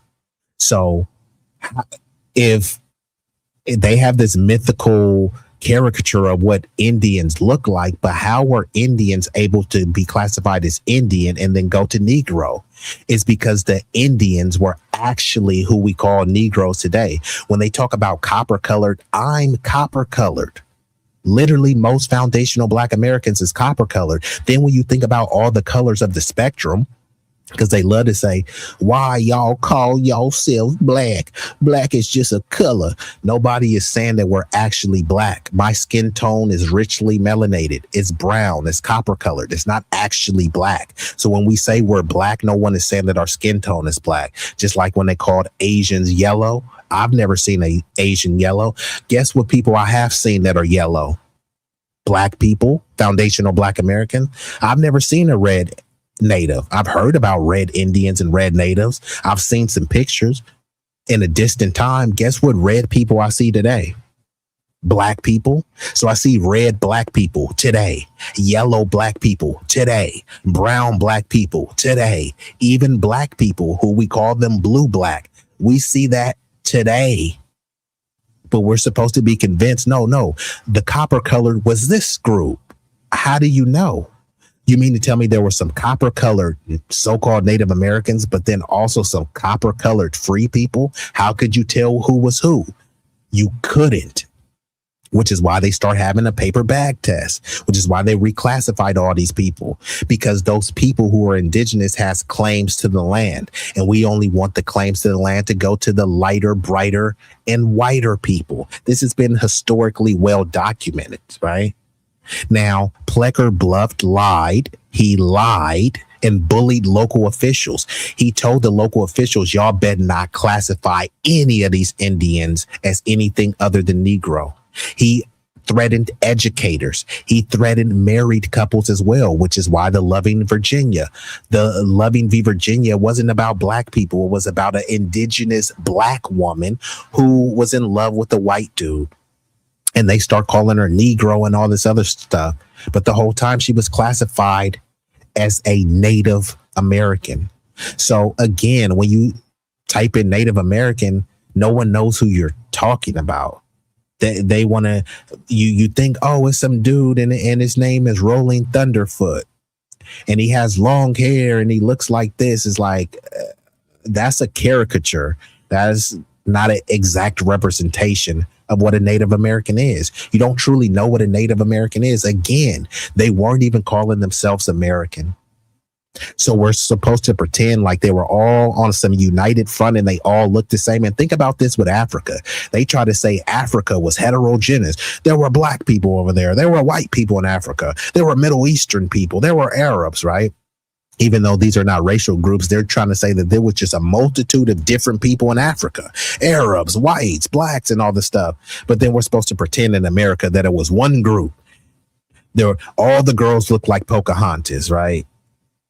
All of the men look like Geronimo. And that was the only group here. That was the only phenotype here until white people came. Then it was white people in this one phenotype. And then they brought over some black people. This is the story you're supposed to believe. Nobody believes that, bro.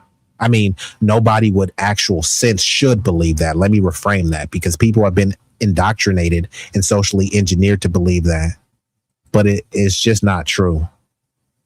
My bad, sir. Hey, no, I was gonna say, you know that I don't know if you know this. They had this commercial back in the days of the Indian dude, and he used to cry right when they show him which it was a commercial like was for like litter or something like that, and it said don't say something to, and he cried or whatever. He had a tear coming down his eye because he seen all the trash around America, whatever. He looked all similar to my grandfather. He was just lighter than my grandfather. My grandfather had same facial features as this dude, man. They damn near look alike, except for my grandfather was darker. So, I don't, man, these people you know how they like to rewrite history. That's why they're trying to burn all the books, man. You know that. That's why they're trying to do all the books.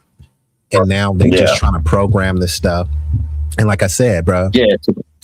But we're in the age of information now. So, like, that's like how you just pulled that up. So, like, they can burn it, but they can't. The internet is undefeated, so you can't hide this information if you really want. No, and shout out to the sister. We got, is it hold on, is it Janae? I don't want to say your name wrong, so I'm gonna just call you JT. Shout out to JT. I don't want to butcher your name. But the sister says, I remember, and see, this is the thing. You've been indoctrinated. And not only that, Walter Plecker enforcement of the Racial Integrity Act of 1924. That's fairly recent, right? So what were we been called prior to 1924? And then this is the whole, which is why I vehemently reject that term people of color, because we were the only ones called people of color. All the other groups, they were calling us free people of color, mulattoes of color, Creoles of color. They weren't calling Asian people that. They weren't calling Hispanic Latinos. There wasn't even a concept of a Hispanic or Latino, because all of the Mexicans and all of the quote unquote Latinos were all racially classified as white, just like they are now. So now we're in the age of information, and we've been far too silent for far too long. And many of our ancestors, many of our elders, many of our parents, they just let the lies just persist because, hey, I was able to buy a house, or I got a pension, or let's be honest, many of them got into some interracial relationships, and then they kind of threw the community under the bus because they was able to swim in some snow bunny cooch, or, you know, bounce on a pink popsicle, you know what I mean? But Tetney says, wasn't that dude from the ads Italian though? I mean, I wouldn't be surprised. It's just like how they say The Last Samurai here, The Last Samurai, and let's go get Tom Cruise, you know what I mean? So yeah, this stuff is all, you know, historically documented. Why would they need to reclassify people from Indian to Negro? And then mind you, bro, if you were born prior to 1988, you weren't born an African American. When Malcolm X was assassinated, he wasn't assassinated as an African American. Fred Hampton wasn't assassinated. No, I don't. Yeah, because Like, that's I was a born in new '76. term. I was born in '76, and my birth certificate does not say African American. Yeah, It doesn't. That's what I'm trying to say. I got my original. Yeah, I have my original birth certificate. You know what I'm saying? So no, it didn't say African American on it. And neither did your mom. So then again, where did this whole African? It's like a relatively new term that they just start throwing on people. And then usually many of us were too young to like really do anything and stand up for it. And then by the time, you know, you got in your 20s, 30s, it was just a full blown African American thing. Most people knew they wasn't from Africa or had no ancestry. So all people would do was like cultural and symbolic gestures, right? People will wear the African medallions. People will wear dashikis. I never wore a dashiki, but I did see some people wearing it. It wasn't super widespread, but you know, in New York too, like especially the brothers, the FBAs, like, you know, people was on the beef and Brox and, you know, triple fat gooses and stuff. Maybe some in the conscious community was wearing dashikis. Back in those days, they had the look. I never had one of those African things because I never did. You know what I mean? I just had a gold chain. I never did. I think Roger did. I think Roger had an African piece. Nah, I had one of those Flavor Flav clocks, but that was it. I never had one of those African things. Bro, was stunning profiling. Yeah, back in the days, yeah. Okay, so this is what I'm trying to say. Like, so then again, they're trying to say that, okay, but the culture that you adopted now comes from Africa because you're African to the core. But when I look in Africa, like nobody is dressing like how we dress. And if they do, they wearing some old stuff. They wearing FUBU and Jabot and stuff that we retired. And hey, salute to y'all. And this isn't any disparagement. All I'm trying to say is clearly people recognize the differences of every other group. Think about this, bro. Pacific Islanders, guess what they're considered? Asian. But they said, hell no, we don't want to be lumped under a generic banner of being Asian. We're Pacific Islanders, right? What the hell does that even mean? You don't know what it means, but that's why they say AAPI. So it's lumped together with Asian, but they're saying, yeah, but we not like them. That's why they call it Asian American Pacific Islander, saying we're together, but not like that. Okay, fine. We can be together like that. We can be together with Jamaicans and Nigerians and all this stuff. We love y'all, but that doesn't mean that we're the same. I'm not pretending as if a goosey soup, bushmeat, jollof, any of that is my culture. It's not. There's nothing wrong with it. I'm sure people love it, and it's a rich culture. It's just not mine to claim. A Filipino shouldn't be trying to claim sushi because they're Asian. Just as well as I'm not going to claim jerk chicken just because I have melanin as well. And then we don't want people coming in and say, hey, you have melanin, I have melanin. I'm from Senegal, but I helped create hip hop because we both have melanin.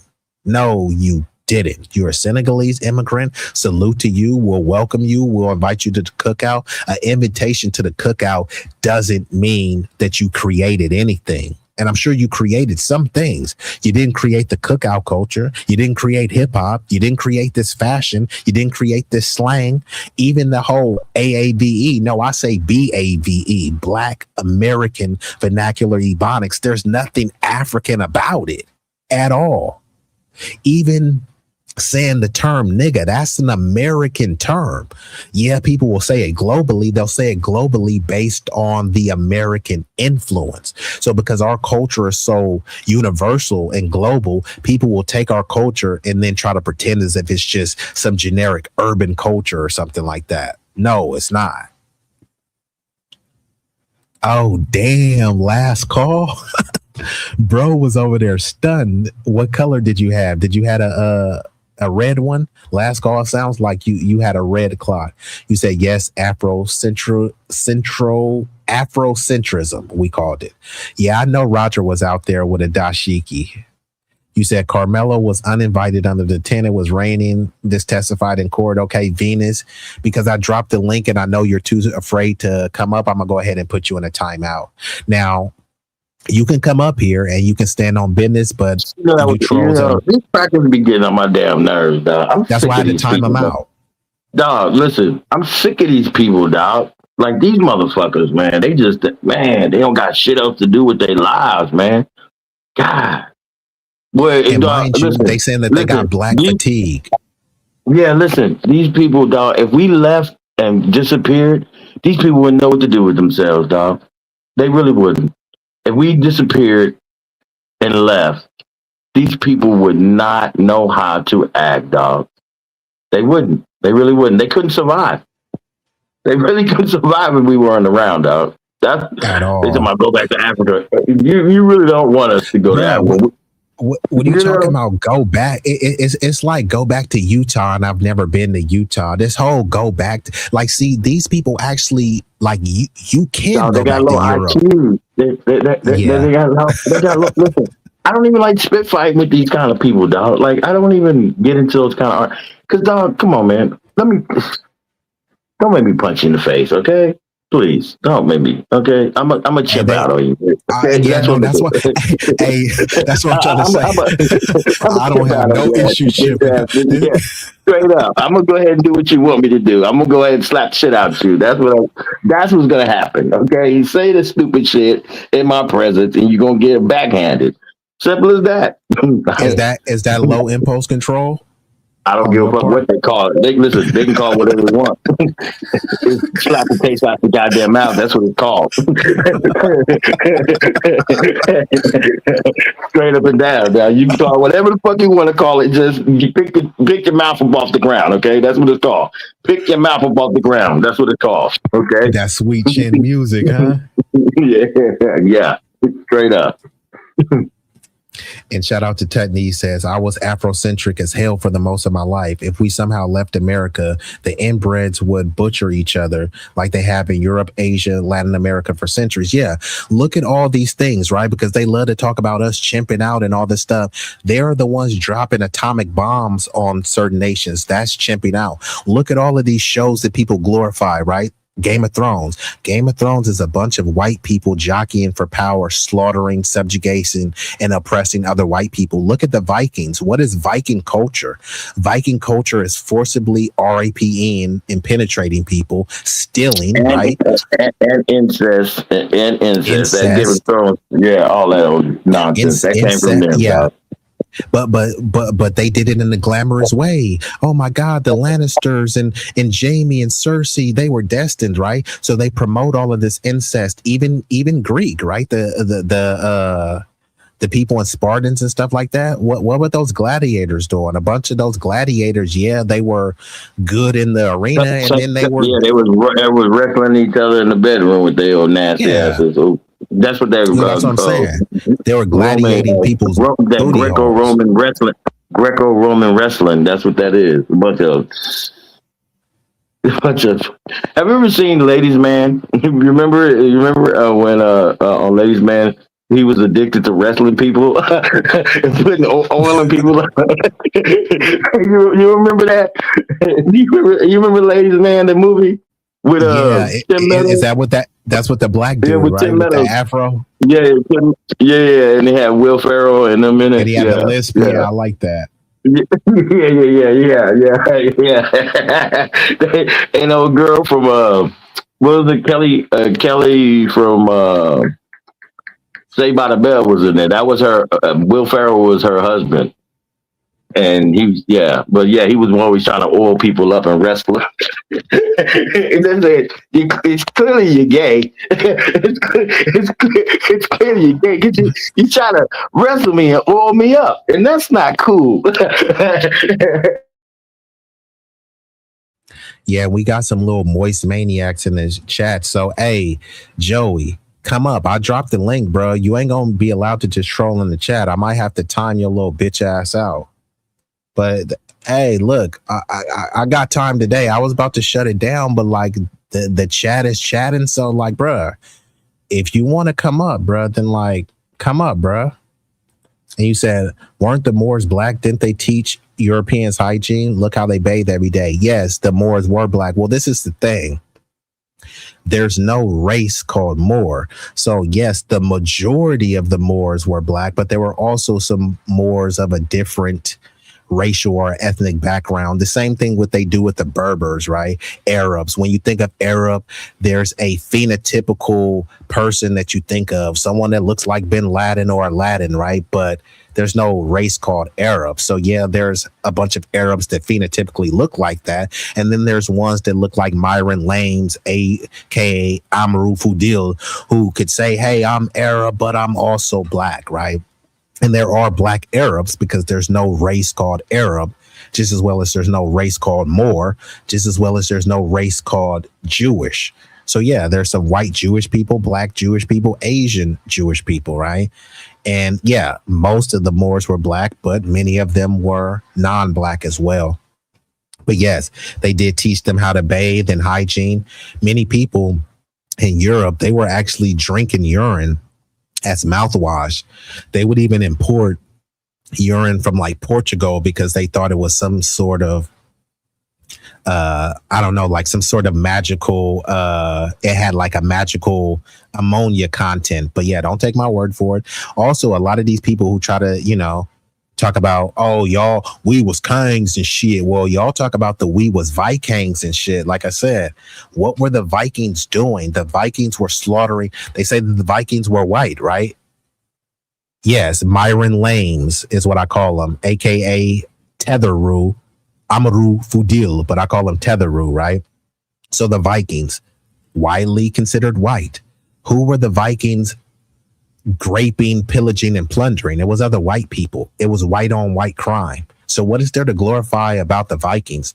The Vikings, they weren't working for a living. They saw that what other people had, and then they would go take. All they were was just a different version of pirates. Vikings were engaged in incestuous relationships as well. Vikings were slaughtering other white people. Vikings were raping kids and women. Vikings were enslaving people. That's part of the Viking culture. But they want to pretend as if it was some great civilization. Look at all the movies. Don't take my word for it. Watch the show Vikings. Watch Vikings Valhalla. Watch any show with Vikings, and what are you going to see? White Vikings slaughtering other white people. Look at them going against white Vikings fighting white Christians. White on white crime. But then again, they want to pretend like, no, that's not their culture. Yeah, you have a culture of murder and mayhem. And like Roger says, marauding. That's your culture. That's okay that you're proud of it. But just stop acting like you're not proud of it. They try to say, hey, this land wasn't stolen. It was conquered. Okay, fine. I ain't going to hold you. It was conquered. What did you do when you conquered? You didn't go up to someone, put your hands on their shoulders and whisper sweet nothings in their ear. You were castrating people. You were eating people. You were skinning people alive. You were lynching people, mass incarcerating them, enslaving them. That's what you did when you conquered. Since you're so proud to say how you conquered, to say it with your chest. Don't try to say you conquered and then give us the Disney rated version. No, we want the R-rated TVMA version. And this is what the whole America First exceptionalism is. Praise America, but sweep all the disgusting things that America done under the rug. But these are the same things that you guys say that you're proud of. They tell us to get over slavery, but then they want to keep erecting monuments of slave owners. Oh, no, they were a father. Yeah, it was a father who owned slaves. You know, hey, this dude was a president. Yeah, this dude was a president who happened to be a pedo. You know, they don't want us to tell the whole story. They want you to tell the whole story about George Floyd, right?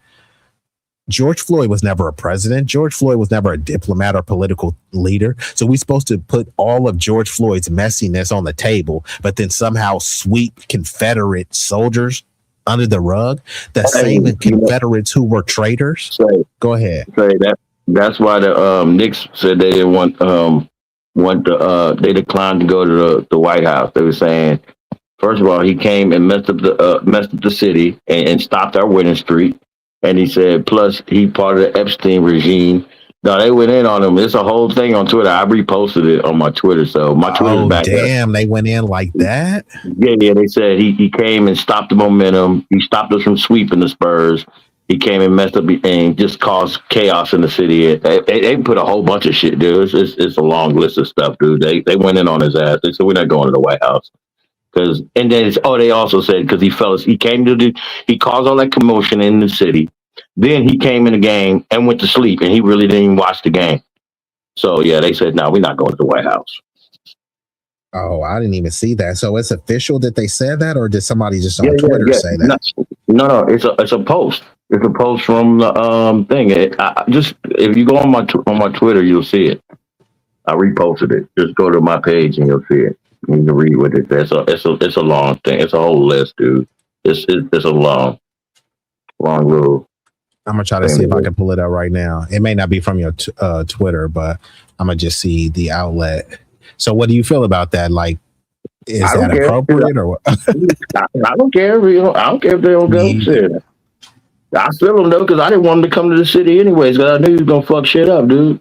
I knew he was, and he didn't care. He just wanted. It said he centered himself and try to. He never been to any game before then, and then. It was a bunch of stuff. Dude. You'll see. Oh, and some people were mad too because they couldn't have that New York they couldn't chill outside. Yeah. Because a bunch of businesses lost money. A bunch of businesses that were around there because they had to close up like 5 blocks. So for the 5-block radius, all the stores and all the places that was hosting things couldn't make no money because he brought his punk ass on to the city. Come on, Sarge, come on. Yeah. And person in the chat, this another moist maniac. Hey, the link is still out there. Like I'm about to. They cowards, man. All it is a bunch of keyboard warriors, dog. They ain't gonna bust a grape, dog, in a fruit fight, they dog. Literally never come up, bro. They got smoke in the chat. They're a bunch of cowards, dog. They're a bunch of cowards, dog. A bunch of cowards. All that old tough talk they be talking, they not gonna say it to nobody's face. All they gonna do is talk on the internet with their fucking anonymous pictures and all that shit. They're a bunch of cowards. This is that Chud the Builder. This that little Chud the Builder shit because they seen him running around. Yeah, but they listen. He got his ass whooped too. Yeah, he did. He got his ass whooped. This, bro. Yeah, and he's probably listen. He got his boxers on backwards in jail. So that's what you get, and you got sausage and beans for the rest of your life. You're gonna be sucking on something slow. Yeah, it's not gonna be a pina colada. It's not gonna be a pina colada. Okay, you're not gonna be sucking on a pina colada when you get in jail. Okay, I just want to let you know that. So talking all that tough talk. Yeah, you got your back. Yeah, you permanently have your boxers on backwards in jail, okay? You know what happens with the boxers on backwards? The hole is in the back, so it's easy access, bitch ass niggas. That's what you get for talking that hot shit. He holding pockets, yeah. Chud in there talking about the black people was treating him bad. It's like, come on, bruh. And now he was whining because he said he couldn't get a Bible or something. Let me actually try to pull that shit up too. He had some people whining because they like, oh, Chud needs a Bible and all this other stuff. So he trying to act like he's just so righteous into God. Let me try to pull this up real quick. Yeah, they got they got a big black dude named Preacher. So he's gonna see him. He's gonna see him every night after lights out. Oh damn! You like Bubba gonna see the bro? Here, watch this right here. Hold up. This is at the jail he at. Let me mute that. But this is at the jail he at. One of his little male militiamen. Free jail. How you doing, officer? Yes, sir. How you doing? How you doing? I have a soft cover Bible, a new one I just purchased for Dalton Otherly. Okay. He's been denied a physical copy since he's been in, and since he was transferred. If he has access to the Bible, we won't be able to take one in. What's that? I said he has access to the Bible. We won't be able to take one in. So the law is that he has to have access to a physical copy, not on a tablet. He has access to the Bible. A physical copy? We'll be able to take it. Is it a physical copy? Currently, right now, he has one on the tablet. Can you get him a physical copy? Now, Cloudness, when you was doing your time in the bid, bro, did they care at all about you having a physical copy of a Bible? No. You could bring either a Quran, a Bible, whatever you like from. Like there were certain things you could bring from the county. Like you could bring your legal paperwork, and you could bring a Bible or whatever or religious things in when you was coming in. Or, you know what I'm saying? But you can have your legal documents and a Bible or Quran or whatever religious material that you had. So, but I don't know how it is now because that was shit. That was back in the '90s, bro. I haven't been in since, so I don't know how they do it now.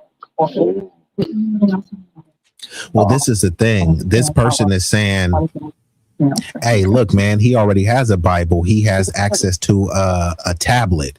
Yeah, and so if you, as long as you have some form of what you call it, otherwise you can like mail it in. You can mail it if they, you know what I mean. But I don't think I don't know. Like I said, I haven't been in a while, dude. I got out in 2003, so I haven't been back since, you know.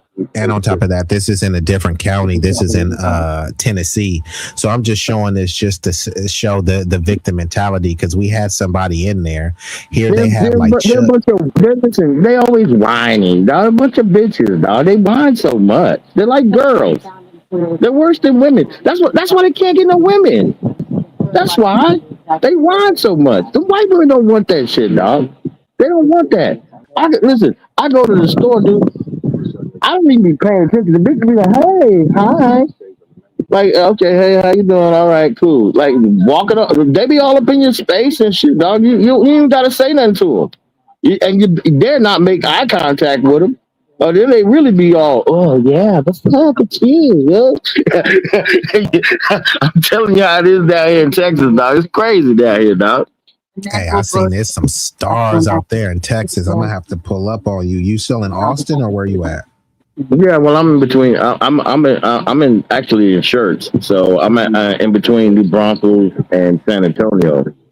But I'm like 45 minutes from Austin, so.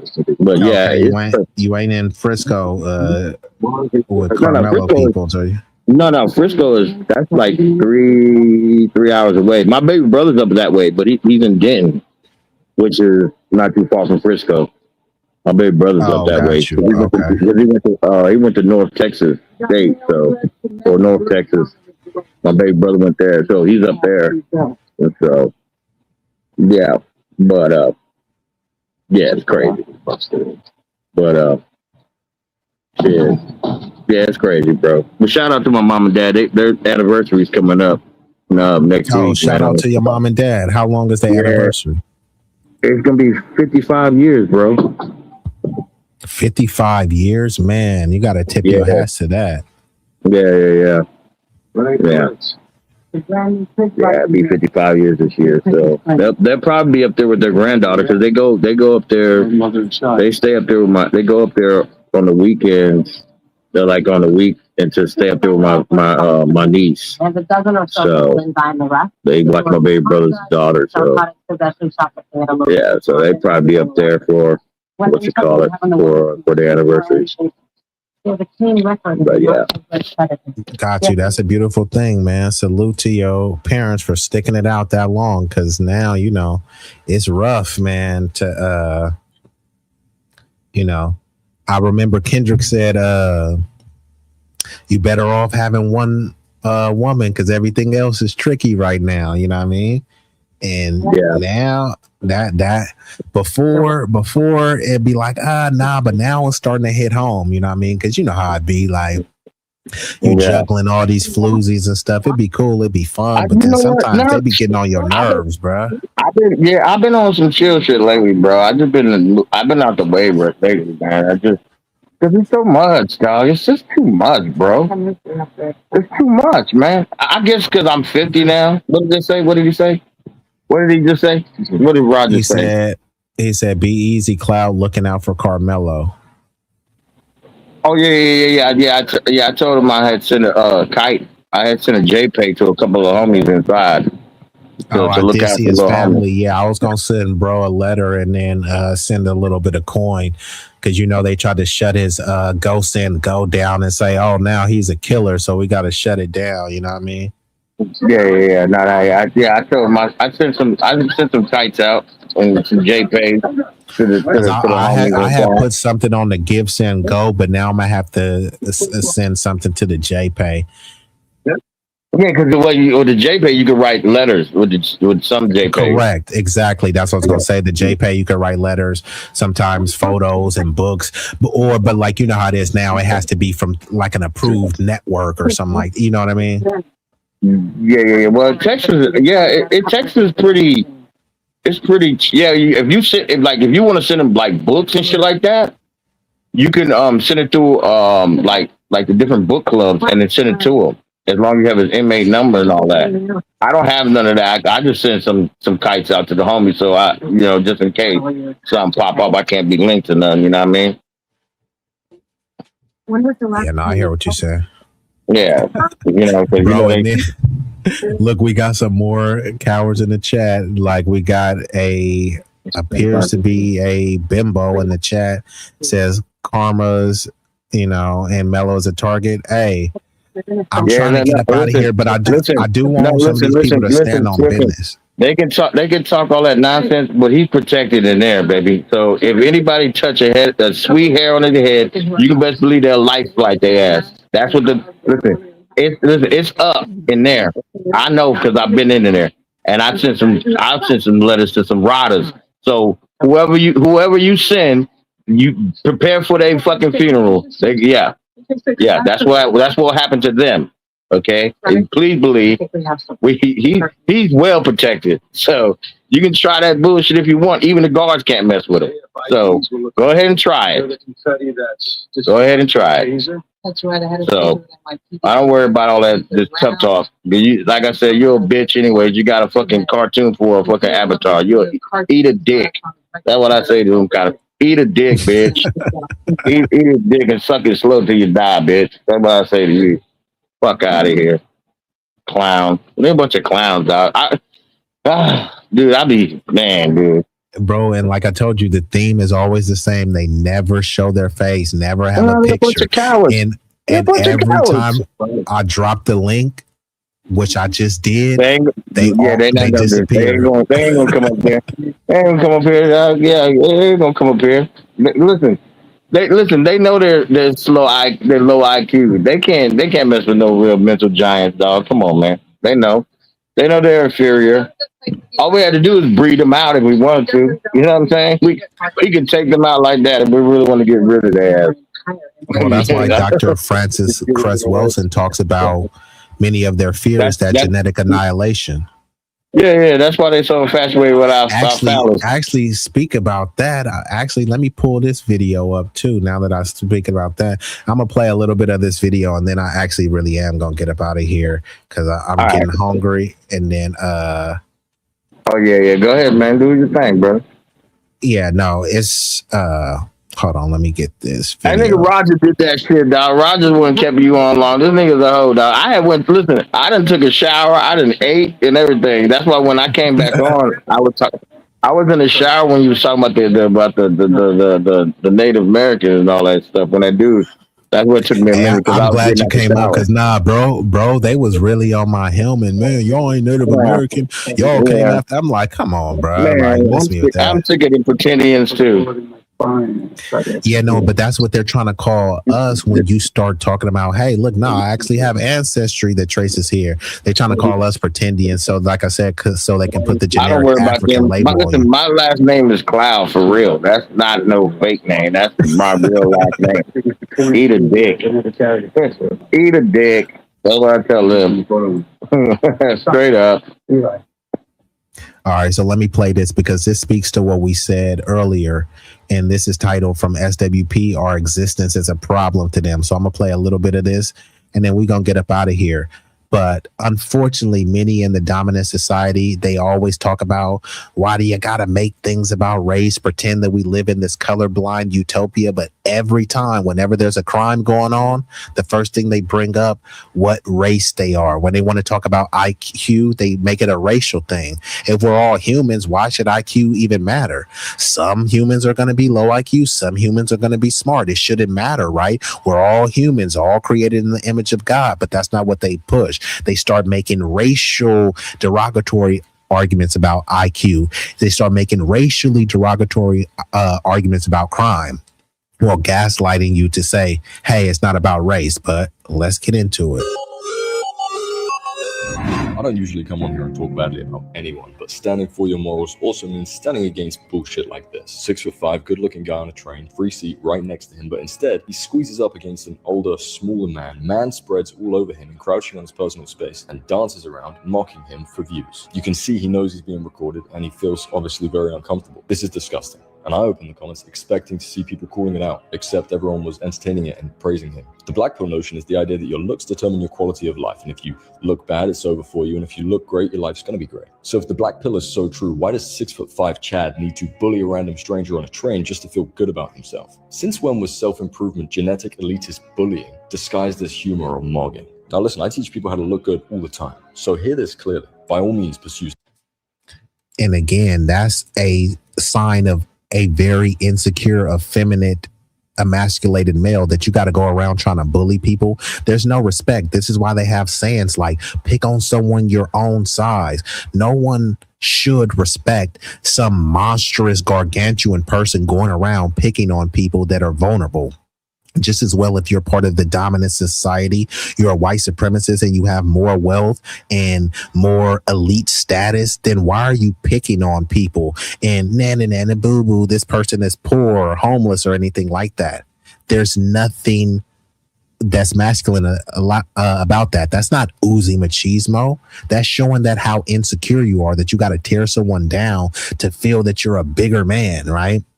If you have a lot of money and a lot of wealth, why are you getting a boner off of saying, look how poor this person is? I have this fast car and this chain and this exotic girl and you don't have it. So somehow I'm better than you and you should look up to me.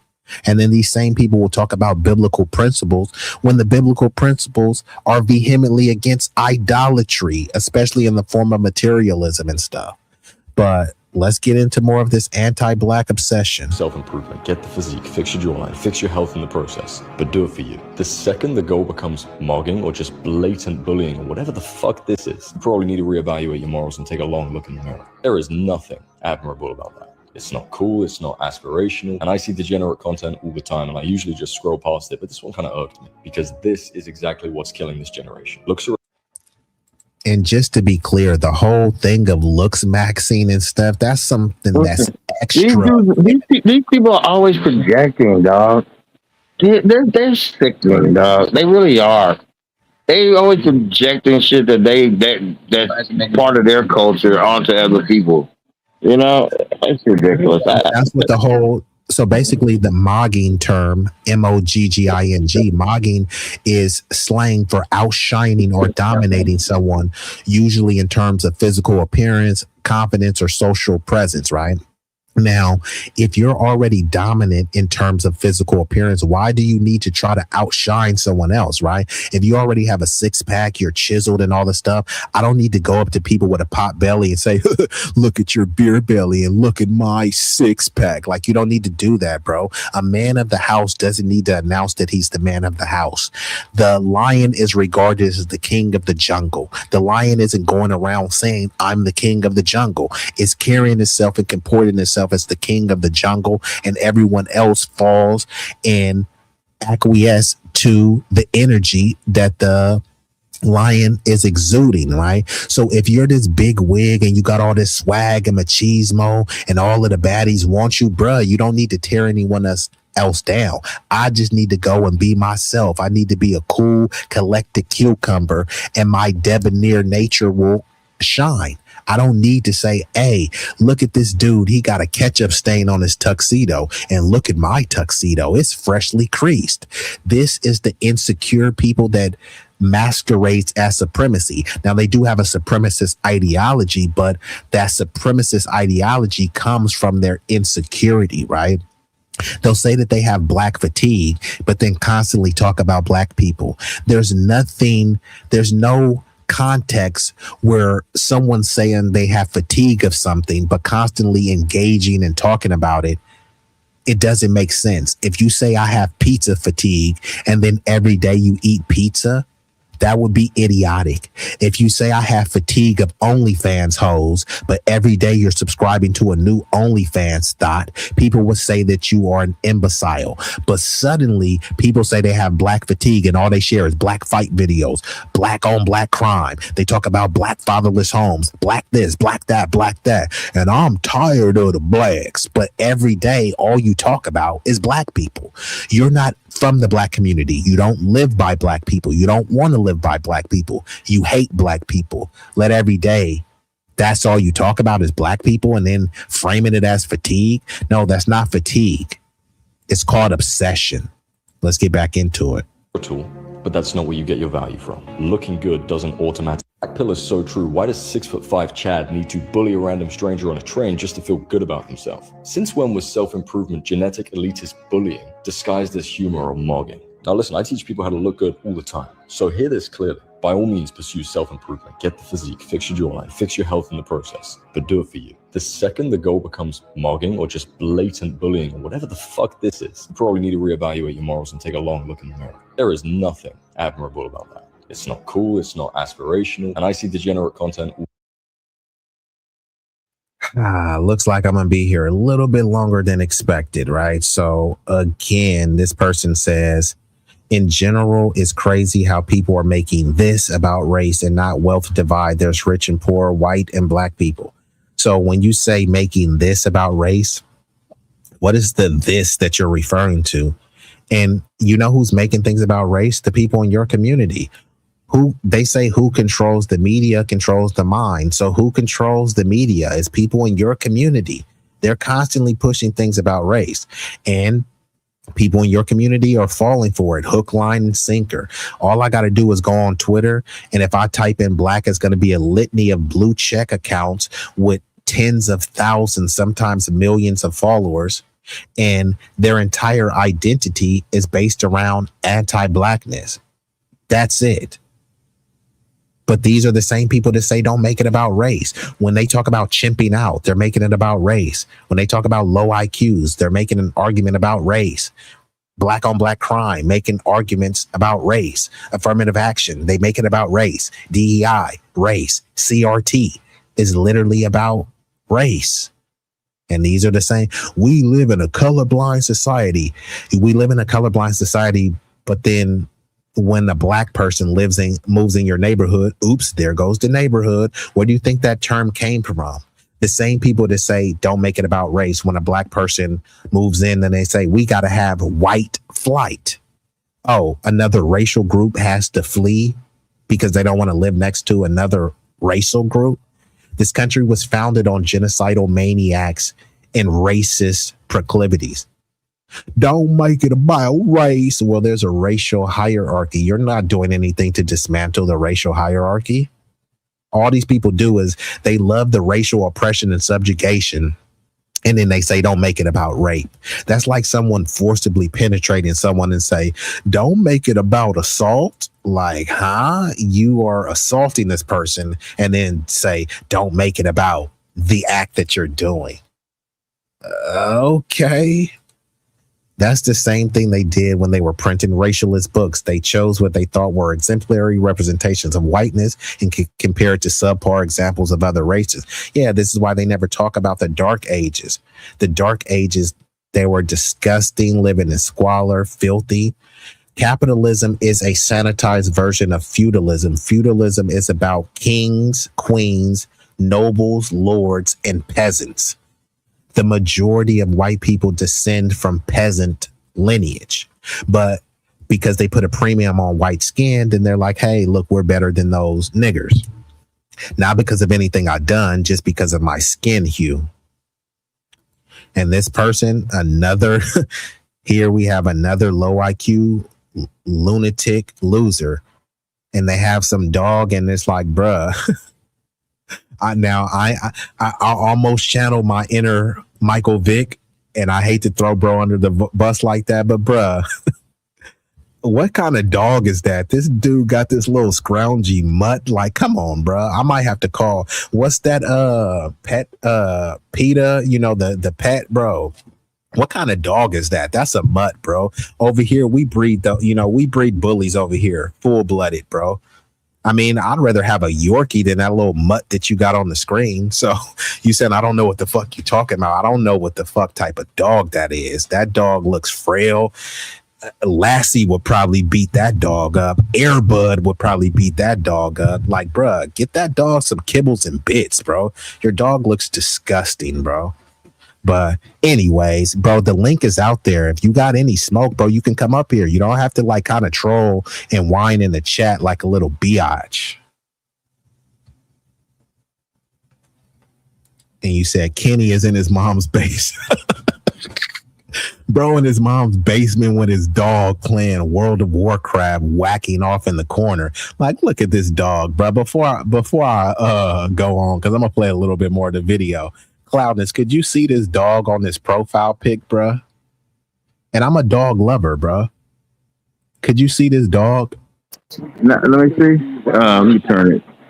Nah, yeah, it's a mutt, dude. I don't know what the fuck that is. I got Rottweilers, bitch. That's what I was going to say, Cloudness. I got Rottweilers, Don't let me find out this one. There's fucking mutts around here, dude. That's why I was like, is this from your breed?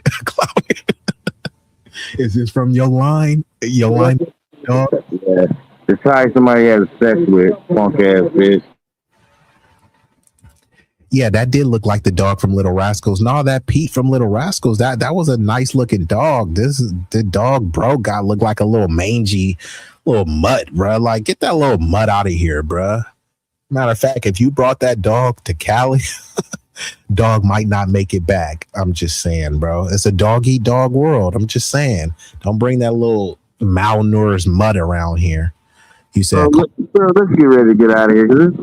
We got too many clowns in the chat, man. Yeah, hey, my homies do say like my trolls is bar none, but let me play a little bit more. The time, and I usually just scroll past it, but this one kind of irked me because this is exactly what's killing this generation. Looks are a tool, but that's not where you get your value from. Looking good doesn't automatically give you some type of moral superiority. Your looks mean nothing if you're an asshole. But I'm curious, what do you guys think? As always, much love. Mudshark daughter or Wigger son? Mudshark daughter. Mudshark, really? I don't know what one is. Mudshark is like, imagine you're a nice little white girl. Your daughter is just, she loves some black guys. No, I would take the other one.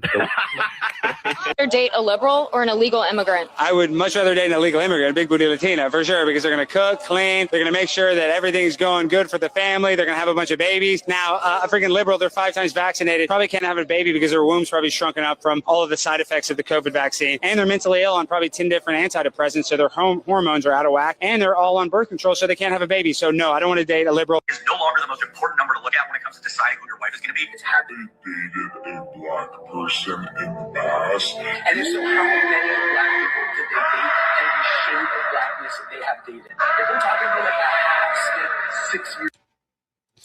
Again, the caption says, white men fear black men the way Frieza fears the Super Saiyans. Hey, I can't hold them.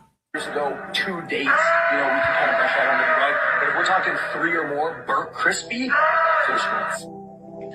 Yo, I'm really trying to figure out, like, what about this is just so bad to the white race? Like, what the fuck is so bad about us? I'm just so confused. Is it that we possess the BBC? Is it that we have the smooth, buttery Hershey skin? White men fear black men the same way Frieza fears the Saiyans. Now let me cook. Frieza treats the Saiyans like garbage, calls them monkeys, makes them slaves, essentially, warrior slaves, whatever, to conquer, right? And Frieza does all that because Frieza fears the Saiyans. I see you saying she. He fears that one day there will be a Super Saiyan, right? So while Frieza acts like he's superior and he's so much better than the Saiyans, truly he fears the inferiority that he feels towards the Saiyans, right? That's why his greatest nightmare was when he saw that Goku became a Super Saiyan. The white man's greatest fear is seeing his shorty took by a black man, because he knows internally that he feels inferior to the black man, whether it's his meat, whether it's his charisma. Why do you think these dudes always talking about Duke Dennis? Nobody talks about Duke Dennis more than white men. You know what I mean? It's weird. And I've never in my life looked at a shorty that I was talking to and thought to myself, dang, I wonder if she been with some Mexicans. I wonder if she been with some white men, some Asian men, some Indians. I've never thought about another man while thinking about a woman. I don't care. You know what I mean? But they think about us every time they crack in a white chick. Dang, I wonder if he... Now that is very wild. All you got to do is think about the term BBC. It wasn't a black dude that came up with that. Some non-black dude came up with an acronym for another man's male instrument. Huh? How obsessed do you have to be? They say, I got black fatigue, and then they come up with a term referring to black genitals as big black cock. When you look at these XXX sites, whether it be Bang Bros, Blacked.com, X videos, what do you think a lot of these MAGA morons, what do you think they type in the search bar? All the stuff that they project. We don't like trans people. Guess what a lot of these MAGA morons watch? A bunch of trans XXX videos. We hate those mud sharks. And then they watch a bunch of these beautiful Beckys and Karens get ramrodded from the front, the back, the side by Wesley Pipes, any Mandingo warrior that you can think of. 10 inches, 12 inches, 18 inches, as long as they're ramrodding a Lily W, the MAGA morons are signed up for it. Many of these people hate black people, but then if they want to have their wife get cucked out, they don't want an Asian dude to do it. They don't want a white dude to do it. They hate blacks, but they want a black Mandingo warrior to wear out their chick's cooch over and over and over. And then they say, I have fatigue. I have so much fatigue of black people, but they're just going to black.com and rubbing one out to black people smashing white chicks. Does that sound like fatigue to you? Yeah, I didn't think so. Yeah, if she has some black meat in her. Is that not weird? Every time he cracked, I'm shorty, dang, like I wonder if I'm better than that black guy that she was with. Again, how insecure do you have to be? So the dude, he's rubbing a chick down, he's pulling her panties down, takes her bra off, and before he gets to penetrate, he says, hey, have you been with a black guy? Are you fucking kidding me, bruh? You got a beautiful chick in front of you. Her vagina is dripping, the vaginal nectar. And rather than sliding in that ooey gooey slippery box, you're thinking about some black penis? Okay, how disgusting, delusional, and pathetic could you be? And Frank says they obsess they women talk about how they talk about black men on dates. Yeah, that sounds like insecurity, right? So that's why they have to call them mud sharks and all this other type of stuff. This person says they have black fatigue. Don't trip, Francis. Since you have black fatigue, I'm gonna put you on a timeout so you won't be tired of us anymore. I have low IQ Francis, Yaggett fatigue. You know what I mean? Yaggett with a capital F. But yeah, I have Yaggett fatigue, Francis the Yaggett. So don't trip. Since you have fatigue, I'm gonna put you on a timeout, bucko. And he says your culture brought the world pornography, gang culture, out ex-tourism, genocide, irreversible pollution, drug culture, predatory capitalism, etc. Yeah, this is your culture. But they act like, but we got Eat My Bum in the chat. Hey, I did talk about Dragon Ball Z, and then he came in with a methyl Majin Buu. So Eat My Bum, interesting name, but okay. Nature and God have white fatigue. That's why he's eradicating you through birth rates and disease. How does that feel for the sun to hate you? So Ted Nees is going in. So salute to the mods. They're doing their mod thing. No black man has ever held the title for world's largest. 2 white men and Mexican hold the title. So again, they have this obsession with penis. Okay, Fine. Go make a term that's called BMC, big Mexican cock, right? Fine. Will that make you feel better? Again, they're obsessed with other people's cocks. Okay. And you said 2 white men and Mexican hold the title. Most Mexicans are white. So what are you talking about again? The obsession with BBC is rooted in insecurity and an innate inferiority complex. Correct. And I've had actually women tell me that as well, that some of the men, if they dated a white dude in the past, it was cool. They wouldn't ask them all questions about how big the white dude was. But if their past ex was a black dude, they want to know, was he good in bed, how many inches he was, and all this other stuff. Then when they smash the chick, am I better than the black dude? Like, that's all they care. They don't care if they provide the chick with an orgasm. All they care about is if they performed better than the black dude. And unfortunately, many times they got to break it to him and say no. Just like Adam 22. Adam 22, they asked his wife, hey, is he better than that black dude that was banging you out? She was like, oh, well, of course not. But she loves Adam. You know what I mean? So you are so damn delusional. This is extremely low IQ. Well, again, you say that I'm low IQ, but, you know, and actually, hold on, I got to hit you with this. Bitch, are you high? Are you high? Are you high? Like, put the fentanyl down, bruh. Because all these people, they like to project low IQ. So if I'm so low IQ, why won't you come up here? Why won't you come up here and destroy me? You should be easy. It just should be easy pickings for you to destroy me in a debate. But, you know, intellectually, you're not formidable enough to challenge me. And shout out to Frank Nitty. You said, we are their sexual and cool standard. It's weird. It literally is weird. They have a whole site called blacked.com. And all it is black dudes pounding and plunging the various holes and orifices of lily white chicks. No black dude would come up with a site called white.com and want to see a bunch of white dudes pound on black cooch. We don't see that. We don't care. Fine, Brad, if you found you a Keisha, hey, more power to you, right? You know, they say the blacker the berry, the sweeter the juice. So go get you some juice, Bradley. But we didn't come up with the term big white cock. We don't care about your pink penis. We don't come up with sites white.com and all this stuff and Bang Bros and all this other stuff. Like even the Bang Bros, right? They got some shit called gay for pay. Dude, I'm not gay.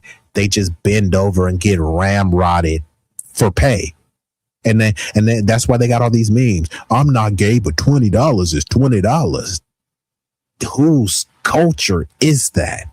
We already know whose culture it is. Again, they talk about the degeneracy, right? So we're supposed to look at Sexy Red and say that Sexy Red is disgusting because she made a song talking about twerking. However, someone who's getting peed and pooped on is not disgusting. Okay, make it make sense. So how do I know what? Stormtrooper, you saying how do I know that? What I do know is that you're not intellectually formidable enough to challenge me. That's what I do know, because the link is out there. You can come up, but you won't, because many of you trolls, especially the faceless ones, are intellectual cowards and moist maniacs. But yeah, let's get back into it. Internally that he feels inferior to the black man, whether it's his meat, whether it's his charisma. Why do you think these dudes always talking about Duke Dennis? Nobody talks about Duke Dennis more than white men. You know what I mean? It's weird. And I've never in my life looked at a shorty that I was talking to and thought to myself, dang, I wonder if she's been with some Mexicans. I wonder if she's been with some white men, some Asian men, some Indians. I've never thought about another man while thinking about a woman. I don't care. You know what I mean? But they think about us every time they crack in a white chick. Dang, I wonder if she has some black meat in her. Is that not weird? Every time he crack and shorty, dang, like I wonder if I'm better than that black guy she was with. Really? All right. I'm gonna need everybody to really put on their thinking caps for this one. I need or more so your ears, especially the black conservatives, the black conservatives. Y'all really got to understand this. Okay, so that's all I want to say. And here, let me give this one thing. I'm going to do this. Hold up. I'm going to drop the link one more time because, again, we got Siamese, the little slutty, moist stormtrooper in the chat, giggling like a little biatch. So I'm going to drop the link one more again. I'm going to play a visual. And if you haven't come up after this, then I'm going to get you up out of here. Because like I said, you're not intellectually formidable enough to challenge me. Where was the lie? That was a fact. There's the link. If you think that you are, then hit the link. You won't have to cam up. Just hit the link, bruh. All these people in the chat got all the jokes and shit. I dropped the link and then suddenly the jokes stop. The trolling stops. Stop being a little bitch and come up here then. We got a problem? I said, do we have a problem? I said, do we have a problem? Huh? Oh, USSR. Now you better get your stank asses up out of here before I cause a nuclear holocaust up in here, fool. Be Hiroshima and Nagasaki. That's right, boy. You better get on out of here. And don't come back. Huh? Do we got a problem or what? I'm just saying, do we got a problem? Because just in case y'all forgot, y'all must have forgot. Okay, see, now you found yourself a nigga. You was looking for a nigga? Nigga here now, see? Okay. Today's forecast, dark and cloudy, and chance of drive-by. This shit just got rigged. Well, what you gonna do, bitch? I'm gonna tell you what. I'm gonna do. You ever heard of rolling 20s, nigga? Since I was 16, nigga. Okay. See, what he thought was he could come up in here and make the rules, but now he see that I run this bitch, and now he about to bounce. And what did he do? He bounced like a little B-I-E-I-E-I-itch. He bounced like a bounce house. He bounced like some booties in the strip club. Remember, these are the people that's saying that I'm low IQ. It should be easily for you to come up here and destroy me in a debate. But instead, they ran. Hey, I don't mind the trolling. I don't mind the contrarian views, but hey. Hold on here, bro. Excuse me, okay? First of all, who are you? Respect that. That's all I ask, bro. That's all I ask. Excuse me, everybody. Please listen up. I do need your attention. I'm going to say this once because I ain't going to say it again. All right? We almost had an altercation up in here. I don't want it to happen again. All right? So remember these 3 words. Respect my house. All right? That's all you got to do is remember those 3 words. I don't care if you a troll. You can come up here. All you got to do is respect my house. But you know what? People that are intellectual cowards, they don't even respect themselves. And look at this. Is this supposed to be intimidated? What debate are you even talking about? You were going off about Bang Bros. I just wondered why you knew so much about this. Again, like I said, I'm going to go ahead and get you up out of here, bro, because he's saying all this. This is a pretty long comment. All you had to do, you can come back tomorrow. Nah, bro, it's all good here. You can come back tomorrow because I'm putting you on a timeout. All this time, I can come back tomorrow. No, we're here today. You trolling today. Don't troll today, and I'll be back tomorrow. I won't be here tomorrow. I don't have time for you. You're a pathetic loser. No, it's not that I can't read. You can't listen. I don't want to read your comments, bruh.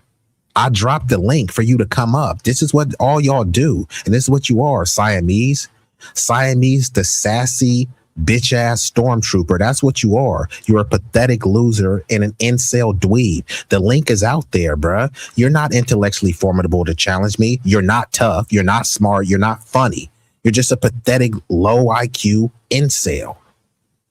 And you got the link out there to prove me wrong, but you know what? I don't got time. I got better things to do. But if you come tomorrow, which I don't know why you're bringing up tomorrow, but this has happened multiple times. People will say, I'll be back tomorrow. I'll come back tomorrow, drop the link, and they're nowhere to be found. Siamese stormtrooper, you're a sassy, non-sophisticated, slimy individual, and you should be ashamed of yourself. But I don't got no much time to take for these losers. I want to appreciate all of the actual supporters who were here. Y'all could have been anywhere. Y'all chose to be here with me. And for that, I thank you. And like Tudney says, the time-wasting cowards with small wee-wee syndrome, ridiculous. No, it's not small. It's minuscule wee-wee syndrome. It's rather pathetic. And Roger says Howard Stern was obsessed with asking white women, have they been with us? He'd ask the brothers how many white women they'd been with. When I used to watch him on E! Channel in the 90s. Yeah, Howard Stern is an anti-black bigot. And another dude who was always obsessed with black penis. Kind of weird, right? Notice that these people always talk about trans this and trans that, but you don't want to look at their search history. They're watching a bunch of trans XXX videos. Black's this, black's that. I got black fatigue, but then they're rubbing one out to their wife getting ramrodded by a black Mandingo warrior. No, the only fatigue is your wife's cooch. The black dude blew your wife's coochie out, so her coochie lips are fatigued. She had a tight cooch, and now they look like a supersized Arby's roast beef sandwich. Why? You can thank the BBC for that. And I ain't talking about that British news channel either. But hey, hold on. Bro, the trolls keep rolling in. Does this dude know what a W2 is? Look, I know how to time you out. Bada boom, bada bam. So I had to time you out just because I don't have no time for the pathetic and the pompous. So I'm going to play a series of some short videos and then I will be out of here. So again, without further ado. Yeah. Hey.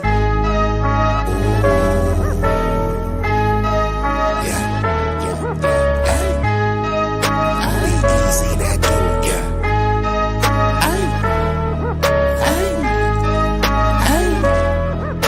shit so hot it's burning up. Just go ahead and turn this up.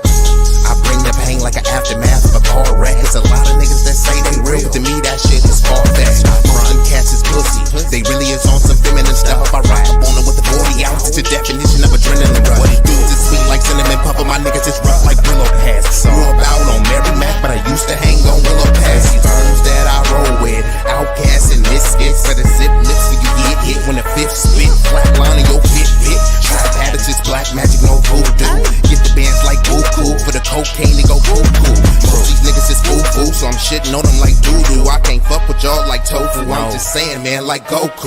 Bad bitches at the house with me watching Netflix or Roku. Fuck them both at the same time, and I swear to God it was so cool. Street legend, real boss, I call shots cause I'm still saucy. I know some G's to the bike crack on Chirac and then fly back out to Milwaukee. When they hear me flow, they say I be burning up, burning up. Cookies to the draw is what we burning up, burning up. What you ain't know, oh, we burning up, burning up. This shit so hot, it's burning up. Just go ahead and turn this up. When you hear me flow, say I be burning up, burning up. Cookies to the draw is what we burning up, burning up. What you ain't know, oh, we burning up, burning up. This shit so hot, it's burning up. Just go ahead and turn this up.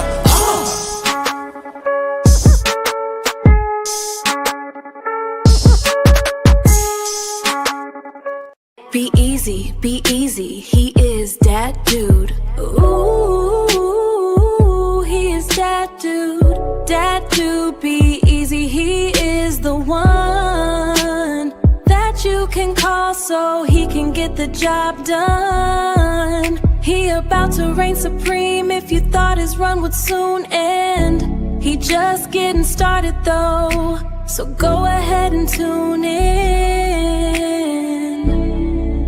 Be easy, he is that dude. Ooh, ooh, ooh, ooh, he is that dude.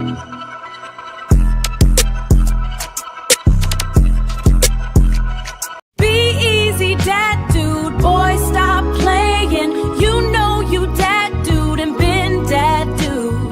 Back in the day, he was that dude. Fast forward to today, he's still that dude. Yup, dat dude.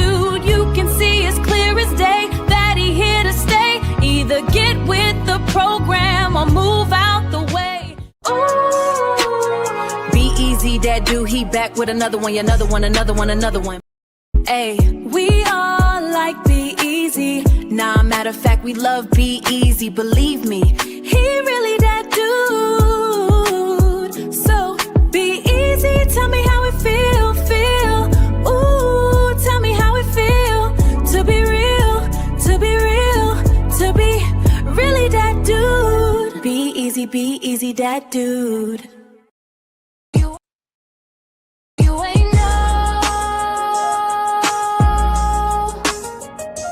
Let's just be easy. Ay, let's just be easy. That dude. Be easy. Is that dude? You hear me? You feel me? Ooh.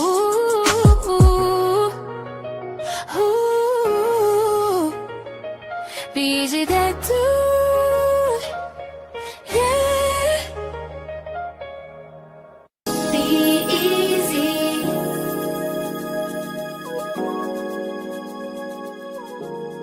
If you feel the vibe, like, share, and subscribe. We growing on this journey. Come and take a ride. If you wanna slide with that dude, be easy. We going all the way to the top, believe me. All the way to the top, believe me.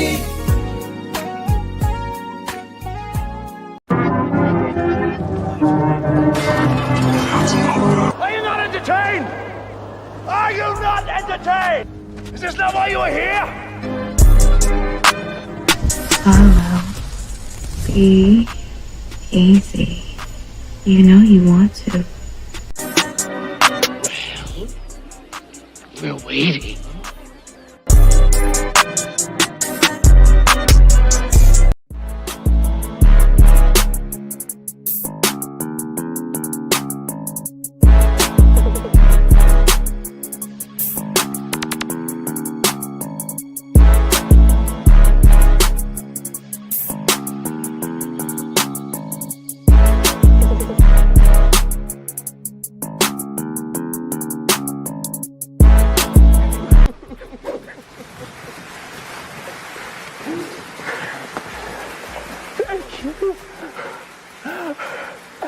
You love me.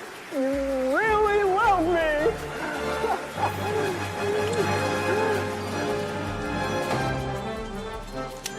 You're not going anywhere.